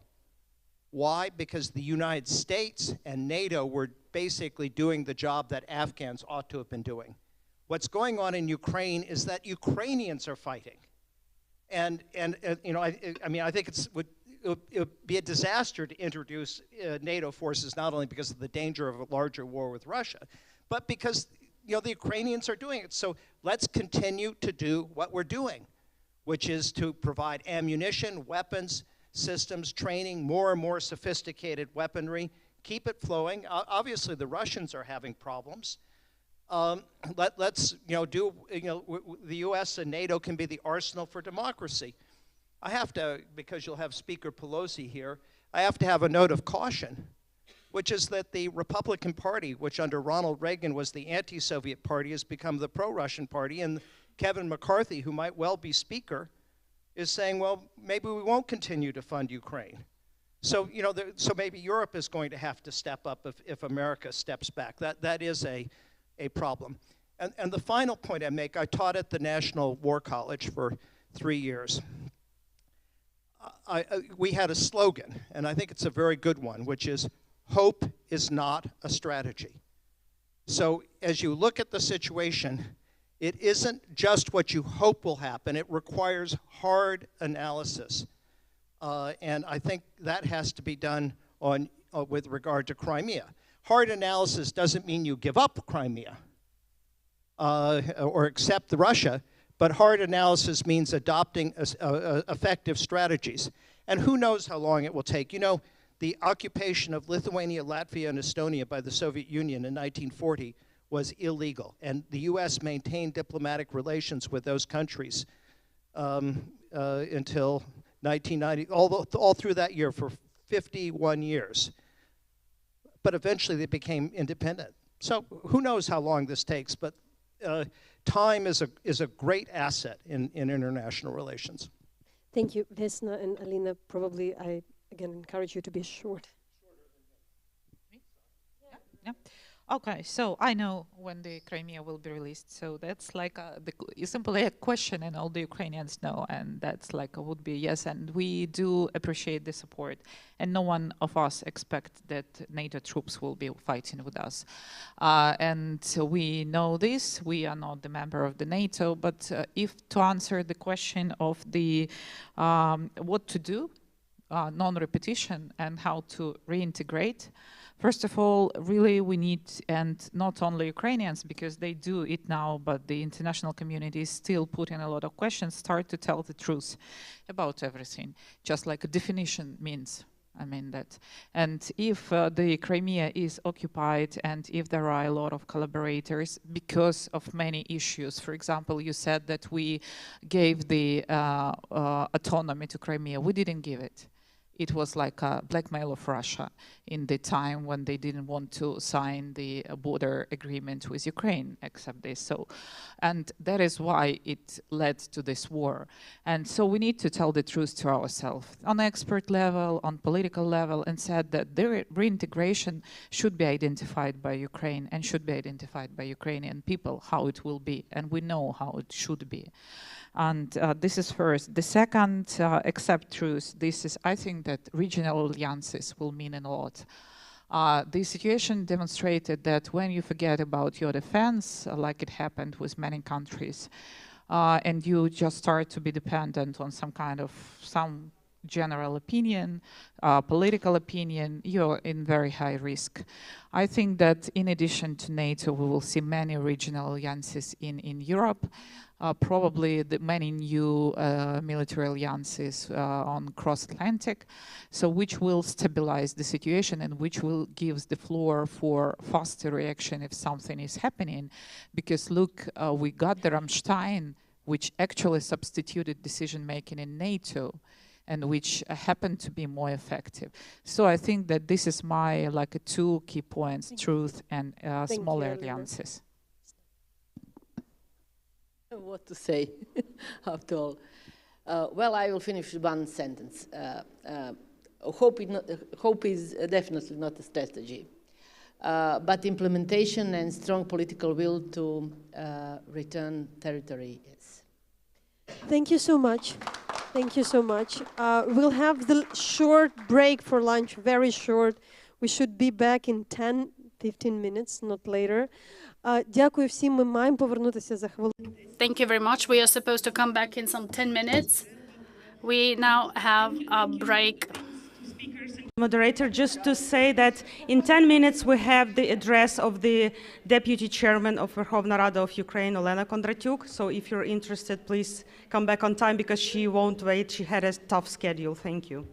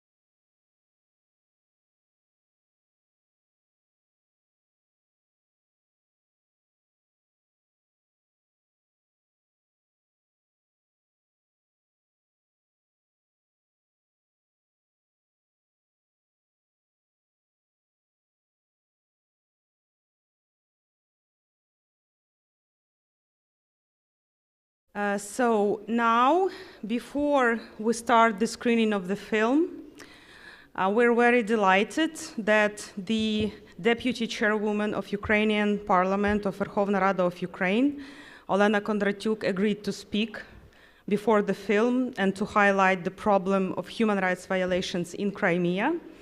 And before giving the floor to Ms. Olena, I would like just to point out that she is one of the most active advocates of launching the parliamentary dimension of the Crimea Platform, which is important in the context today. And we were really cooperating a lot with her office in order to make these events possible. So I have a pleasure to invite Olena Kondratyuk. Olena, Ms. Olena, the floor is yours.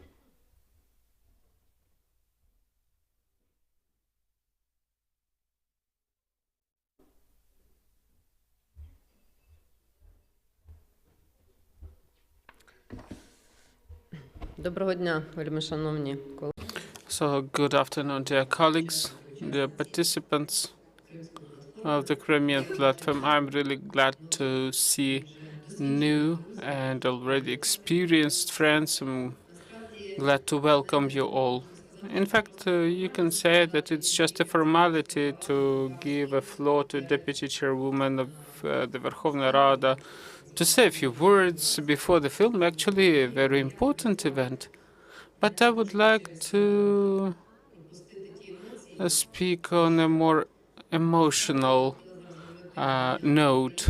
I would like to speak as a citizen of Ukraine who has had an opportunity to take part in the first Crimean platform, in the first parliamentary summit, and I remember Nariman Dzhelyal very well, who is also a deputy speaker of the Mejlis of the Crimean Tatar People.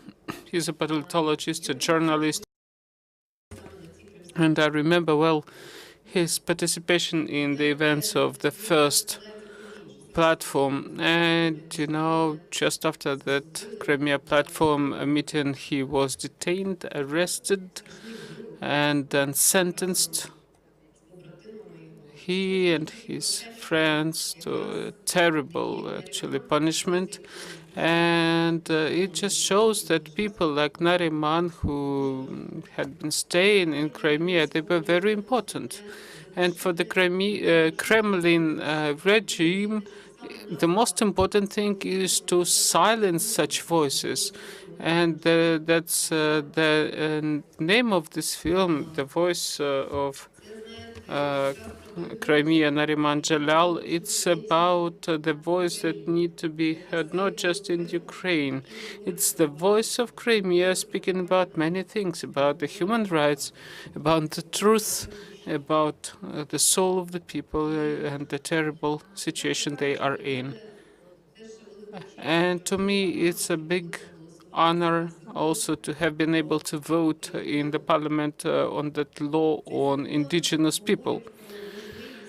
This law speaks that the Crimean Tatars have all the rights, have opportunities, political rights, economic rights, and self-government in Crimea. I know now, I really wish that this film was seen not just by the people present here, but also by the heads of all those 43 delegations that will be present tomorrow on the big platform, because that's a big responsibility, and I would love them to hear this voice of Crimea as well, so they would understand how important it is. Looking at the example of a particular person, a person of a light and of the truth, and of opportunities for others. At home, his wife and 3 children are waiting for him. Here we also have Katerina with us, wife of a political prisoner of Vladislav Yasipenko, journalist of the Radio Free Europe and Radio Liberty's Crime Reali project. I remember when Katerina said that they cannot sentence them all, they cannot silence them all down. And I think that's part of the situation It shows just that we can overcome, we can defeat the Putin's regime only together with our partners, with our guarantors, with our allies. And this right for self-government of all the peoples of the Russian Federation will be this locomotive that will destroy Russia, because chauvinism, pan-nationalism, and so on are not acceptable in nowadays world. And I truly appreciate the efforts of Anna Tsehima, the film director, for this opportunity for all of us to watch this great film. And I think every one of us, regardless of our titles or positions, regardless of where we are, either in Ukraine or abroad or in the EU countries, where there are so many Ukrainian citizens now, or other countries, we need to know, hear, and understand the voice of Crimea, because again, Crimea is Ukraine. And thank you for this opportunity to speak to you today. Have a good film, and I hope that it will not be just us who will watch it, but also other stakeholders from the international delegations that have come to this platform. Thank you.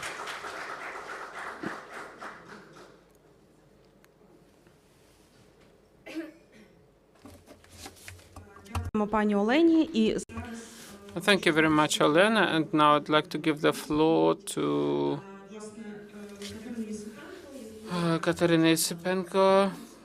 That has already been said, the wife of political prisoner Vladislav Yesipenko, a journalist of the Radio Free Europe, who was sentenced to 6 years in prison by the occupants, and he is now being in a prison in Crimea.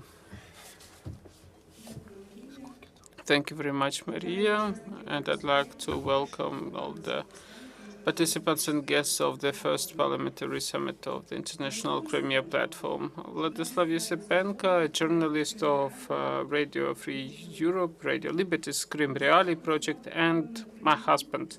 He worked in the occupied Crimea, making stories about socioeconomic conditions in the peninsula. In 2021, after filming an action to commemorate the birthday of Taras Shevchenko, a Ukrainian poet, he was arrested by FSB, and for 2 years he was tortured to later be convicted of trafficking of explosives. And he's already been for 18 months in the Russian prison on a totally fabricated sentence. They arrested him, but they could not silence him. He continues speaking the truth about the political prisoners he encounters in prison. Why did he decide to make those stories in the occupied Crimea? Because he knew that no one really took care of that was a risk for his own life and freedom, but he believes that people deserve to know the truth, to know what's going on there. And the Kremlin considers such people as a direct and present danger to themselves. And it would be naive to expect to get a fair justice from the Russia-occupied Crimean so-called authorities. And by imprisoning people like Vladislav, the Russian authorities deprive the civil society the chance of opposing the Kremlin and its war. And today, despite the war, despite this full-fledged invasion, we are having the first parliamentary summit of the International Crimea Platform, and I really hope that the mechanisms of Crimea Platform will help to assure the release of Ukrainian prisoners. We will not forgive, neither we will forget. We believe in our army, and we know that every day moves us closer to the victory, because Ukraine will remain. And I totally respect Vladislav, and I will keep his work going on. Thank you.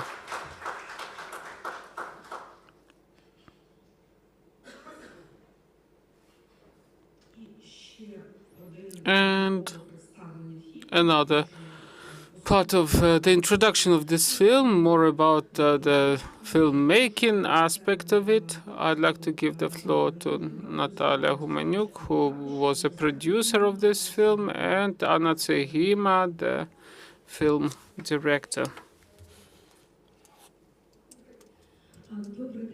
Yes, so good afternoon again. I will say a few words for sure, because of course this was no easy task to make this film. And during the last summit of the Crimea Platform, our organization created a journal about how we were going to return the Crimea, and it was done together with the journalist from Crimea, and Nariman got us some contribution.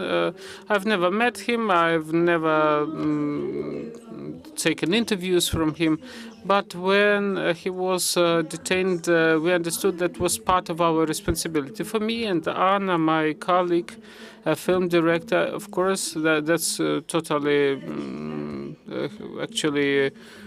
She did most of the things to make this film happen. We both are not from Crimea.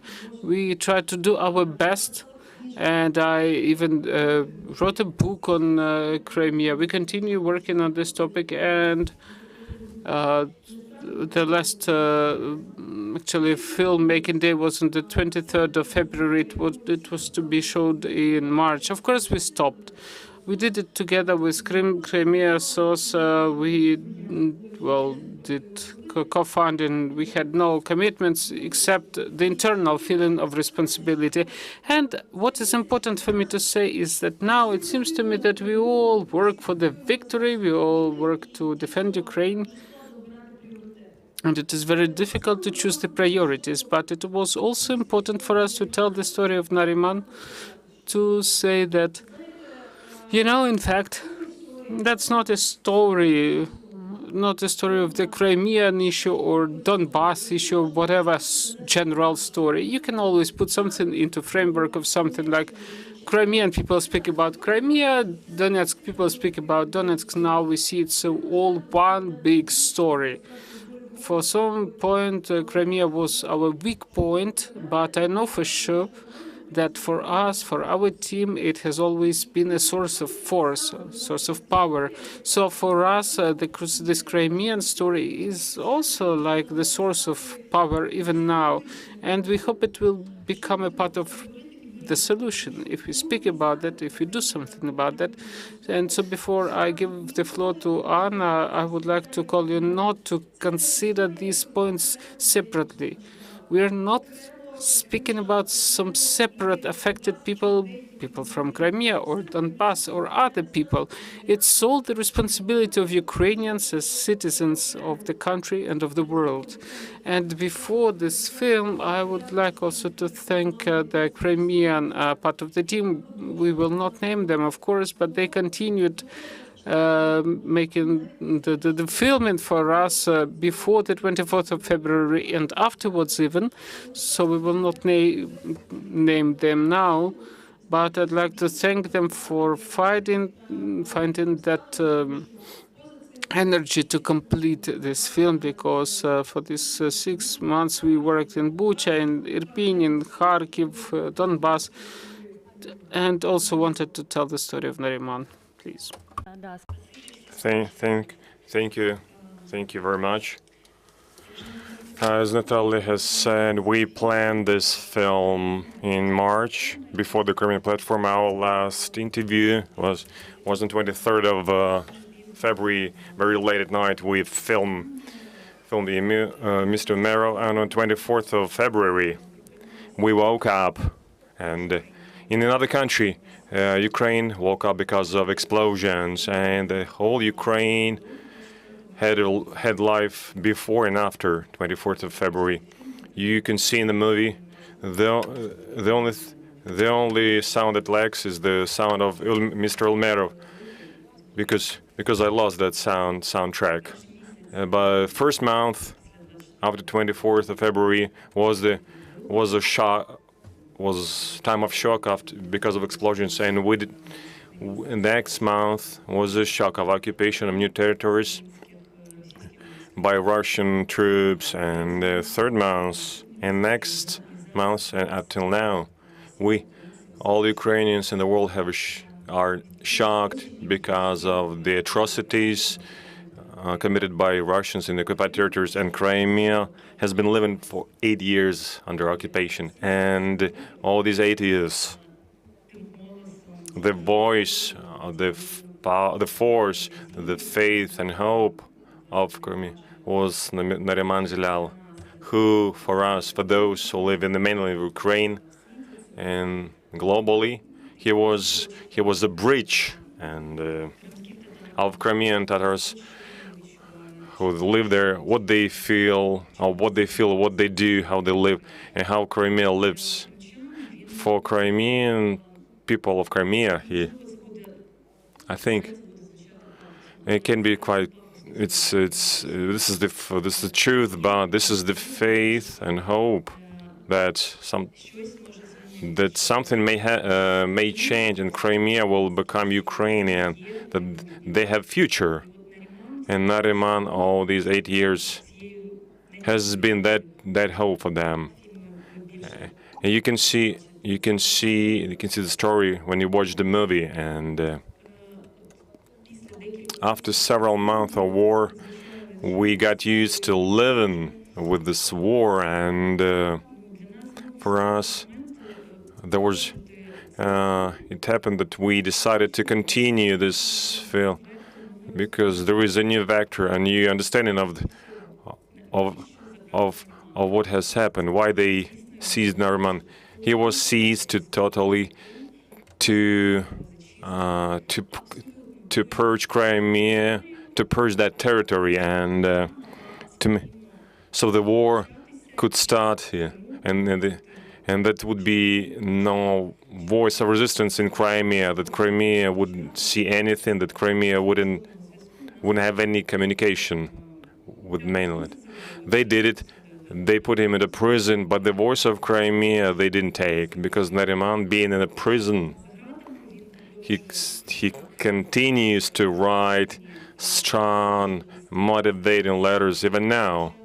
And during this terrible mobilization that can be called, I personally call it. So this is a new genocide of Crimean Tatars, and they take everyone. We plan to have a fieldmen in Crimea after the war. We didn't find any. They're all gone. Some were captured. Some have gone. So this is the common story for Crimea. There are no operators, film operators there. And another vector for me is of continuing this movie is the story of faith and hope, and of people who reside under occupation. So before the full-fledged war, I personally understood how it happened, how people could feel difficult under occupation. I even thought about Nariman's words about some misunderstanding and miscommunication with those who stayed in Crimea, those who left. They, accused each other. But after these new occupations of territories, now we perceive it in a different way, because people under occupation, they remain. Everything they have is their hope. Everything else is taken from them. They are left in a total vacuum. They have nothing. They have no communication channel, no information. They live by hope and faith. Their faith in armed forces of Ukraine and that they will be liberated tomorrow. I would like to address media and activists, journalists, all of them. It's important to support those people who still live in the occupied territories by contacting them, by communicating. Don't let them stay alone, because being alone there without hope and faith means living in fear. fear of death. Means staying totally on their own, and they need to know that we will come back soon, or we will return all the territories, including Donbass, and everything's going to be Ukraine. And thank you, all of us, and I apologize for a very long speech.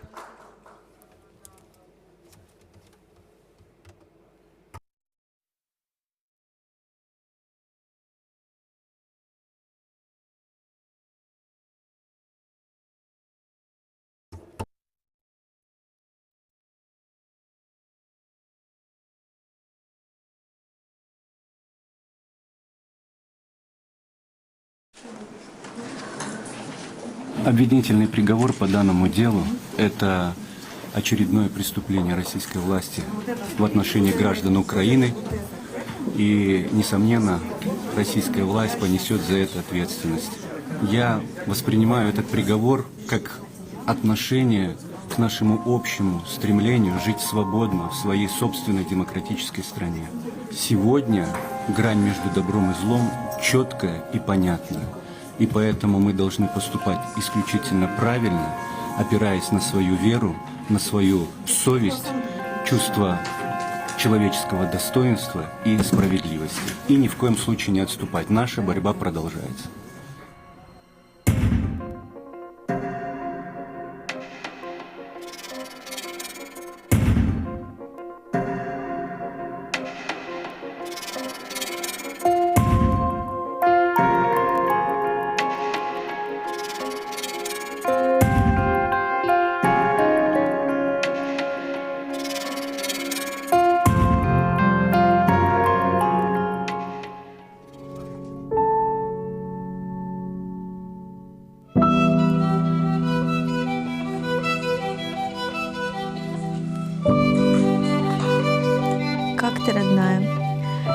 Мне не спится. Сейчас ночь, суббота на воскресенье. Я поспал днем и сейчас не могу уснуть. Думаю о тебе, о детях. Трудно думать, что они растут без меня. Особенно Ниаль. Она как раз начинает ходить, говорить, делать что-то новое и забавное. Вот боюсь, что когда-нибудь потом ее придется меня узнавать заново. Ведь сейчас меня нет рядом, а она такая маленькая. В эти дни опять навалилась тоска, как в первую неделю. Я стараюсь гнать ее подальше, но сегодня не получается. Это нужно, чтобы это чувство не терзало, иначе будет совсем тяжело. Никакие иные вещи не идут с этим в сравнение. Ты не переживай. Просто мне нужно с тобой поделиться. А с кем еще? Наверное, это из-за того, что нам не дали увидеться на суде. Расстроился. Не бойся быть слабой. Не бойся, если что-то не получится. Только прошу, не замыкайся. Живи, ходи в гости, приглашай к нам. Наша разлука может быть продолжительной, но помни, ты мой самый любимый, близкий человек. Роднее тебя и наших деток никого у меня нет.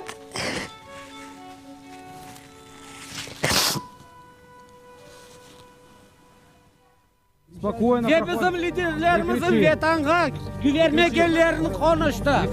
Тихо, тихо, тихо.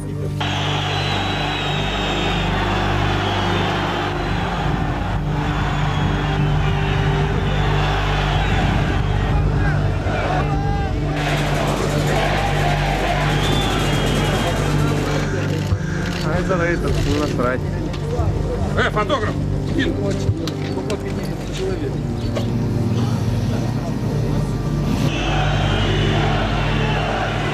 Моменты уехать из Крыма для нас, мы даже не обсуждали их.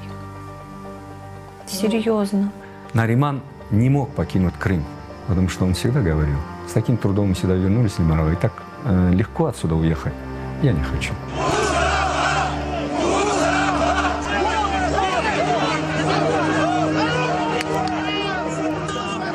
А никто, в принципе, из наших лидеров не уехал.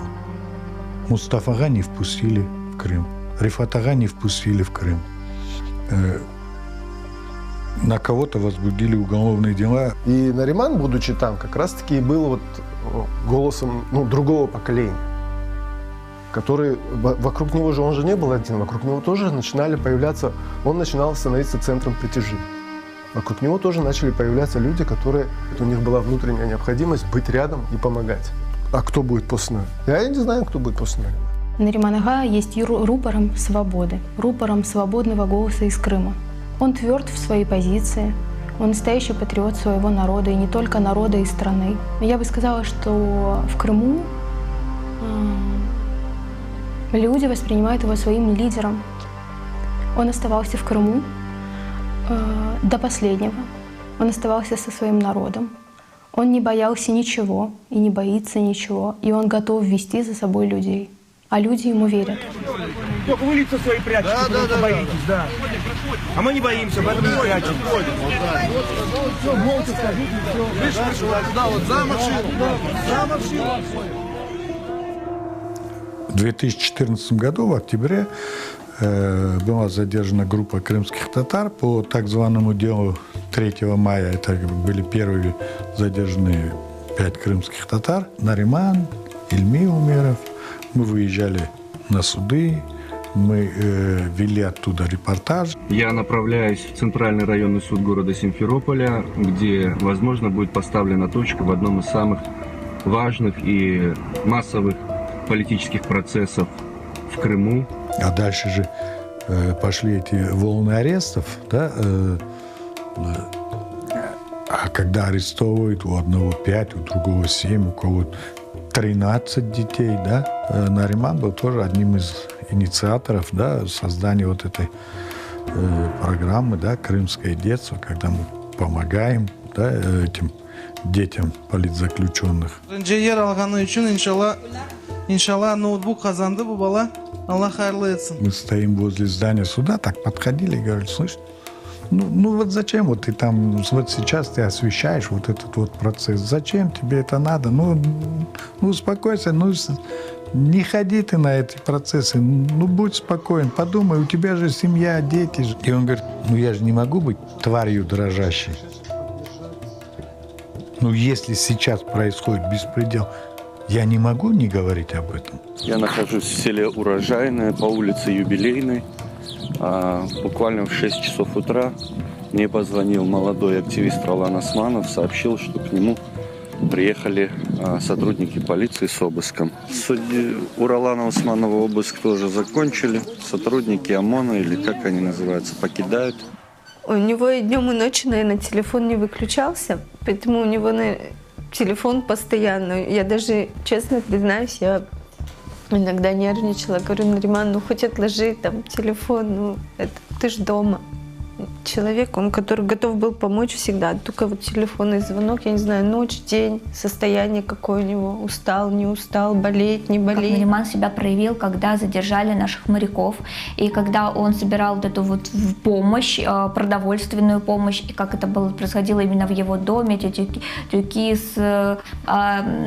и с одеждой, и с продуктами. То есть он эту акцию организовал. Но он во многих акциях принимал участие и, в принципе, был инициатором этих акций. Буквально сейчас с одного из симферопольских рынков закупили на наших ребят в СИЗО, в принципе, все необходимое, кое-что будет докупаться немножко позже. А тут можно друг на друга. Позади меня то самое пресловутое Лефортовское СИЗО, в которое были помещены 21 украинских военнопленных. Мы с друзьями, отчаянными и отважными людьми, взяли на себя ответственность привезти собранные в Крыму передачи для них, вещи, продукты.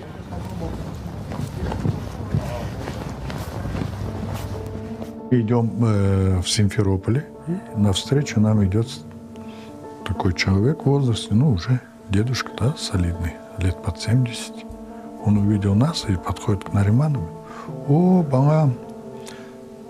Ты здесь, оказывается? Карбаба, я здесь, я никуда не уезжал, мы вот здесь. Он говорит: а не боишься?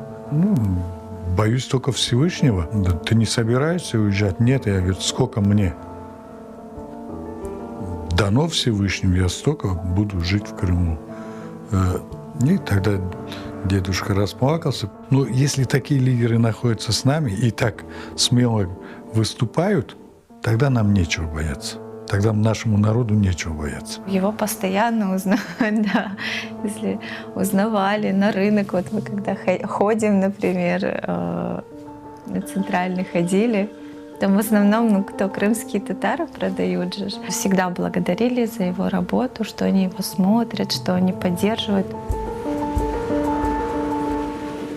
Многие в Крыму предпочитают жить осторожно. Занимаются самоцензурой, стараются лишний раз не говорить и не делать того, что может привлечь внимание власти. Мы должны разучиться говорить себе и другим. Да он сам нарывался, что ему или ей больше всех надо было. Да сидел бы тихо и не тронули бы. Нам крайне важно научиться поддерживать тех, кто, несмотря на угрозы, готов говорить правду. Именно эти люди сохранят нашу пассионарность, наш шанс быть нацией, а не просто местным населением, красиво танцующим хайтарму и угощающим туристов самыми вкусными чебуреками. В какой-то момент он задумался и говорит: ты знаешь, мне уже, вот я устал просто от этого всего ожидания. Я понимаю, что в какой-то момент они за мной приедут. Постоянное чувство такой вот тревоги, оно, меня, уже отпустило. Я уже понимаю, что если оно должно произойти, оно должно произойти. И чем быстрее оно произойдет, тем быстрее я перестану быть в этой ситуации. Но бояться и прятаться, и где-то быть в тени, я считаю, он всегда говорил, что я считаю, что это неправильно. И нам надо всегда показывать свое возмущение. Чем мы недовольны, мы должны это говорить, не скрывать своих эмоций. Активисты национального движения в Узбекистане, когда еще мы жили, когда чувствуют, что их скоро могут арестовать, они начинали одевать двое трусов и в кармане носить зубную щетку. Потому что арестовывали всегда неожиданно. С Нариманом последний раз. Я ему рассказал сказал: одевай двое трусов и носи щетку з собою. Коло, яке там змикалось навколо нього, і тих, кого кидали, його не чіпляли. А зачепили після саміту Кримської платформи. Вперше з часів окупації українського півострову я щиро вітаю учасників першого нашого саміту Кримська платформа. Вітаю!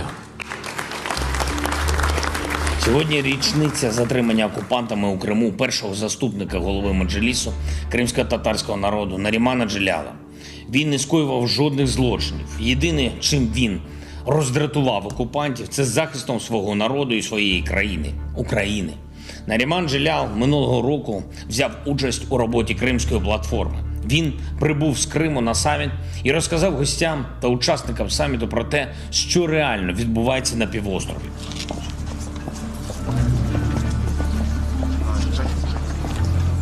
Крым, к сожалению, продолжает оставаться территорией, где фиксируются многочисленные нарушения прав человека со стороны российского государства, его отдельных органов и должностных лиц.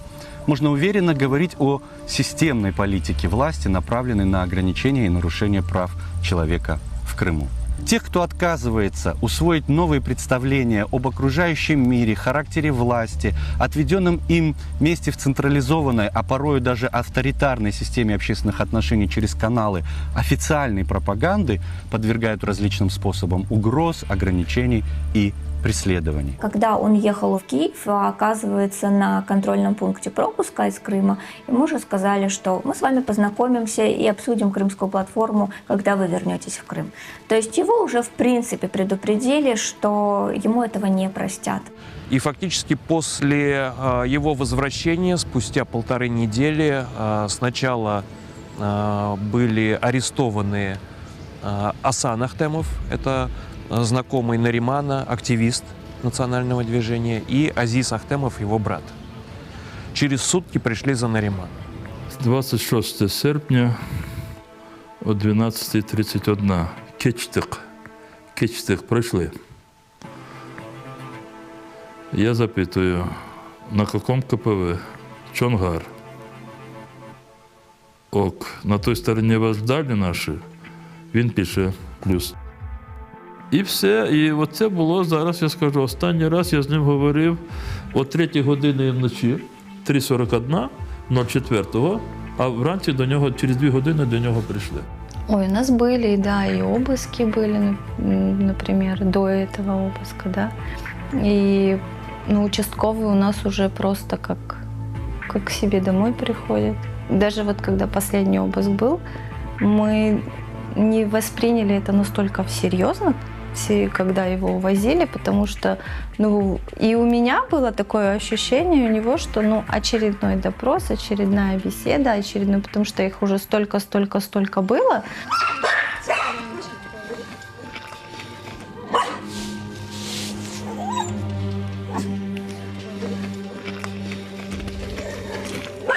В 7 утра я слышу просто вой собак, и там уже в камуфляжах люди начали перескакивать через заборы.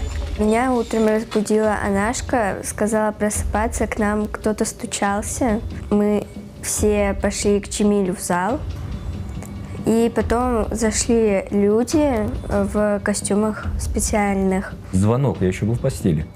Левиза дрожащим голосом, Лимарага, у нас обыск. Я быстренько подскочил, подъезжаю во двор к Нариману, машины не вижу. 2 машины в стороне стоят. Я спрашиваю, говорю, надолго, как скоро он там приедет? Нет, ненадолго, пообщаться там на полчаса. И его посадили в бусик, и его увезли. Мы тогда пытались с Эминиханом за машиной поехать, но нас заблокировали, не дали этого сделать. И вот так Наримана забрали.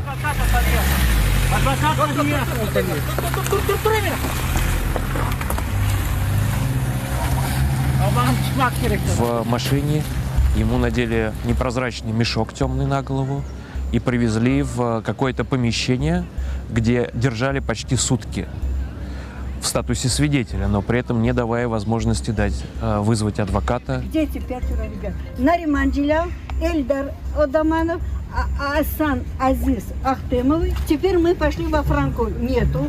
Пошли футболистов, нету. Короче, во всех Симферопольском районе нету. Не давали никому никакой информации, ни собравшимся там возле здания ФСБ, ни адвокатов не пускали, ничего. Отчетливо говорил о том, что по отношению к ним применяют пытки. Мы просто ждали, хотели узнать, в каком состоянии находится наш Нариман с ОМОНом. И всех нас заталкивали в эти автобусы, увезли, всех раскидали по разным этим и начали нам писать всякие протоколы.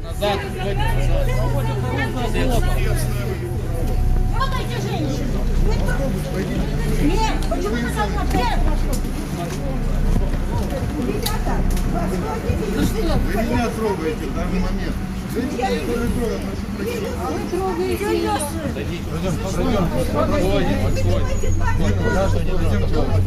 Не пойду, я не буду. Вы что делаете? Пойдемте все в автобус. Проходите в автобус. Зачем?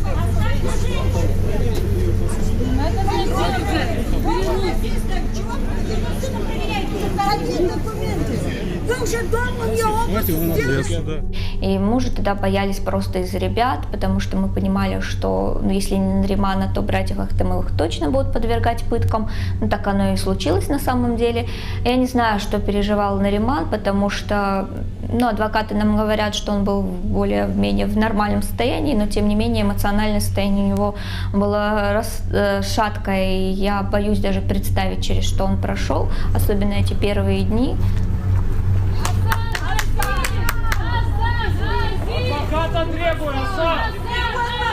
Это дело по обвинению в якобы совершении диверсии на газопроводе в Крыму, а также незаконном хранении и перевозке взрывных устройств и контрабанде взрывных устройств. Это формальное обвинение. Показания ребят Ахтема и Асана, молодых людей, которые признают, что вот там доставали взрывчатку, что их адресатом дал Нариман, сотруднику ГУРа. Потом выясняется, что показания эти были продиктованы под жесточайшими пытками средневековыми. Они даже не осознавали, что подписывали, потому что до того, он говорит, у меня мозги кипели просто, я не знал, что творится, и подписал. Их пытались заставить вот таким путем, пытая электричеством, током, с одетым мешком на голове, угрожая там пистолетом и всем остальным, их пытались заставить дать ложные показания в отношении Наримана Dzhelyal. В ходе заседания был допрошен мой муж в качестве подсудимого. Он рассказал, что, он сказал, что все, что есть, все его показания в протоколах, которые есть в материалах дела, это все ложь. Он рассказал, что все эти показания были выбиты путем пыток.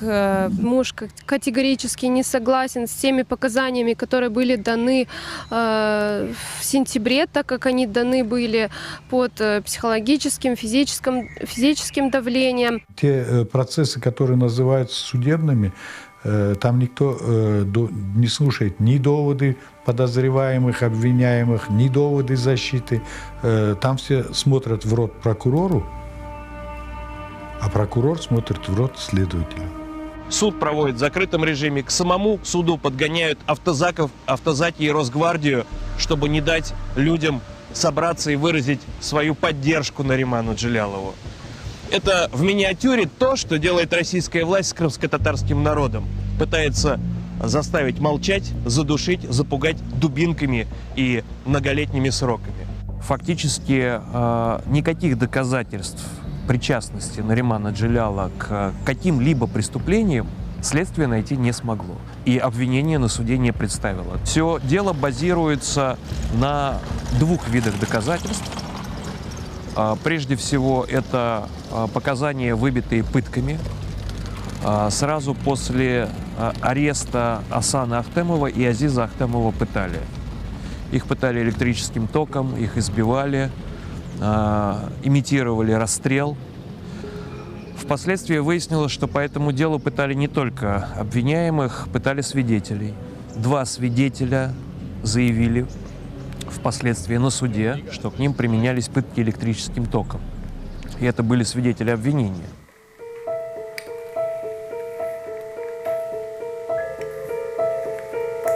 Через 4 месяца нам дали только вот возможность увидеться.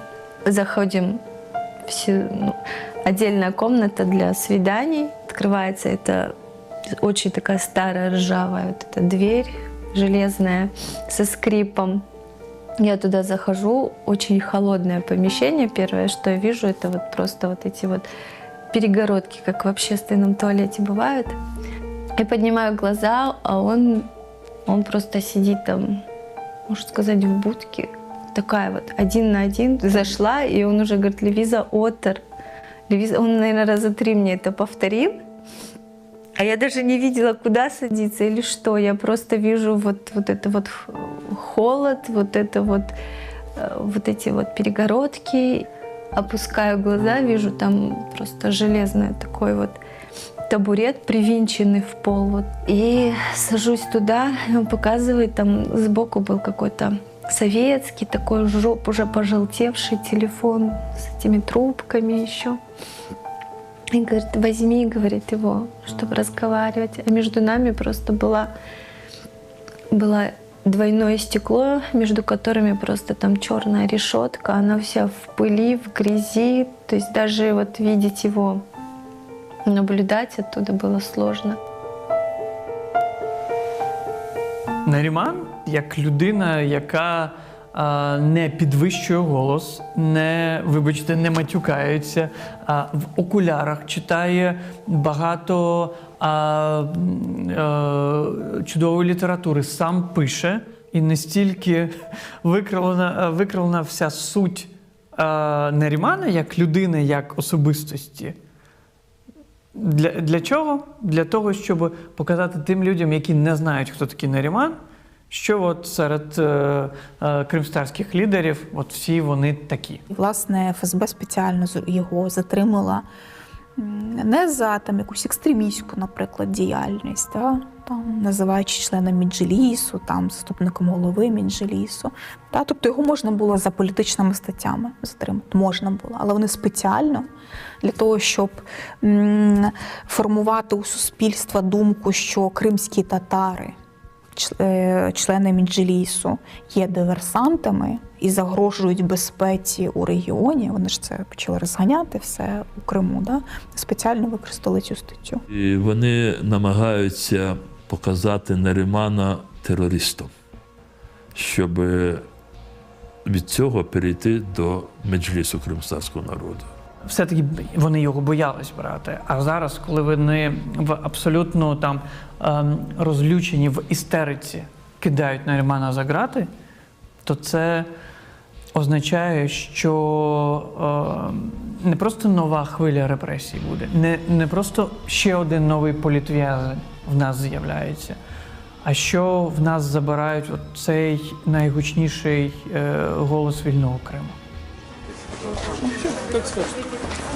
Один мой соотечественник в своей публикации на днях написал: «Разумные крымские татары не будут провоцировать свой арест, что они научились развиваться при разных условиях». Эту фразу в различных вариациях я слышал за последние 5 лет десятки раз. Другой мой соотечественник написал в комментарии, что члены Меджлиса сеют панику, и за это их необходимо четвертовать. Активистам национального движения, политзаключенным, всем преследуемым властью людям придется еще не раз услышать подобные доводы разумных соотечественников.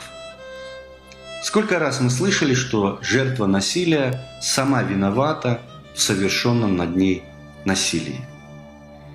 Но мне хотелось бы напомнить им, что именно благодаря Мустафе Джемилеву, Ролану Кадыеву, Айше Сейтмуратовой, Ришату Джемилеву, Изету Хаирову, Сабрие Сеутовой и сотням крымских татар, которые не боялись провоцировать собственный арест, наш народ вернул себе родину. И у меня возник вопрос: а не путаете ли вы разумность с трусостью? Сегодня Симферопольский суд оставил под пытками пожилого инвалида Эдема Бекирова, который медленно умирает в застенках российской тюрьмы. А вы молчите. Ну да, он же сам спровоцировал свой арест. Как спровоцировал свое убийство Ришат, как спровоцировал свое похищение Эрвин, как спровоцировал собственный геноцид крымско-татарский народ. Вы так стараетесь выглядеть разумными, переписываете свои биографии, удаляете прошлые публикации, стремитесь вписаться в новый русский мир. А может, вам просто стыдно за собственную трусость? Не забывайте, народ помнит как своих героев, так и своих трусов. У меня такое чувство, что я Наримана знаю всю жизнь. Хотя, конечно же, определенные года были, когда мы с ним познакомились. Это приблизительно 5-6 год. Тогда мы были еще все молоды, мы работали в газете «Авдет». Я уже на тот момент работала несколько лет в газете «Авдет». И пришел Нариман. А Нариман – юный молодой человек, он только что вернулся с Одессы, он там учился. И, конечно же, он всегда был позитивный, вот эта вот улыбка у него на глазах, он очень легко влился в коллектив. И у нас такая была мощная команда на тот момент, и все молодые люди были. Ми один одного називали «Авдетки».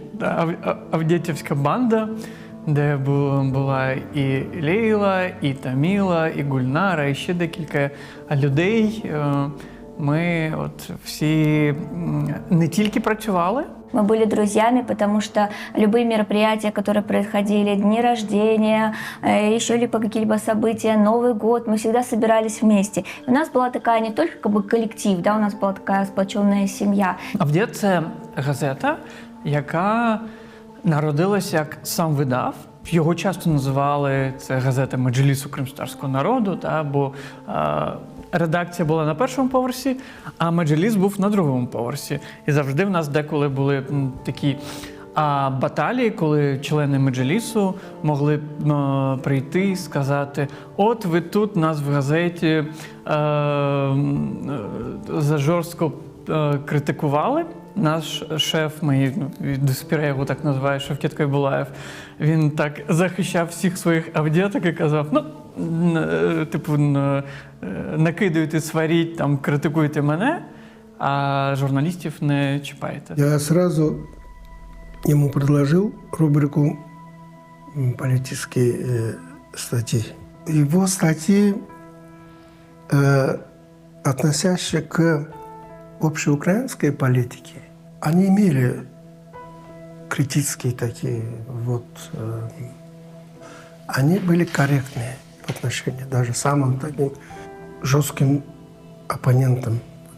Нариман Бей, как человек, который, будучи на материковой Украине и лучше нас знающий эту обстановку и какие-то политические там баталии, какие-то вот эти терки, что называется, так, в каком-то там политическом истеблишменте, он на эти темы умел, очень расставляя, что называется, правильные акценты, рассуждать. Мені здається, ми привнесли таку сміливу журналістику взагалі в кримсько-татарську журналістику, не компліментарну.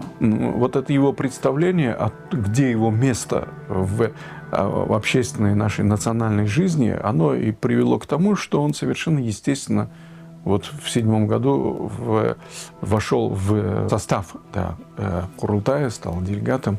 І він почав заповнювати собою якийсь простір, який не просто був вільним, а де не було таких потужних людей. Наріман себе одразу продемонстрував таким аналітичним мисленням. А Нариман учился на политологию, он политолог, то есть он у нас уже был тогда будущий политик, и на него так и смотрели. По крайней мере, смотрел на него так наш шеф, он уже тогда в молодом Наримане увидел потенциал. Очень быстро он получил популярность, завоевал популярность у читателей, его хорошо уже знали, и поэтому, в принципе, к нему стали относиться даже не только как к журналисту, но все-таки к будущему политику, молодому политику. И когда мы агитировали за него, я говорил людям: вот молодой перспективный парень Нариман Dzhelyal, люди уже его знали. И с прибольшим удовольствием тогда люди за него проголосовали. И он тогда стал делегатом Курултая от нашего округа Урожайновского. В октябре 2013 года состоялся Курултай, на котором я сложил полномочия. Там все-таки возглавлял Меджлис 23 года. Решил, не дожидаясь крымско-татарской весны, сам добровольно идти. И избрали Рифата Чубарова. Потом Рифат начал формировать руководство Меджлиса, заместителей. И в числе оказался Нариман Dzhelyal, ще там двоє молодих людей. Але він був не по роках мудрий. Така людина має бути в гущі кримсько-татарського національного руху. Я говорю: Рифат, ты не торопишься? Эти молодые люди, ты еще не знаешь их. Ну, мало ли, что журналисты там какие-то, ну, надо же работать. Пусть побудут членами Меджлиса, посмотришь по работе, потом уж... Ну, что говорит этот Нариман? Да, хорошо, он по-украински говорит, но мы-то его в деле не провели, в сложных обстоятельствах мы его не видели. Но я, оказывается, ошибался. Це політик нової генерації, кримсько-татарський, який розуміє, чим живе народ і в чому величезна цінність Нарімана. Да? Те, що він ці 8 років живе в Криму. Він має хорошу освіту, і він інтелектуал. Час таких політиків в кримсько-татарському середовищі, він дуже назрів. С первых дней показал себя, что он действительно пришел в политику не ради какой-то, может, это будет громко сказано, не ради какой-то карьеры, не ради какой-то корысти. Он действительно человек хотел сделать что-то очень такое для людей. И у него это получалось, потому что когда с ним человек один раз сел и поговорил, Он умел к себе притягивать. И самый главный у него такой был, такие способности у него были. Он мог, даже если с 3-4 людьми сидишь и разговариваешь, вот если он участвует в этом процессе разговора, даже если эти люди как-то вот друг к другу были отношения негативные или там враждебные, он сумел их объединить. Он мог своими разговорами, своими вопросами, своими какими-то беседами, он прямо на этом же месте мог объединить этих людей. Он по своей природе, он педагог, да, вот такой вот наставник как будто бы. Его манера дискутировать — это вот манера, когда вот учитель доводит до своего ученика правильную мысль, несколько раз возвращаясь, несколько раз добавляя какие-то факты. Вот у него это вот именно вот когда говорят дар. Одни говорят: «Эй, вы что, в Крыму совсем хвосты поджали? Боитесь показать свое несогласие? Миритесь с несправедливостью, молчите, когда нужно говорить. Скоро мир поверит в то, что крымские татары довольны нынешней жизнью. Развивают новый бизнес, торжественно провожают детей служить в российскую армию, устраивают концерты и ярмарки». Им отвечают: «Вы сбежали и уже не понимаете, каково это жить сегодня в Крыму. Каково это ждать, что к тебе рано утром в дом начнут ломиться вооруженные люди. За честное слово могут уволить с работы, разрушить бизнес, посадить в тюрьму. Вы не можете указывать, как нам здесь жить. Вот вернитесь и сами делайте то, чего ждете от нас. Мы без сожаления бьем болевые точки друг друга, обвиняя кого в трусости, а кого в бегстве.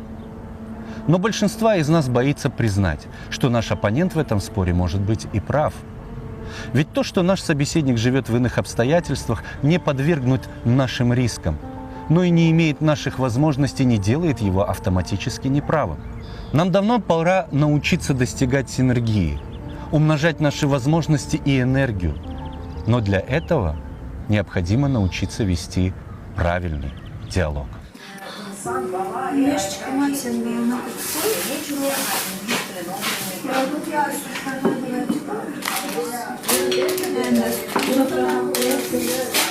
Первые письма буквально поминутно, по часу он там описывал, ну, в своем понимании, там час, потому что нет времени.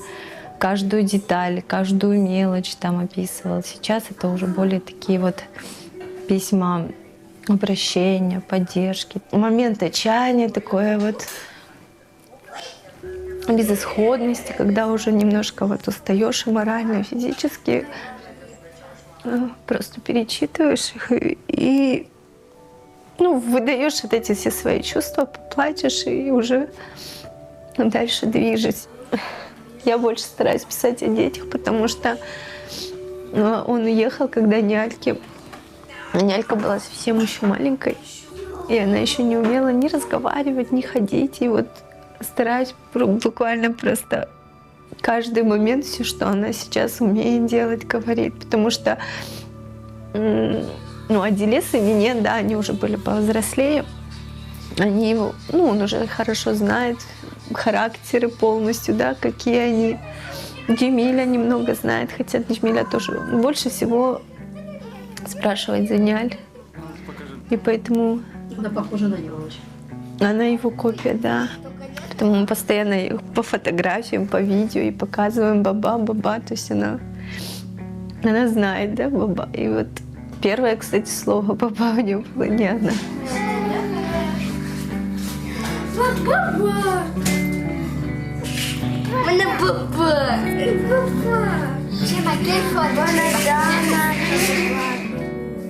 Я в своем переживаю интересный опыт проживания с людьми, общество которых я себе не выбирал.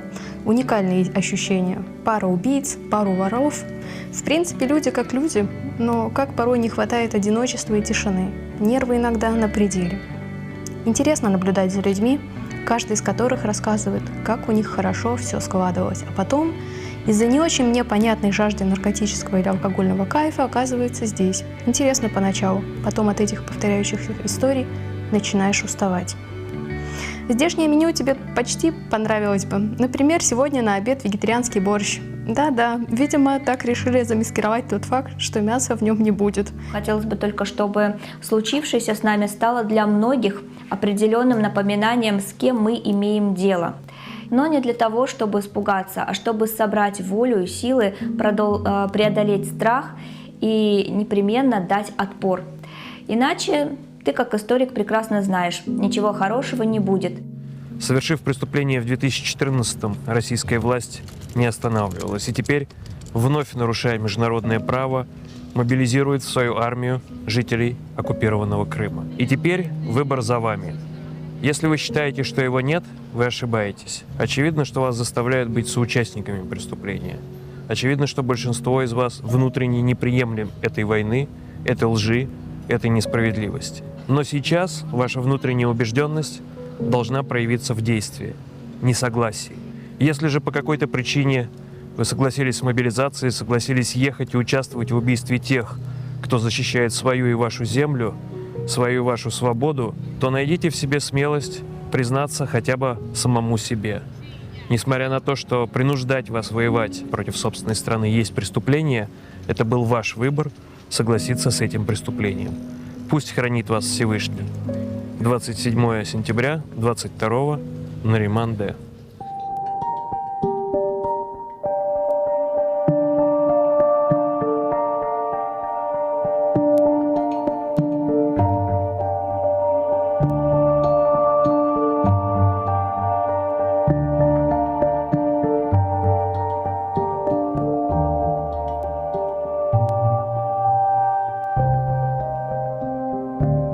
Для российской власти не секрет, что крымские татары, они ждут возвращения Крыма, они ждут освобождения Крыма.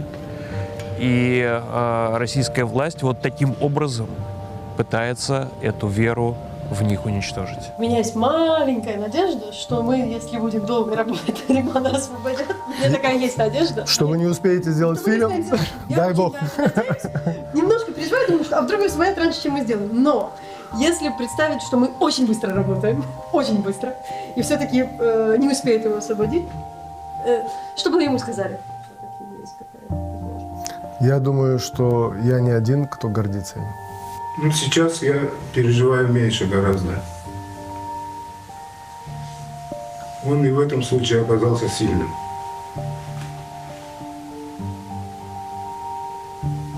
И письма, которые он пишет,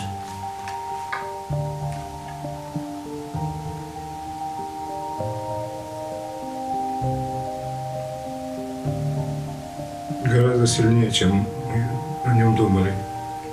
Після Мустафи Джемілєва і, можливо, Ріфата Чубарова, Наріман був найбільшим, до кого дослухаються. І головне, його дуже легітимізує суспільство кримськотатарське. Він, мені здається, загалом, як український політик, дуже перспективний. Я сподіваюся, що після того, як він вже буде звільнений, що в нього буде можливість і українською політикою в широкому контексті займатися. Я верю, что, может быть, это очень громко сказано с моей стороны, войдет ли это в фильм или нет, но, тем не менее, я верю, что Нариман — это наше будущее. Хотят ли оккупанты этого или нет, но, тем не менее, Крым останется за крымскими татарами, я в этом полностью уверена. На родине, я думаю, свою государственность мы здесь построим, и мы вместе все дружно со всеми желающими, которые у нас в Крыму жить мирно, все будем жить и процветать здесь. И я благодарен сегодня Всевышнему, что я знаком с таким человеком, как Нариман. Sağolunuz. Çok sağ olunuz.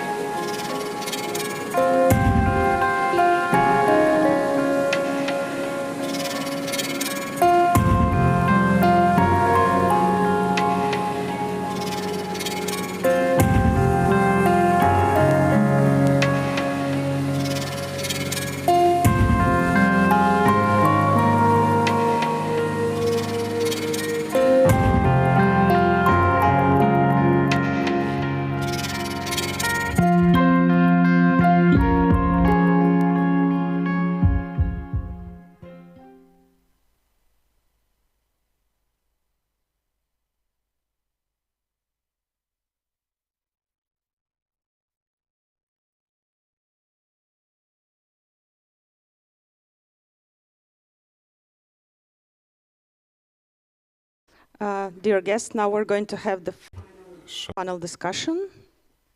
After some technical preparations, we need several minutes.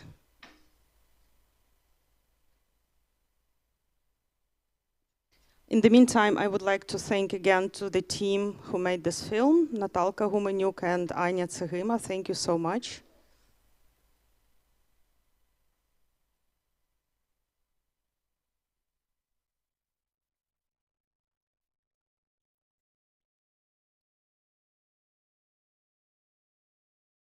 And I would like to invite our speakers, Alim Aliyev, the Deputy Director of the Ukrainian Institute. Alim? Okay, here you go. Then Rory Finin, who is the head of the Ukrainian Studies at Cambridge University, please.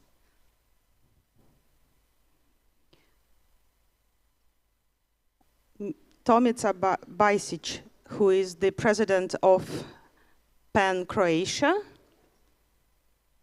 Maria Mezentseva, member of Ukrainian Parliament and head of the delegation of Ukraine at the Parliamentary Assembly of Council of Europe. And we will have also Paul Groth, who is the president of Ukrainian World Congress. He's going to join us in after some time. So this discussion is last today, but definitely not least. And we have, I think, a great team on the stage to talk about the combating of Russian narratives around Crimea, but not only. We have academia, we have practitioners, we have people who work in the cultural field. And just to bridge just to bridge us with the film that we've just seen, I would like maybe to start with Alim Aliyev, who is the deputy head of the deputy director of the Ukrainian Institute and the friend of Nariman Dzhelyal. We have seen him on the screen a lot talking about Nariman, so I would not ask you to talk about Nariman more, although maybe it is worth it. But let's jump directly to the issue of your day-to-day work. Because what I found interesting is that even prior to February 24, you were dealing with this a lot, with this issue of colonialism and anti-colonialism when it comes to Russian-Ukrainian relations. And this topic was not popular until February. Now it is. Now it's kind of just a lazy person doesn't talk about it. Just a lazy intellectual doesn't talk about it. So, and, how do you find the perception of this topic? Because you're really very active Ukrainian Institute and you're making projects all around the world, at least like in EU, at least. So do you think that there's a changes in this perception? And you as a Crimean Tatar, what myths about Crimea do you find the most striking and bad in your perception? Thank you, Maria. Good afternoon, dear ladies and gentlemen. About myths, during all of my life, Crimean Tatars just broken a lot of myths about ourselves. And first of all, I want to say that I really hope that soon there will be not need to introduce myself as a friend of Nariman Dzhelyal, because he will be free and he will be with us. It's such audiences, as well as a doctor and blogger Irina Danilovich, as well as a teacher Osman Arifmemetov, as a journalist Vladislav Yesipenko, civil journalist Server Mustafayev, and all other Crimean political prisoners.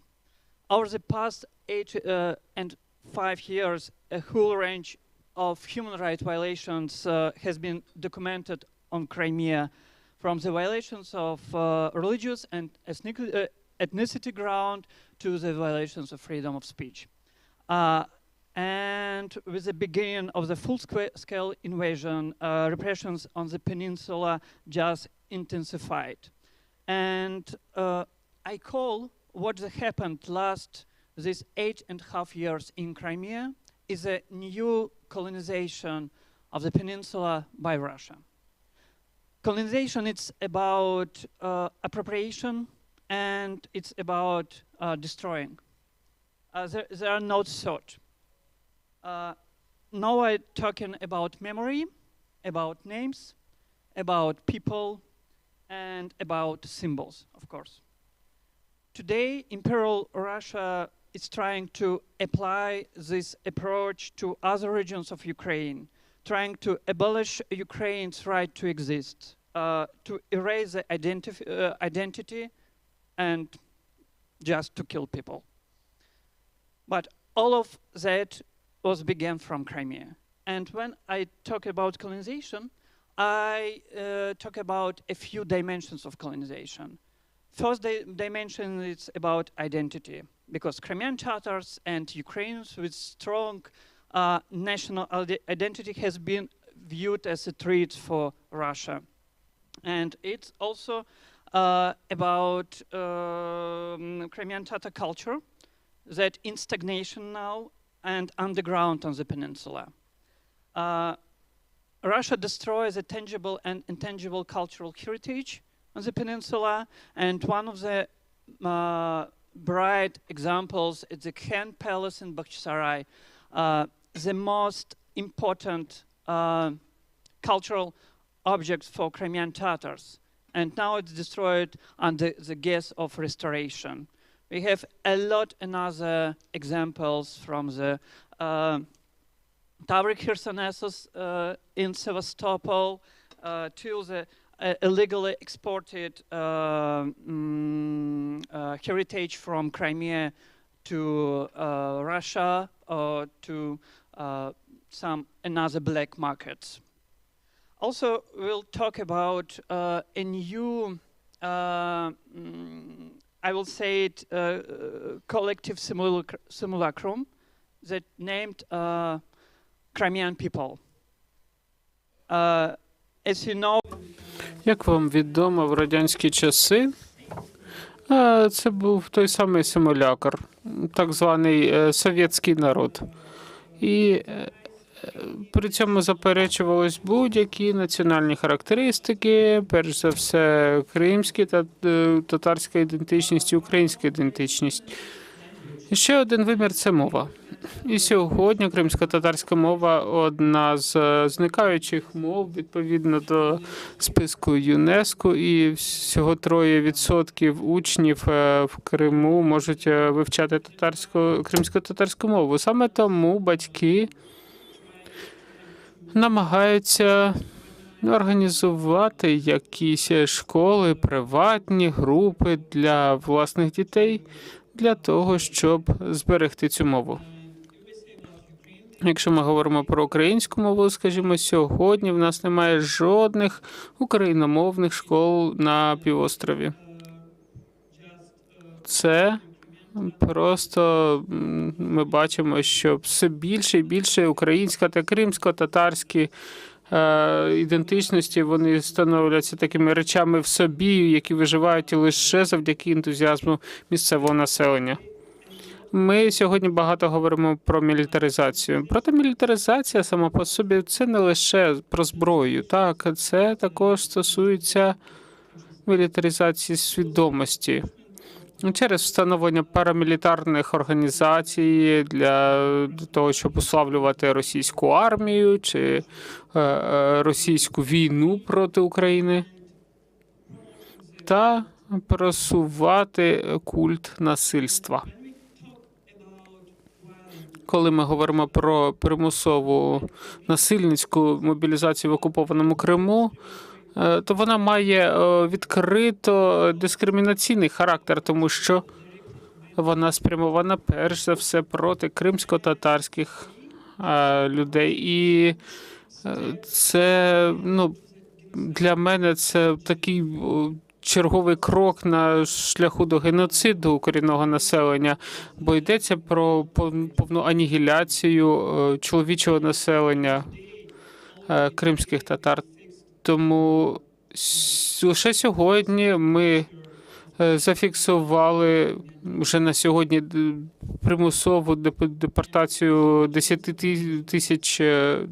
тисяч кримських татар і їхню заміну на інших людей. Ми говоримо про те, що так, у нас є люди, які виїздили за межі Криму за останні роки. Проте є й інша тенденція стосовно колонізації півострова росіянами. І це третя вже спроба колонізації та зміни етнічного та релігійного стану населення півострова.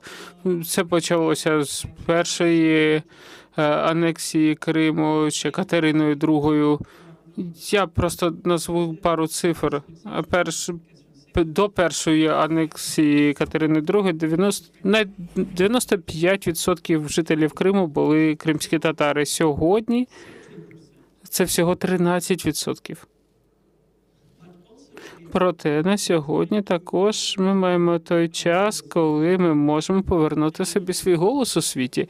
І це один з головних акцентів українських інститутів. Тому саме Кримський напрямок для Українського інституту – це один з основних напрямків. Ми працюємо над історичними і культурними наративами. Ми намагаємося підтримувати комунікацію, використовуючи сучасну культуру і розповідати про Крим, про кримських татарів, про жителів Криму, про те, звідки ми пішли, хто ми. Ми багато пояснюємо про війну та її наслідки. Ми пропонуємо такий загальний погляд на It's not only a war of Ukraine. It's our common war. It's war between Europe and anti-Europe. It's war for freedom, for the supremacy of human rights, dignity, and identity. And last, today we need from a united Europe not words of regret, but decisive steps. We need from the weapons to the creation of a common cultural and anti-colonial space. I know that we will definitely win this war.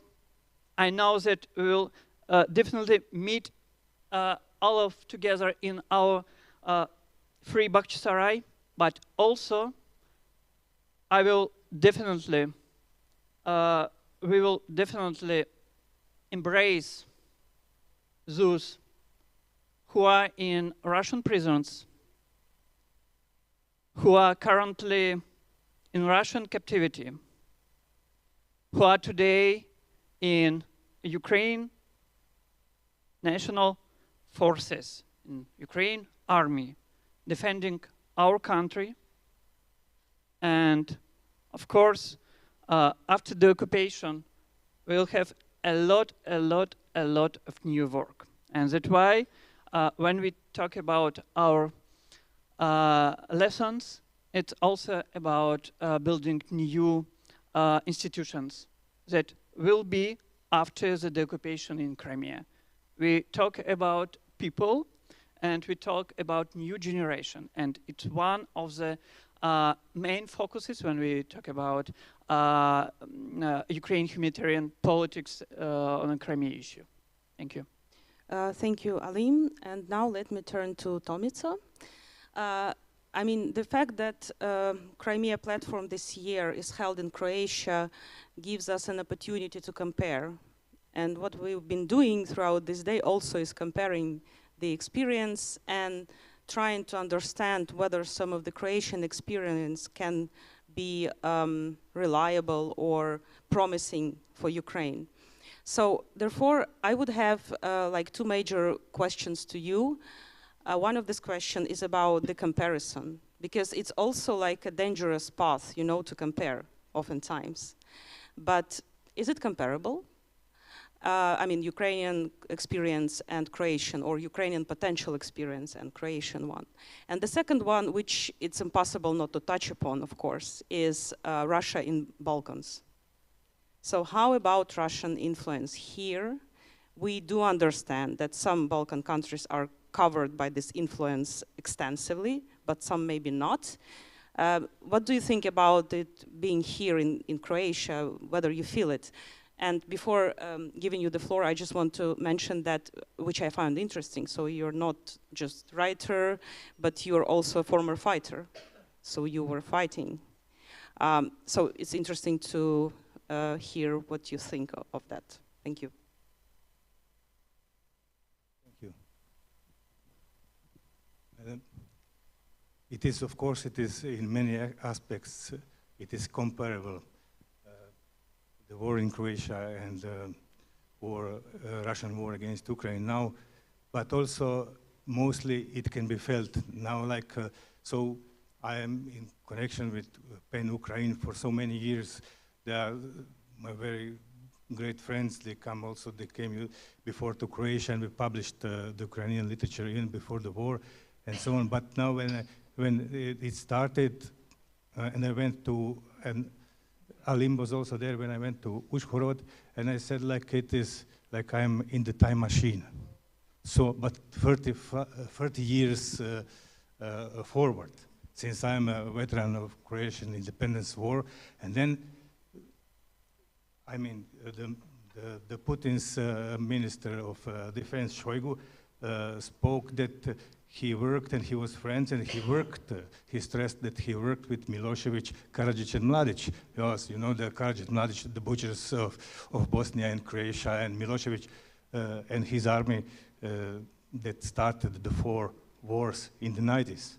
And then, of course, the same story about the endangered people, the endangered culture, about, you know, like, then there was the rebellions of the endangered people, and then the paramilitary groups start to make trouble, and then they proclaim autonomies and so on, and then now what you had now, because we were also in 2017, there was a PEN Congress in Lviv, and then we also, there was a big, it was a Congress that was on propaganda, truth against the propaganda, and and we saw all this power of Russian propaganda that spoke, and it was, I mean, it was before the February of this year, but it could be seen everywhere, and it was felt. So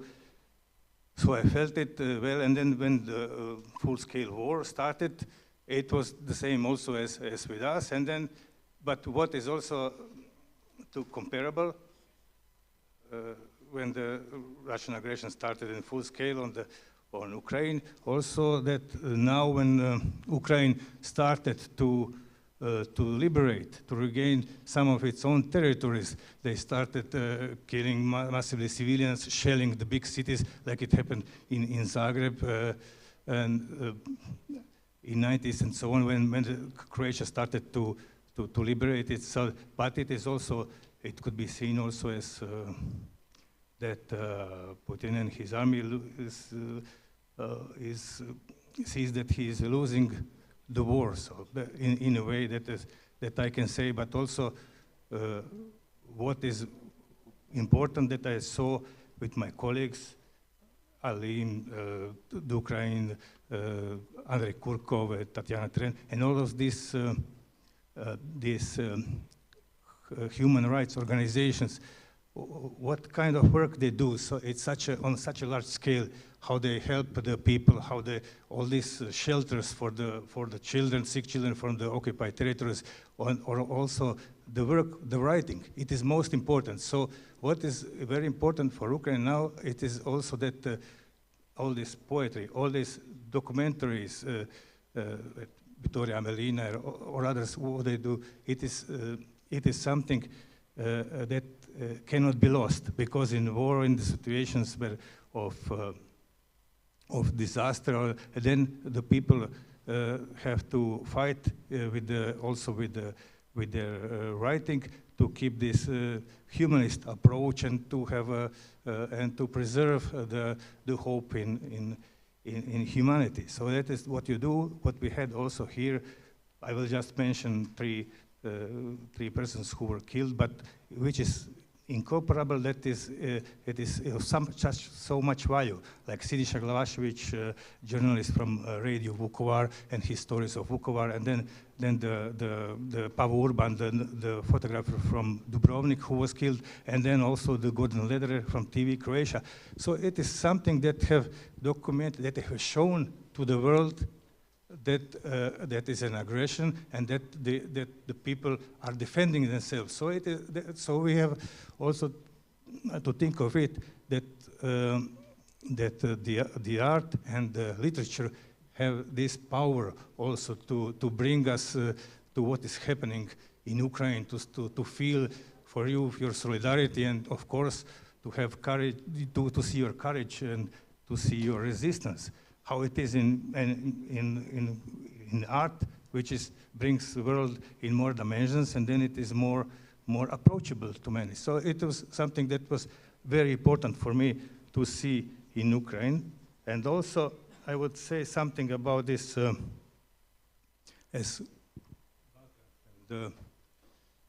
the Balkans and Russian Balkans. So like, for example, some aspects that I have noted is like story of Southern Europe also, for example. Story of Russia as the greatest anti-fascist power in World War II and elsewhere. All people in Soviet Union participated in that war. So it is also a story of alleged invincibility of Russia, so everyone has to yield to its power. And then there is a story of a struggle for great Russian culture, which we also spoke about in Uzhhorod, which is the great Russian culture, which is allegedly endangered in Ukraine and elsewhere, and which is to be protected since nothing is possible without it. It is an imperialist notion, since in Southern Europe you have Italian culture or Portuguese, where finest literature grows in Portuguese in Africa, or like in Brazil of 200,000 people, but nobody of these countries says the great Portuguese culture, great Italian culture, or also the other, or for example, great Ukrainian culture. So that is in many aspects that we return, that is also a tool, and even it is used as a weapon, this notion of the great, so we speak as writers, and then I can say that it is also, it can be used as a weapon against Ukrainian people. So also the overextending of economical power of Russia, without gas the world would freeze. In Serbia it is protection of orthodoxy, of the Orthodox Church, bonds of historical fraternity, help from Russia mostly, and reminiscences of NATO bombing in Belgrade. But of course there is this poisonous propaganda from Russia that grows. I mean, Croatia is, because of what we spoke in the beginning, we feel with you as our brothers and sisters because we went through the same thing, and we also, what Ali said, we also feel it. That is also the fight for freedom of, for the dignity of our civilization, that we belong to the Western civilization, with the civilized part that we do. Because when we went in Croatia to defend Croatia, we thought we were young generations, like students, and then we thought we just want to join Europe. We wanted to be part of Europe, European values, and what is now at stake in Ukraine. So it is also war of us all who are in this part of Europe, because if it falls, it could happen. Then the other Putins will, the other Milosevic, the other Putins will appear, and then there will be chaos. It will be not possible to live like this. So it is something that belongs to all of us, that we are part of European Union, and so we feel it. And also, I would say it's just some one thing more. It is like the Czech, what you asked about the Balkans. So mainly, you know, it is from Serbia, but it is, but mostly people are friendly here for Ukraine. But also there was this Tchaikovsky effect, which is also part of the part of this propaganda tool. So 7 days after the Russian full-scale invasion, everything was in the papers. And 7 days after that, it was written one article, Tchaikovsky was forbidden. Tchaikovsky was forbidden. And then another article, Tchaikovsky was forbidden. And one other one. And in the third one, I read it was not in Croatia, it was somewhere in London, in some theater in London. So, and then even the Putin said, oh, come on, they forbid Tchaikovsky. So it is also the part of the, and then the team in social circle and discussion was not so much more on atrocities that the Russian army committed in Bucha and everywhere. It was on this, cancel culture.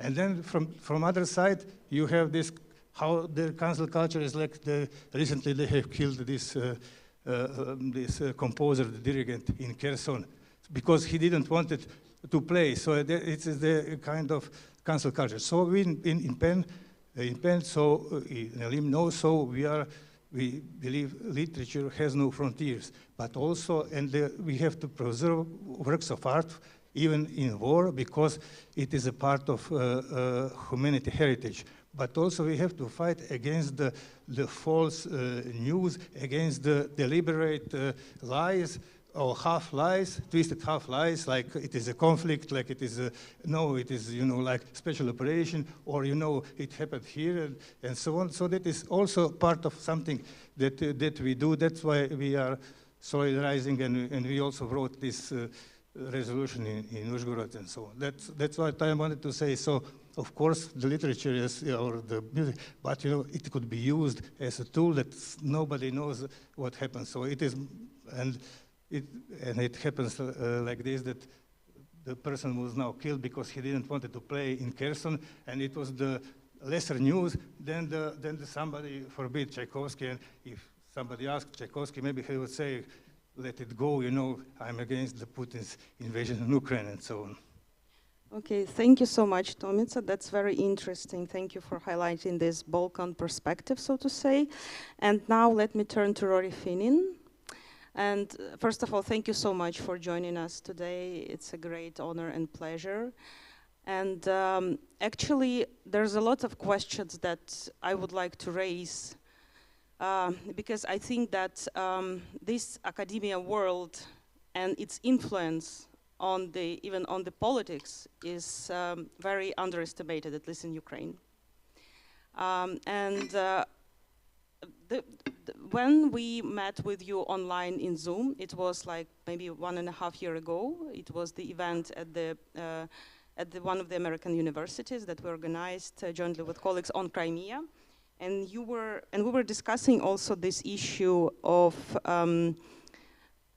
presenting certain perspective in the academic world, right? So we have the fact that Ukrainian studies, there's just a few Ukrainian studies around the world.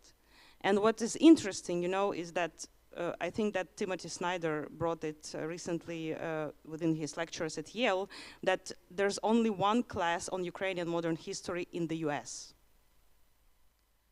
On the other hand, we have lots of Russian studies, Slavonic studies, Eastern European studies, which are mostly about Russia. So, and when we're discussing about the decolonization, maybe we have to talk also about decolonization of the studies of the academia. So what do you think about that? Do you feel that there were some, changes in the situation again after February 24, and in which direction? And do you feel that it is possible to somehow make those Eastern European / Russian / Slavonic studies more diverse? It's not only about Ukraine, it's about Belarus, it's about Georgia, it's about people, indigenous people that live in Russia itself, which are like forgotten. Hürmetli dostlar, davetiniz için çok sağ olunuz. Velmi шановні друзі та колеги, дуже Dear friends and colleagues, thank you for your invitation. Cooperation. It's a pleasure to be here, an honor.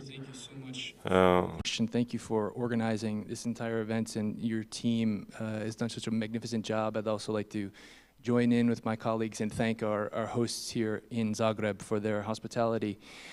What you're getting at is a really key question. First of all, the influence of academia in international relations, in the conduct of foreign policy, but specifically the field of Slavic studies, as we typically call it.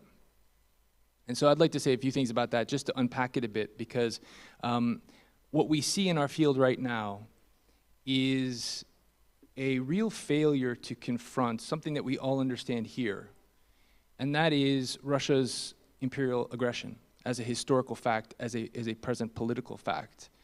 And this actually is related to a broader global problem in scholarship, because if one seeks as a young student to read about empire from a theoretical or conceptual perspective, you won't see much reference to Russia. So if we read Edward Said, Annibal Quijano, and others, there's not much reference at all to the Russian Empire. And so this failure to see what is before us, to recognize the elephant in the room, has produced a lot of poisonous effect. On top of it, we have a lot of Western scholars who fall into the trap that all researchers do eventually. That is, we get too close to our object of knowledge, and what often happens is we project our own culture, our own, let's say, value system onto that object of knowledge. So what we have is, with a lot of Western scholars, people who are observing when they look at Russia historically. They're observing, for instance, the samizdat culture in the Soviet Union. Maybe today they're looking at contemporary Russia and they're focusing on the anti-corruption movement. That is, they're focusing on things like Russian liberalism, projecting their own views, their own values, applauding and identifying with those things, without understanding, as Ukrainians all do, that Russian liberalism ends where the Ukrainian question begins, as Volodymyr Vinnichenko put it a long time ago. So what we have in academic work is a failure to acknowledge this particular historical fact, that Russia is an expansionist land empire. If the British colonizer stepped off a boat, the Russian colonizer dismounted a horse. Or as the historian Jeffrey Hosky put it, Britain had an empire, Russia was an empire, and he adds this qualification at the end, and perhaps still is, quote unquote. I don't think he would qualify that any longer. And so in our field, we have failed to notice this absence, this gap, this blank spot. We haven't explored it as we should have. And that has led, for instance, for people not even to mention the term settler colonialism, which in the context of Crimea is the key historical phenomenon in its history, the key historical phenomenon. So without recognizing that, it's had profoundly grave impacts on us all, particularly from an analytical and academic perspective. Because, for instance, from a Western scholar's perspective, if you look at the discourse about Crimea and Crimean politics and society since 1991, what you see is that there is typically a discussion about three alienations. That is, a relationship between three different ethnic groups navigating the political terrain on their own terms. Crimean Tatars, Ukrainians, and Russians. But never in Western scholarship is the term colonialism used, which means we weren't even thinking about the needs to apply decolonial and decolonizing methods and tools, things like electoral quotas, official apologies, Truth and Reconciliation Commission. We weren't learning from experiences of settler colonialist societies in the Australian context or the American context. And we should have been applying these ideas to Crimea from the start, as elsewhere over parts of the former Soviet Union. But it's not only that, because we have, with the case of Russia, an expansionist land empire that's never reckoned at all with the excesses and crimes of that expansion. And so that, in particular, has been something that we as scholars have not confronted. So this gets us to the question of Ukrainian studies and Slavic studies as it stands now in places like continental Europe, the United Kingdom, and the US. What I'd like to say about this is we have to first understand why we didn't see and why we didn't study to the extent that we should Russia's imperialist aggression. I think the first reason is simply, and I think this word was used earlier, actually I think Maria, you used it, intellectual laziness. Intellectual laziness is the primary, I think, culprit for a lot of this. For instance, you will find case after case after case of Western scholars absolutely accepting uncritically concepts and notions like a Slavic brotherhood, an East Slavic family, for instance. You see them accepting uncritically terms like vosojedinение, reunification, a term that has been specifically used over centuries to obscure and conceal the acts of imperial expansion perpetrated by Russia and the Soviet Union. We saw it, the term used in 1939 when Polish territory was annexed to both Soviet Belarus and Soviet Ukraine. We, of course, saw it in 2014 with the annexation of Crimea. So that's the first primary reason here, an intellectual laziness that we need to confront. The second thing is, I think, even harder for a lot of Western institutions to confront. And I think we might call that colonizer solidarity. I've encountered this in the UK for over 14 years, and I can report at least it's getting better. What I mean by colonizer solidarity is that states that have a tradition of being a colonizer with colonies have this quiet sympathy for each other. This is a logic that tends to treat with impatience countries and societies along the former margins of the empire, who look at so-called small nations or non-historical nations with some kind of disdain and marginalize the study of those places accordingly. And that's why fields like Ukrainian studies, Krimsko-Tatarskoznavstvo as well, Crimean Tatar studies have been forgotten because of this unfortunate logic that empires should stick together, that we should have these notions of great powers and think of each other in those types of fellowship terms. So those are the two issues that I really wanted to confront. What this intellectual laziness, by the way, has done is it fails Maria to even notice the sources that we have. So in the case of the history of Crimea, all of you will understand this and know this, but when it comes to this notion of the perpetual or eternal Russian land in Crimea, we have Western scholars perpetrating this very idea without acknowledging the fact of settler colonialism that has effaced the indigenous peoples of the peninsula, like the Crimean Tatars, Krimchaks, and others, and then replace them, as we've seen repeatedly. We're seeing horrific echoes of this right now in other places in occupied Ukraine. So scholars have just quite literally decided to ignore this material, thinking that, for instance, reading Lev Tolstoy or reading Damos Sobachkoy is more interesting. And that is a huge institutional failure on our part, and I feel as though it's important in these types of settings to say it out loud and to get it out there in the open and confront it. But we also have, in the case of the Soviet period, an ignorance of sources that quite explicitly say that they're trying to create a new Crimea with a Russian form. Сделать Крым новым Крымом со своим русским укладом. These sources are there for us to see. These documents exist. But again, there's been a, I think, strategic campaign to ignore them. Sometimes that campaign has been driven by intent, sometimes it hasn't. But nonetheless, it needs to be confronted. So that leads us to the present moment. And I do think there is a legitimate and actually very welcome interest in Ukraine. It's quite urgent. I do think it's very enthusiastic and well-intentioned. Right now, we're seeing a lot of funding being directed, I think rightly, to supporting displaced Ukrainian scholars in various Western institutions around the world. The issue always comes down to two things: institutional will and funding and money.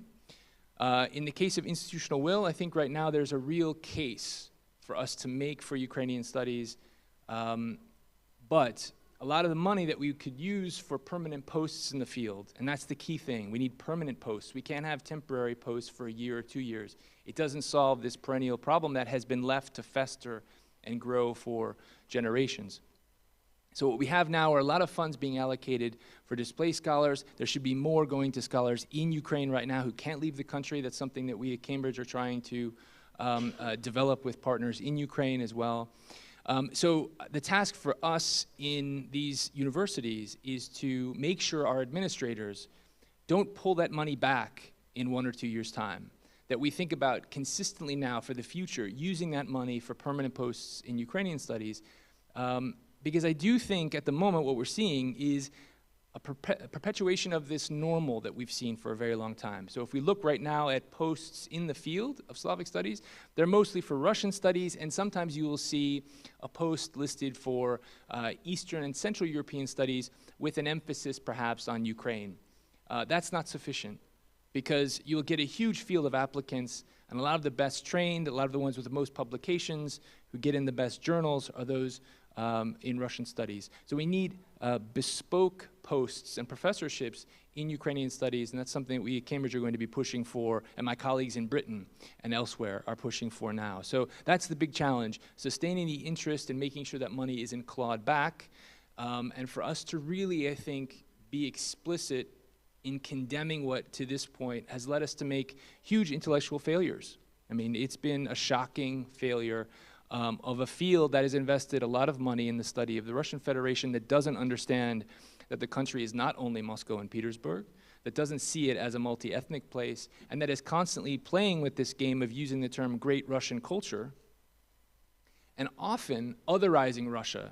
You know, they often will cite, I'll be in a convention like this one or a conference like this one with colleagues in Russian studies who will openly talk about Churchill's characterization of Russia as a riddle inside an enigma beneath a mystery. You remember that phrase, which I'm paraphrasing, of course. That othering of Russia is not healthy because it allows people to not really study the country closely. It just becomes another way to look at it as this big unknown thing that we can never understand. And the truth is, we should have been investing a lot more scholarship and support for scholars on the ground, seeing, for instance, this pathological, poisonous aggression bubbling up in Russian society. The fact that we didn't see it is a major issue that we still need to contend with for a long time. Thank you, Professor. That's why I think actually that historians are the best experts on current Russian-Ukrainian war, at least in the West. No, honestly. So before turning to Mr. Grot, I would like to introduce one more distinguished speaker. As far as I know, he's here already via Zoom, and he will make a closing remarks. We're very delighted that Ambassador Taylor, who is a former ambassador of the US to Ukraine, and currently he's with the Institute of Peace, joined us today. Thank you, Ambassador Taylor, and we will turn to you very soon.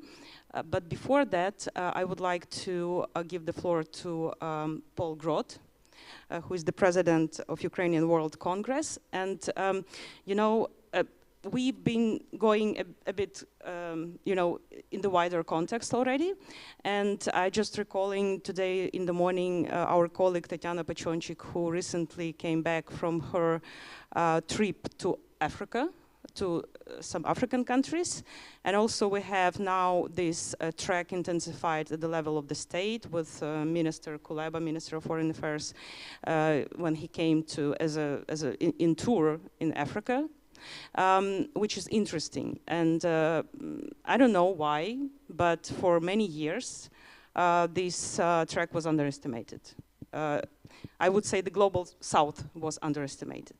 And I'm wondering what's your take on that, on all of those issues, on the decolonization, etc., and how do you feel it as a head of a great and huge organization for Ukrainian diaspora? So, and do you see any perspectives for Ukrainian diaspora to intervene in this situation, especially in the global south, which has its own problems with the perception, so to say, with the topic of colonialism and anti-Americanism, etc., etc. So, what would you say about that? Thank you, Maria, and pleasure to be here. I think starting off with that whole sort of theme around Africa and Latin America, that has been, I'll call it a neglected area for one reason, and that is Ukraine has really had a Euro-Atlantic trajectory, and I think that's really been the key focus, is ripping out of Russia's grasp. And it was not just about the geopolitics, but it was also about the mindset of the Ukrainian people. And I believe today, more so than ever, the Ukrainian people are committed, focused, and Europe has committed to Ukraine's Euro-Atlantic trajectory. So now that we've got that in line, which I think was really the first priority, is now looking at the rest of the world, because we've also seen that Russia is very actively creating a bipolar world where it's the transatlantic community, the democracies of the world versus everybody else. And we've seen at the United Nations, where we've been very active working together with the Ukrainian mission there, that they're working very hard to maintain that support, but it's also developing that support.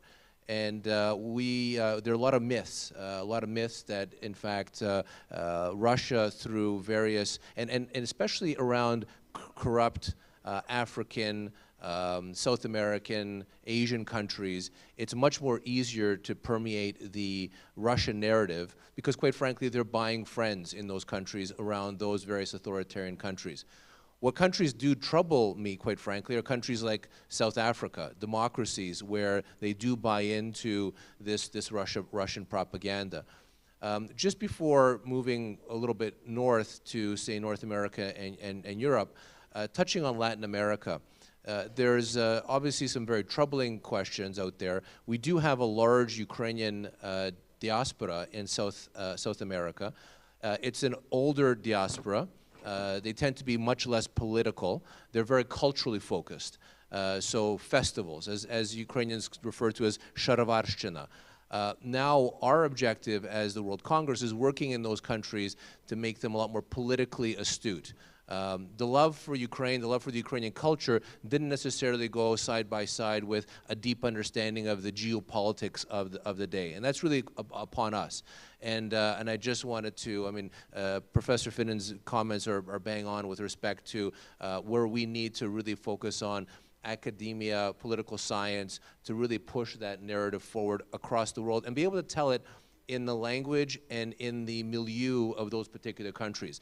And I think that's really where the Ukrainian World Congress is focusing our efforts, is to make sure that in Brazil there's a Portuguese narrative, or the Portuguese language. In Germany there's the German narrative, et cetera, et cetera. Our communities in Africa and Asia are still very small, but they are becoming more active, they're becoming more sophisticated. So I see a lot of that happening. But what I wanted to just spend a couple of minutes on is really the whole question around the myths about Crimea.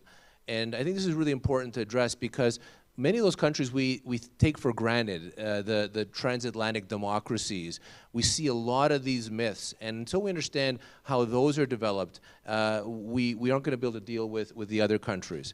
First of all, if we look at, from a global perspective, some of the myths we hear about and we see is things like, Crimea was an unfair gift to Khrushchev. Crimea is full of Russian speakers and they all want to be part of Russia.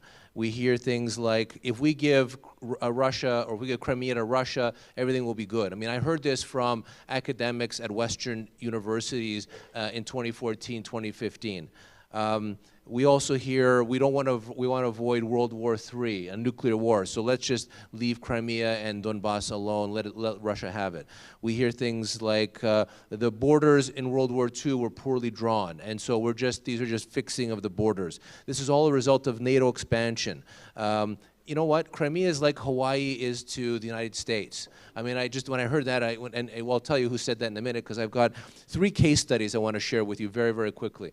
The first case study, I was going to start with Elon Musk first, but I'll start with Donald Trump first, because he's more simple. Donald Trump was known for saying that, well, Crimea is full of Russian speakers. I mean, he didn't come out publicly, but we know he said in a lot of his statements that because it's full of Russian speakers, then, look, it should be part of Russia. But then when we look at somebody like Elon Musk, I mean, it's quite astounding that somebody who, professes to be a friend and supporter of Ukraine, he says things like, whether we like it or not, Crimea is absolutely seen as a core part of Russia by Russia. Crimea is also part of critical national security importance to Russia and is their southern naval base. From their standpoint, losing Crimea is like USA losing Hawaii and Pearl Harbor. And you know, it goes on, and we see this disinformation that's coming from Russia permeating the tops of government, the business elites, and that's very, very troubling. There's one last sort of quick case study I wanted to share, and that's perhaps a little less known to most people, but to Ukrainian Canadians, and I am from Canada. It was really dear to heart very recently. Recently appointed or elected Premier of Alberta. And Alberta, as you may know, is a Western Canadian province. It's a very large Ukrainian Canadian population. In fact, its capital, Edmonton, is often referred to as Edmundchuk. And so when you have the Premier of a province make a statement like the borders of World War II, after World War II, were poorly drawn, that Russia is only trying to protect themselves from NATO, and that Crimea is Russia-speaking, and she claims to have some Ukrainian blood. I mean, that demonstrates the extent of the naivete that's out there among the political elites in some parts of the world. So you know, those who know me know that I don't like to just say what the problems are. Otherwise, I find people just fall into depression, and I'm a positive type of person. So I always look for what's the solution. So we see there's a lot of different disinformation. We see it's happening all over the world, whether it's Africa, whether it's Asia, whether it's Latin America, and surprisingly enough, at home in North America and in Europe, all throughout Europe. So what do we need to do? What's the solution? Well, first of all, there's no silver bullet. It's work. It's basically telling the truth day after day. The advantage here is that truth is on our side. We just have to make sure that we're telling it. And we're telling it in public forums. You know, it's important for us as the global Ukrainian diaspora to get out there on the streets, for people to see our flags and for people to see our banners. And it's easy to sort of associate with that and say, look, these people are dying in Ukraine. We need to get behind that. But when you get into more nuance, and that's where Russia plays a brilliant role in their disinformation campaign, is that you have a lot of their, whether agents or useful idiots, are saying things like, yes, we support the Ukrainian people, but we also have to think about the Russian minorities. And that's what Russia does very elegantly, where they're able to introduce that little bit of doubt. And people, even people who are strong supporters of the Ukrainian people today, because I look at it, the world today is divided into two. Ukrainians and friends of Ukraine, and what I call zvirsky narod, the orde, you know, people who just can't live in a civilized society. But even those people who are friends of Ukraine are falling prey to this. So it's really important for us to call out those myths and continue to call out those myths. It's important for governments around the world to take decisive actions. I know it's hard for democracies to end, say, Russia Today and other Russian channels. I mean, we fought that since 2014, and it wasn't until after February 24th of this year that we were able to convince Western governments to get rid of these Russian propaganda machines. Governments also have to take a proactive role. And you know, one great example is what the EU is doing with Stratcom. But we need other governments to be doing more of that. And it's really about the information flow. So it's about, and so that's at the government level. But as civil society, we have a key role here, is working with those communities, is working in those African communities, in those South American communities, and be able to work with your friends and colleagues. Because you know, politics is a people game. And it's really important for people of the world or Ukrainians around the world to make sure that they're actively spreading the right narrative. Thank you. Thank you so much. Very interesting presentation.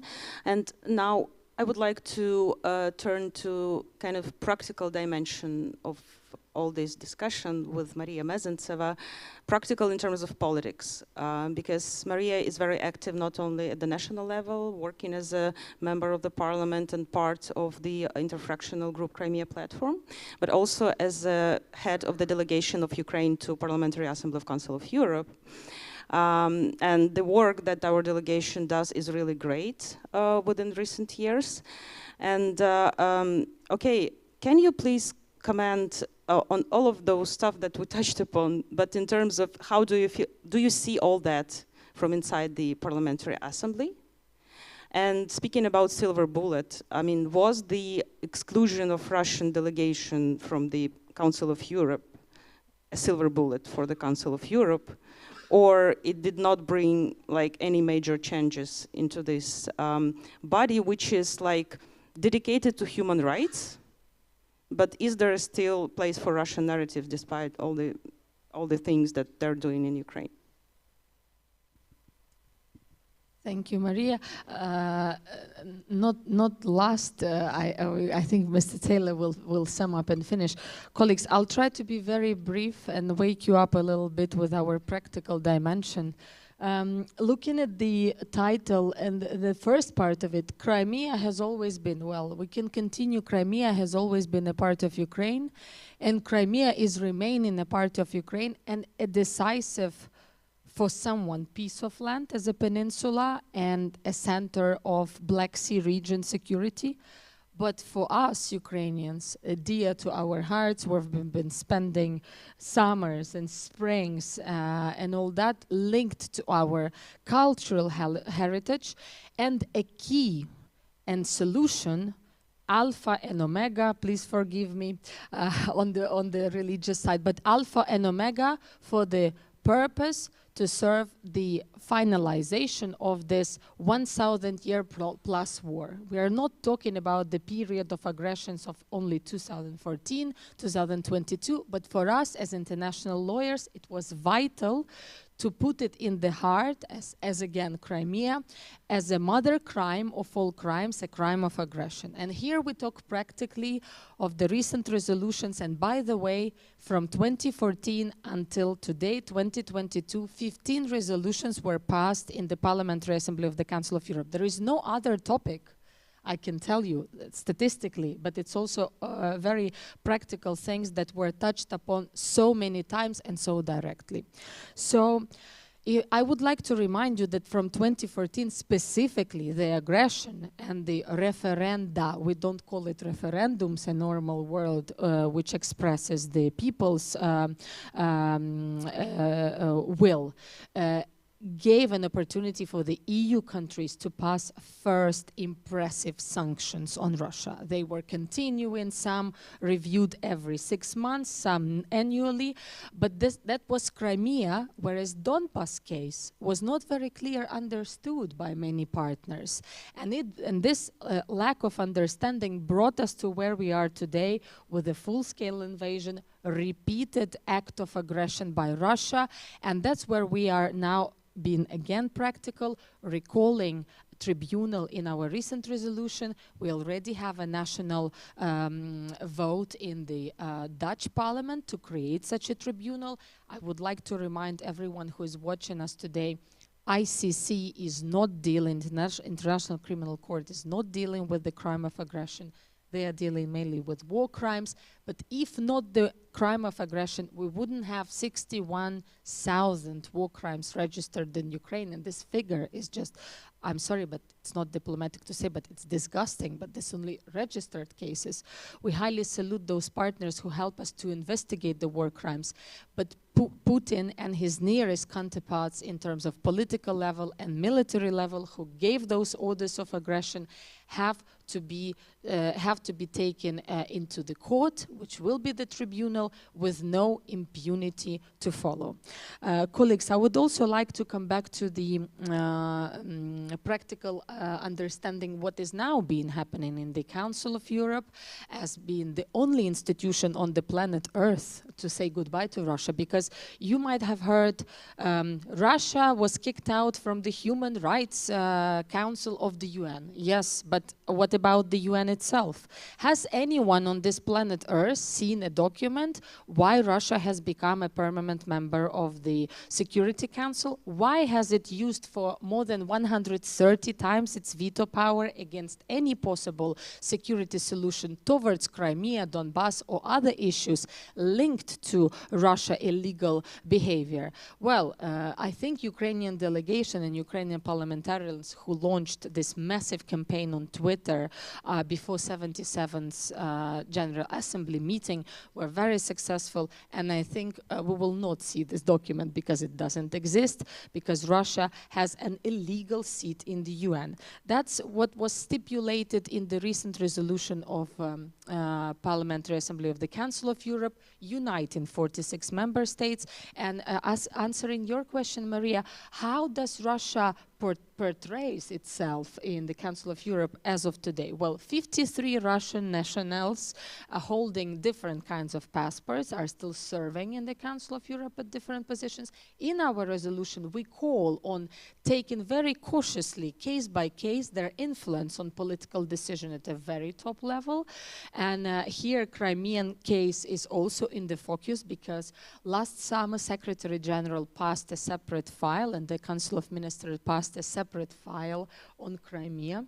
And the title, I have to recall it, Human Rights Situation in the Autonomous Republic of Crimea and the city of Sevastopol, in the brackets Ukraine, you know, so it's in writing, even underlines that it belongs to Ukraine, and no other perception will be taken seriously. So you might say, okay, resolutions are not something that might be surely implemented directly. I can tell you that in more than 400 speeches since the 24th of February in the Council of Europe dedicated to Ukraine, from the day one when we kicked out Russia from every possible level of the Council of Europe, up until today, recalling our parliamentary dimension of the Crimean Platform last year, coincided with the 30th anniversary of Ukraine, where we were thinking that representation of governments and presidents' offices is important, but it's parliamentarians who were voting for this numerous resolution in Parliamentary Assembly of NATO, Parliamentary Assembly of OSCE, and of course Council of Europe.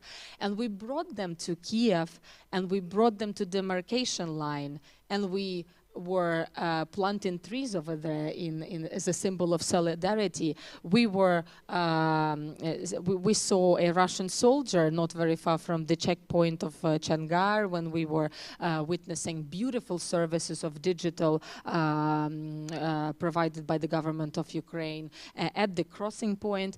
And you know, these parliamentarians who were there representing at least 15 member states of the Council of Europe will never forget it.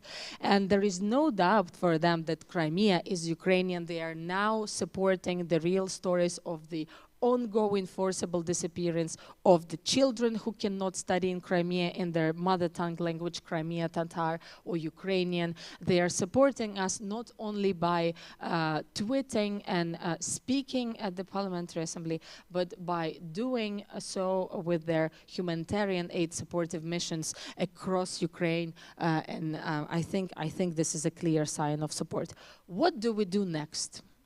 I think the two mechanisms we have suggested, and I will try to finalize here, even though I can talk forever. Sorry. This is again the joint mechanism for reparations, because I'm sorry, every country on this planet who supports us with the taxpayers' money has to understand that we can use the frozen assets of the Russian Federation, and here the formula has to come up from the European Council, of course, but also other member states. And this is due to the progress of our Minister of Justice to proceed with it. But again and again and again, tribunal, no impunity, investigation of war crimes. And as a representative of Kharkiv region, coming to the Crimean Platform from Izum and from Vovchansk and from other recently liberated territories, I have to pay the tribute to every Ukrainian who is fighting on his and her own frontier today. I want to pay the huge support to the Crimean Tatars who are here with us. And I do believe that the state policy, the president's strategies, the Crimean Platform Inter-Parliamentary Group in the Ukrainian Parliament are doing not just wordings, but also things that are progressive and active. And of course, with your support, we will achieve this victory very soon. And we have to continue the anti-propaganda strategies, because if you remember, colleagues, not many foreign partners could realize that water supply tube at the Kherson region was never used for the purposes of humanitarian ones, but only for the military purposes. That's why Ukraine insisted on not supplying water to the peninsula. At the recent events when BBC, CNN, Fox News, I don't know, I can recall every possible media in the world were asking, so how would you reply to the recent events at the Crimean bridge? Well, it's called Kherson. Sorry, it's called not the Crimean bridge. Even here, you know, we want to articulate it properly. So if Russia claims it a humanitarian route to the peninsula, we underline the peninsula of Crimea has become a military base for this 9 years of war starting from 2014, and we have to finish this with our victory and with the support of the whole world. I want to recall as the last point, Crimean Platform Parliamentary Summit, not only the parliamentary dimension, but in general, Crimean Platform is united 1/3 of the planet Earth around Ukrainian Crimea. And the victory is inevitable. Thank you, dear colleagues. Teşekkür. Thank you, Maria, for your speech and for the work you do. We see you all the time near the front line and with this in the field, so to say. And I would really like to offer to all of the participants, because I've seen that Professor was taking notes all the time, so probably you want to react. But before that, as we have distinguished guest joining us online, Mr. Ambassador Taylor, I would like to turn to him. Ambassador who used to serve as US ambassador in Kyiv for a long time, and now he was dealing also with Eastern Europe issues, so to say, for a long time, for decades probably, and now he is very active as an expert on Ukraine, commenting on Ukrainian developments and on Russia. And Ambassador, probably you've heard our discussion, and we would appreciate if you provide us with this the perspective from the other side of the Atlantics. So how it looks, how this discussion looks like for you.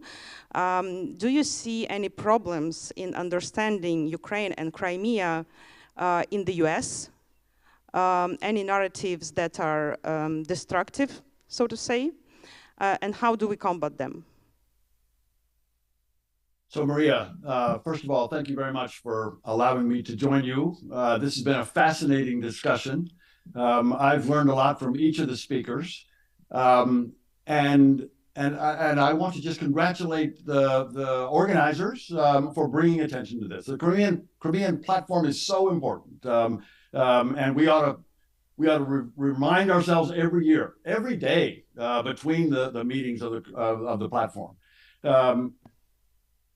And the question that you had up, which is Crimea has always been connected to Ukraine. It has always been connected to Ukraine. And Maria, you mentioned at the outset Timothy Snyder, Professor Snyder.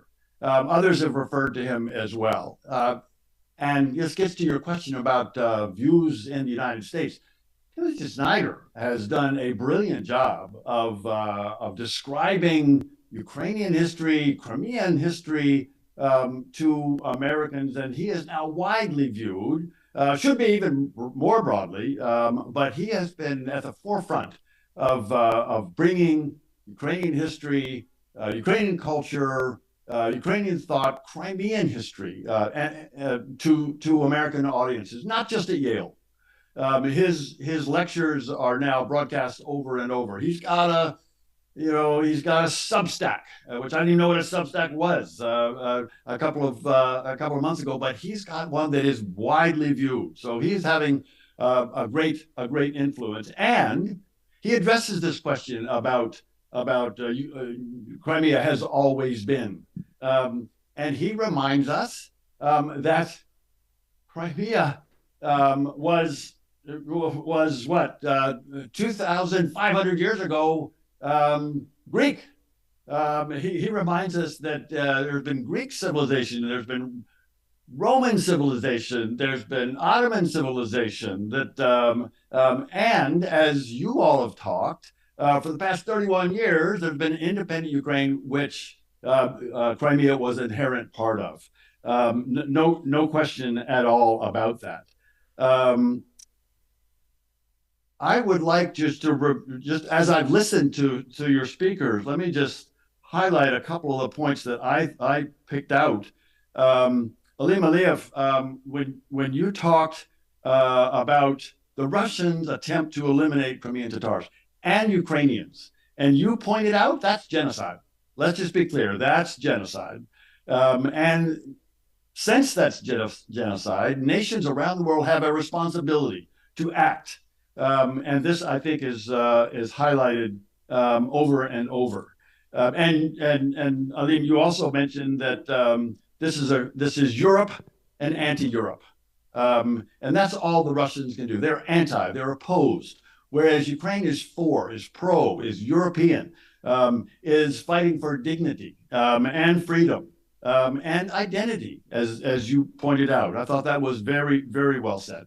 Also, you said you need weapons. And the Americans, we need to provide those weapons more, faster, heavier, so that they can be decisive. And then you said, and I totally agree, you will win. Ukraine will win. Dr. Finnan, the Russian historical aggression. I think this is a really important point. It's not just Putin's war. It's not just this war today. This has been Russia has been aggressive, as you point out, expansionist land empire, I think were your words. Russian colonialists. It's not just Putin. It's Russian imperialism, imperialistic expansion over 300 years, which again, you have described better. And you also make the point about the disdain or the lack of respect that Russians have for smaller nations. And you make the point that there are other nations, colonial nations, post-colonial nations, that have kind of this same disdain. It's really important to understand that all nations have sovereignty. All nations have sovereignty under the UN Charter. All nations have sovereignty under the UN Declaration of Human Rights. The sovereignty is an important component of the way we think of nations, the way we think of international relations, of how nations deal with each other. It's sovereignty. Each nation is, it doesn't matter if you're big or small. Ukraine is sovereign. Russia is sovereign. We'll give Russia its sovereignty, but within its own borders. Small nations, big nations, sovereignty. I think you made that point very well. And it is, I like your point. It's pathology. It is a pathology. It's a Russian pathology. I won't go through all this, but Misha, you're exactly right. Putin is losing in Ukraine on the ground. The Russian military is, as we know, routed north of Kiev, routed in Kharkiv, routed in Izium, routed in Liman, and in my view, my bet is about to be routed in Kherson. The 20,000 Russians that are still west of the Dnieper are about to be cut off. That's coming, and that my hope, my prediction, my conviction is that will lead to a Russian collapse, a Russian military collapse, and that's one way, and that Ukraine will win. Ukraine will win, as many of you have said. Putin is losing in Ukraine. You're absolutely right. Maria, the 1,000-year war. This just makes the point that it's not just Putin's war. It is a 1,000-year war. You're exactly right about accountability. The crime of aggression needs to be pursued. The Russians need to be convicted. There needs to be a tribunal. Reparations, absolutely right. If it's going to cost $750 billion or $1 trillion to repair, reconstruct Ukraine, then $300 billion of that needs to come from the Russians, at least.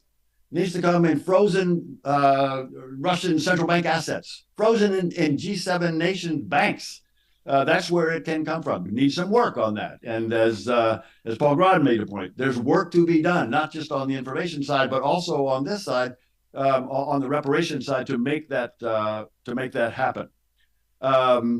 You also, Maria, made the point that victory is inevitable, and I totally agree. I think that's exactly right. Paul Grod, the myths. I think this is important to point out. I thought this was great. You pointed to, President Trump and Elon Musk. Useful, certainly the latter. Useful. Be careful about this. Useful idiots or traitors This is an important point that needs to be made over and over, as you say. We need to make this case, and tell the Ukraine story, tell the Crimean Tatar story, but tell the story that Ukraine is a sovereign nation that has internationally recognized borders, needs to be economically viable, it needs to be independent, democratic. That's the goal. That is the goal. Within internationally recognized borders, again, as we say, we just need to make that point over and over. And the point is, it's in our interest. It's in U.S. interest. It's in European interest. It's in our security interest. It's in European national security interest that Ukraine win, that the Russians be defeated, that they not move closer to the border of Poland, of Romania, of NATO. I think this is really important. And I will try to wrap up here, because the United States has recognized the importance of Crimea since the beginning. In July of 2018, before the latest invasion, we put out, Secretary of State put out the Crimea Declaration, which said, which made it very clear, Russia, through its 2014 invasion of Ukraine and its attempted annexation of Crimea, sought to undermine a bedrock of international principles shared by democratic states that no country can change the borders of another by force. As the United States did in the Wells Declaration in 1940, where we said, where in the Wells Declaration, again, we said we will never recognize the Soviet annexation of the Baltic states, the 3 Baltic states. We never did. We never recognized and as we know, the Baltic states are now free and independent members of NATO, members of the European Union. So Secretary Pompeo went on, as we did in the Wells Declaration in 1940, the United States reaffirms as policy its refusal to recognize the Kremlin's claims of sovereignty over territory seized by force in contravention of international law. In concert with allies, partners in the international community, the United States rejects Russia's attempted annexation and pledges to maintain this policy until Ukraine's territorial integrity is restored. I spent time, while I was there, Maria mentioned that I was there in 2006, 2009, and in 2008, I spent a lot of time actually driving around Crimea. Turns out it was my 30th wedding anniversary, and my wife and I drove around. We went all the way to Kerch.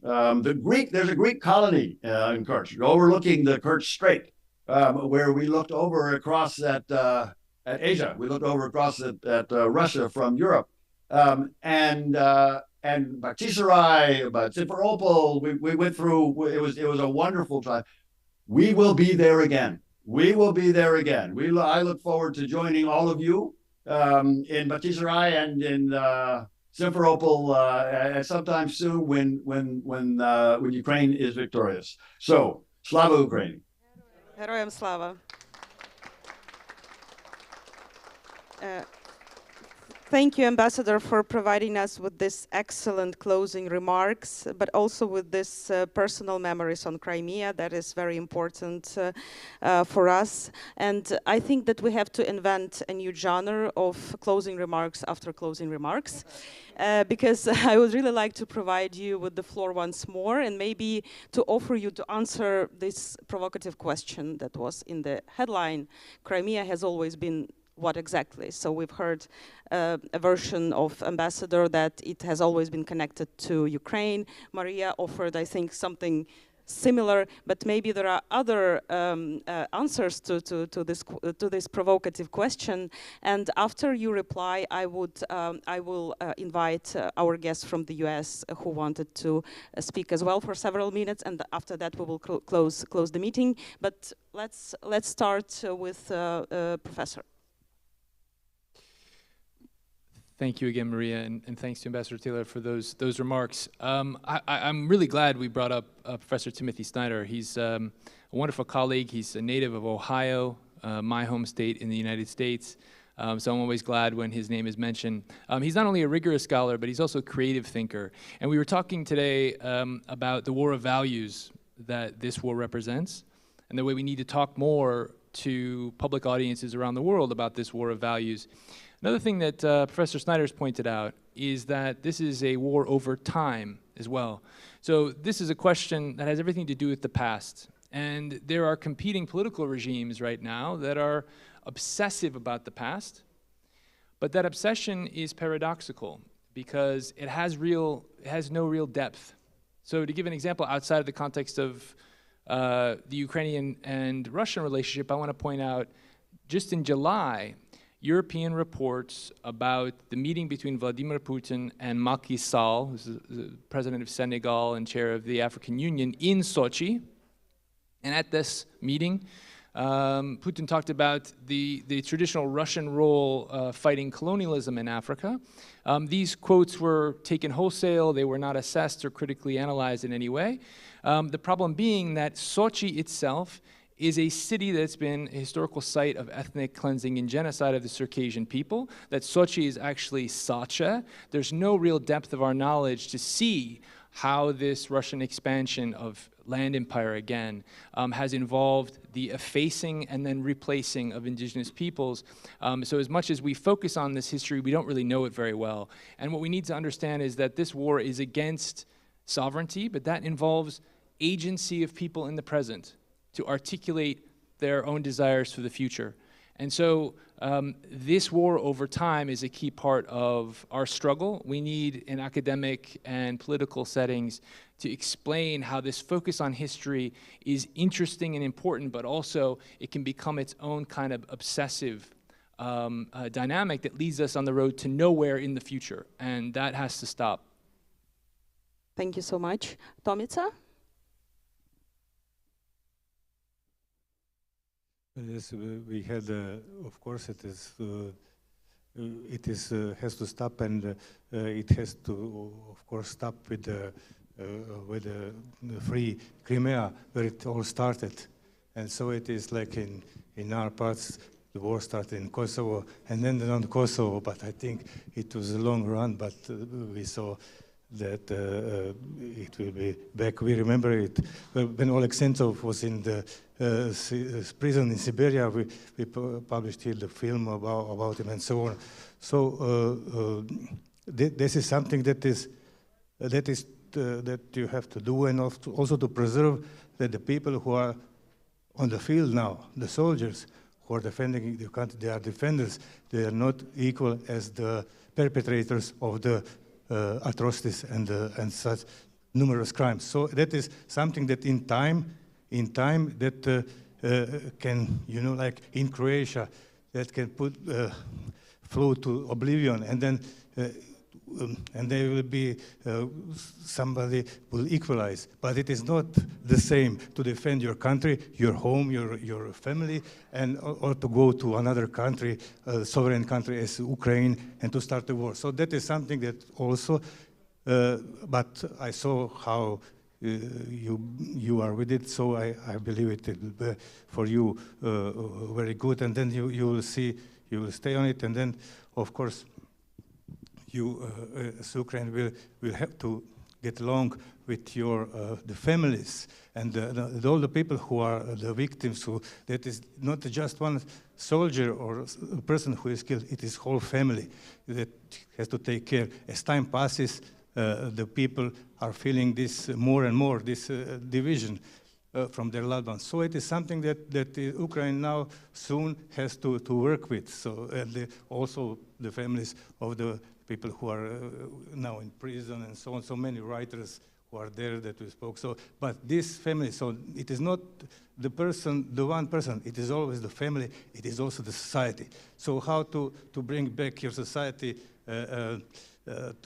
live in freedom and peace, and it is something that is with you for very soon, maybe even from now, from the beginning of the war.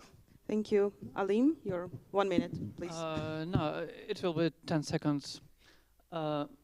If asked to your question and question of our panel discussion, Crimea has always been and is in my blood. Thank you. Thank you. That's a good one. Maria, would you like to comment a little bit more? I put 5 points, but I didn't read all of them for answering this question. I think Crimea has always been a land of indigenous people with one of the strongest identities. And this identity, Russians are trying to vanish, but they will fail. Thank you. Okay, thank you. They will. Paul? To answer the question, I would say, just to be a little bit different from the rest of my colleagues, because I agree with everything they've said, is Crimea has also been a source of geopolitical stability or instability. And when it was in Ukrainian hands, it was provided stability. Now that it's in Russian hand, it's a great source of geopolitical instability and lack of security. Thank you so much. That was really a very interesting discussion. But if you allow me, I will give the floor for 3 minutes. Please. Yes, please. Could you please just introduce yourself? Because also we've touched upon the issue of the please. Glory to Jesus Christ. Добрий вечір. Слава Ісусу Христу. Слава. And glory to Ukraine, glory to Jesus. Я буду на українській краще, трішки. I will speak Ukrainian. First of all, my reverence as the Ukrainian American Bishop of Ukrainian origin of Orthodox Church to Zoran Milanovic and God and the nation of Croatian nation who is faithful to God. This is my first trip. This is my first trip for America since the beginning of the war, but because of the huge influx of refugees, I couldn't leave the United States. I have long speech, but I don't want I don't want that work that I have done as Ukrainian bishop. I don't want to torture you. Don't want to read what I have wrote, but I want you to write the church.info, and I will publish my opinion. It's cerkva.info. Then there you can find my speech in Ukrainian and English. The only thing I would like to touch upon, quite briefly, that I represent Ukrainian Orthodox Church of Kiev Patriarchate, United States, that in fact, that is not effective in Ukraine. We're in exile, sort of, and the issue of church, in the Constitution of the United States, the freedom of religion is the clause number 1. And so I would like to say in Ukraine, there should be no issue. This should be quite important, and I'd like to draw your attention that today we have Crimean Platform. Crimean is Ukrainian. We do everything we can to bring the Crimea back to Ukraine. But please remember one thing. You know that we have more than 20 million refugees all over the world, and they're there. They are there. They have no spiritual care, so there are some limitations. And in accordance with Thomas, they have to belong to other local Orthodox churches. For instance, in the United States, there are a lot of local churches that have own jurisdiction and parishes. But Thomas forbids us to have these parishes. But many disagree with that and decided to be free, to be and loyal to Ukrainian Orthodox Church of Kiev Patriarchate. And I often see as Ukrainian government travels to Rome, Istanbul, and they believe for some reason they can find there something that will rescue Ukraine. No, you won't find the answer there. We have our patriarch. His name is Philaret, who is known worldwide, and he is revered in the United States. I can give you address 31 Pushkinska Street. Please take it from the shelf. And please remember that Mr. Zelensky, whom we love and respect, please remember that only if we have patriarchal order in Ukrainian Orthodox Church, and what's happening to Ukraine right now, I'm working to the interest of Ukraine.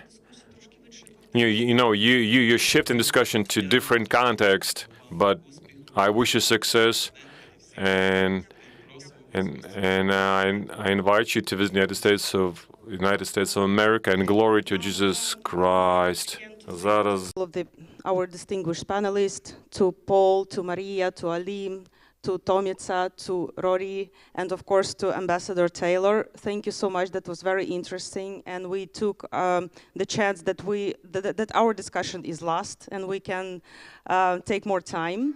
And with this, I would also like to thank to everyone who was here and is here today, to all of our team who organized this event, to all of our Croatian friends who supported us a lot in days and nights to make this event possible. And I wish all the luck for our further events tomorrow and the day after tomorrow. But I would like to say, of course, that all of our thoughts are now in Ukraine, with our people who are, and we ourselves, when back in Kyiv, were under the rockets, yes, and we prepared this event under the rockets, just to be very honest. I would like to thank everyone for that also, for that dedication, and see you next year in Bakhchisarai, as it was said. So welcome to Ukrainian Crimea, and to Crimean Tatar Crimea.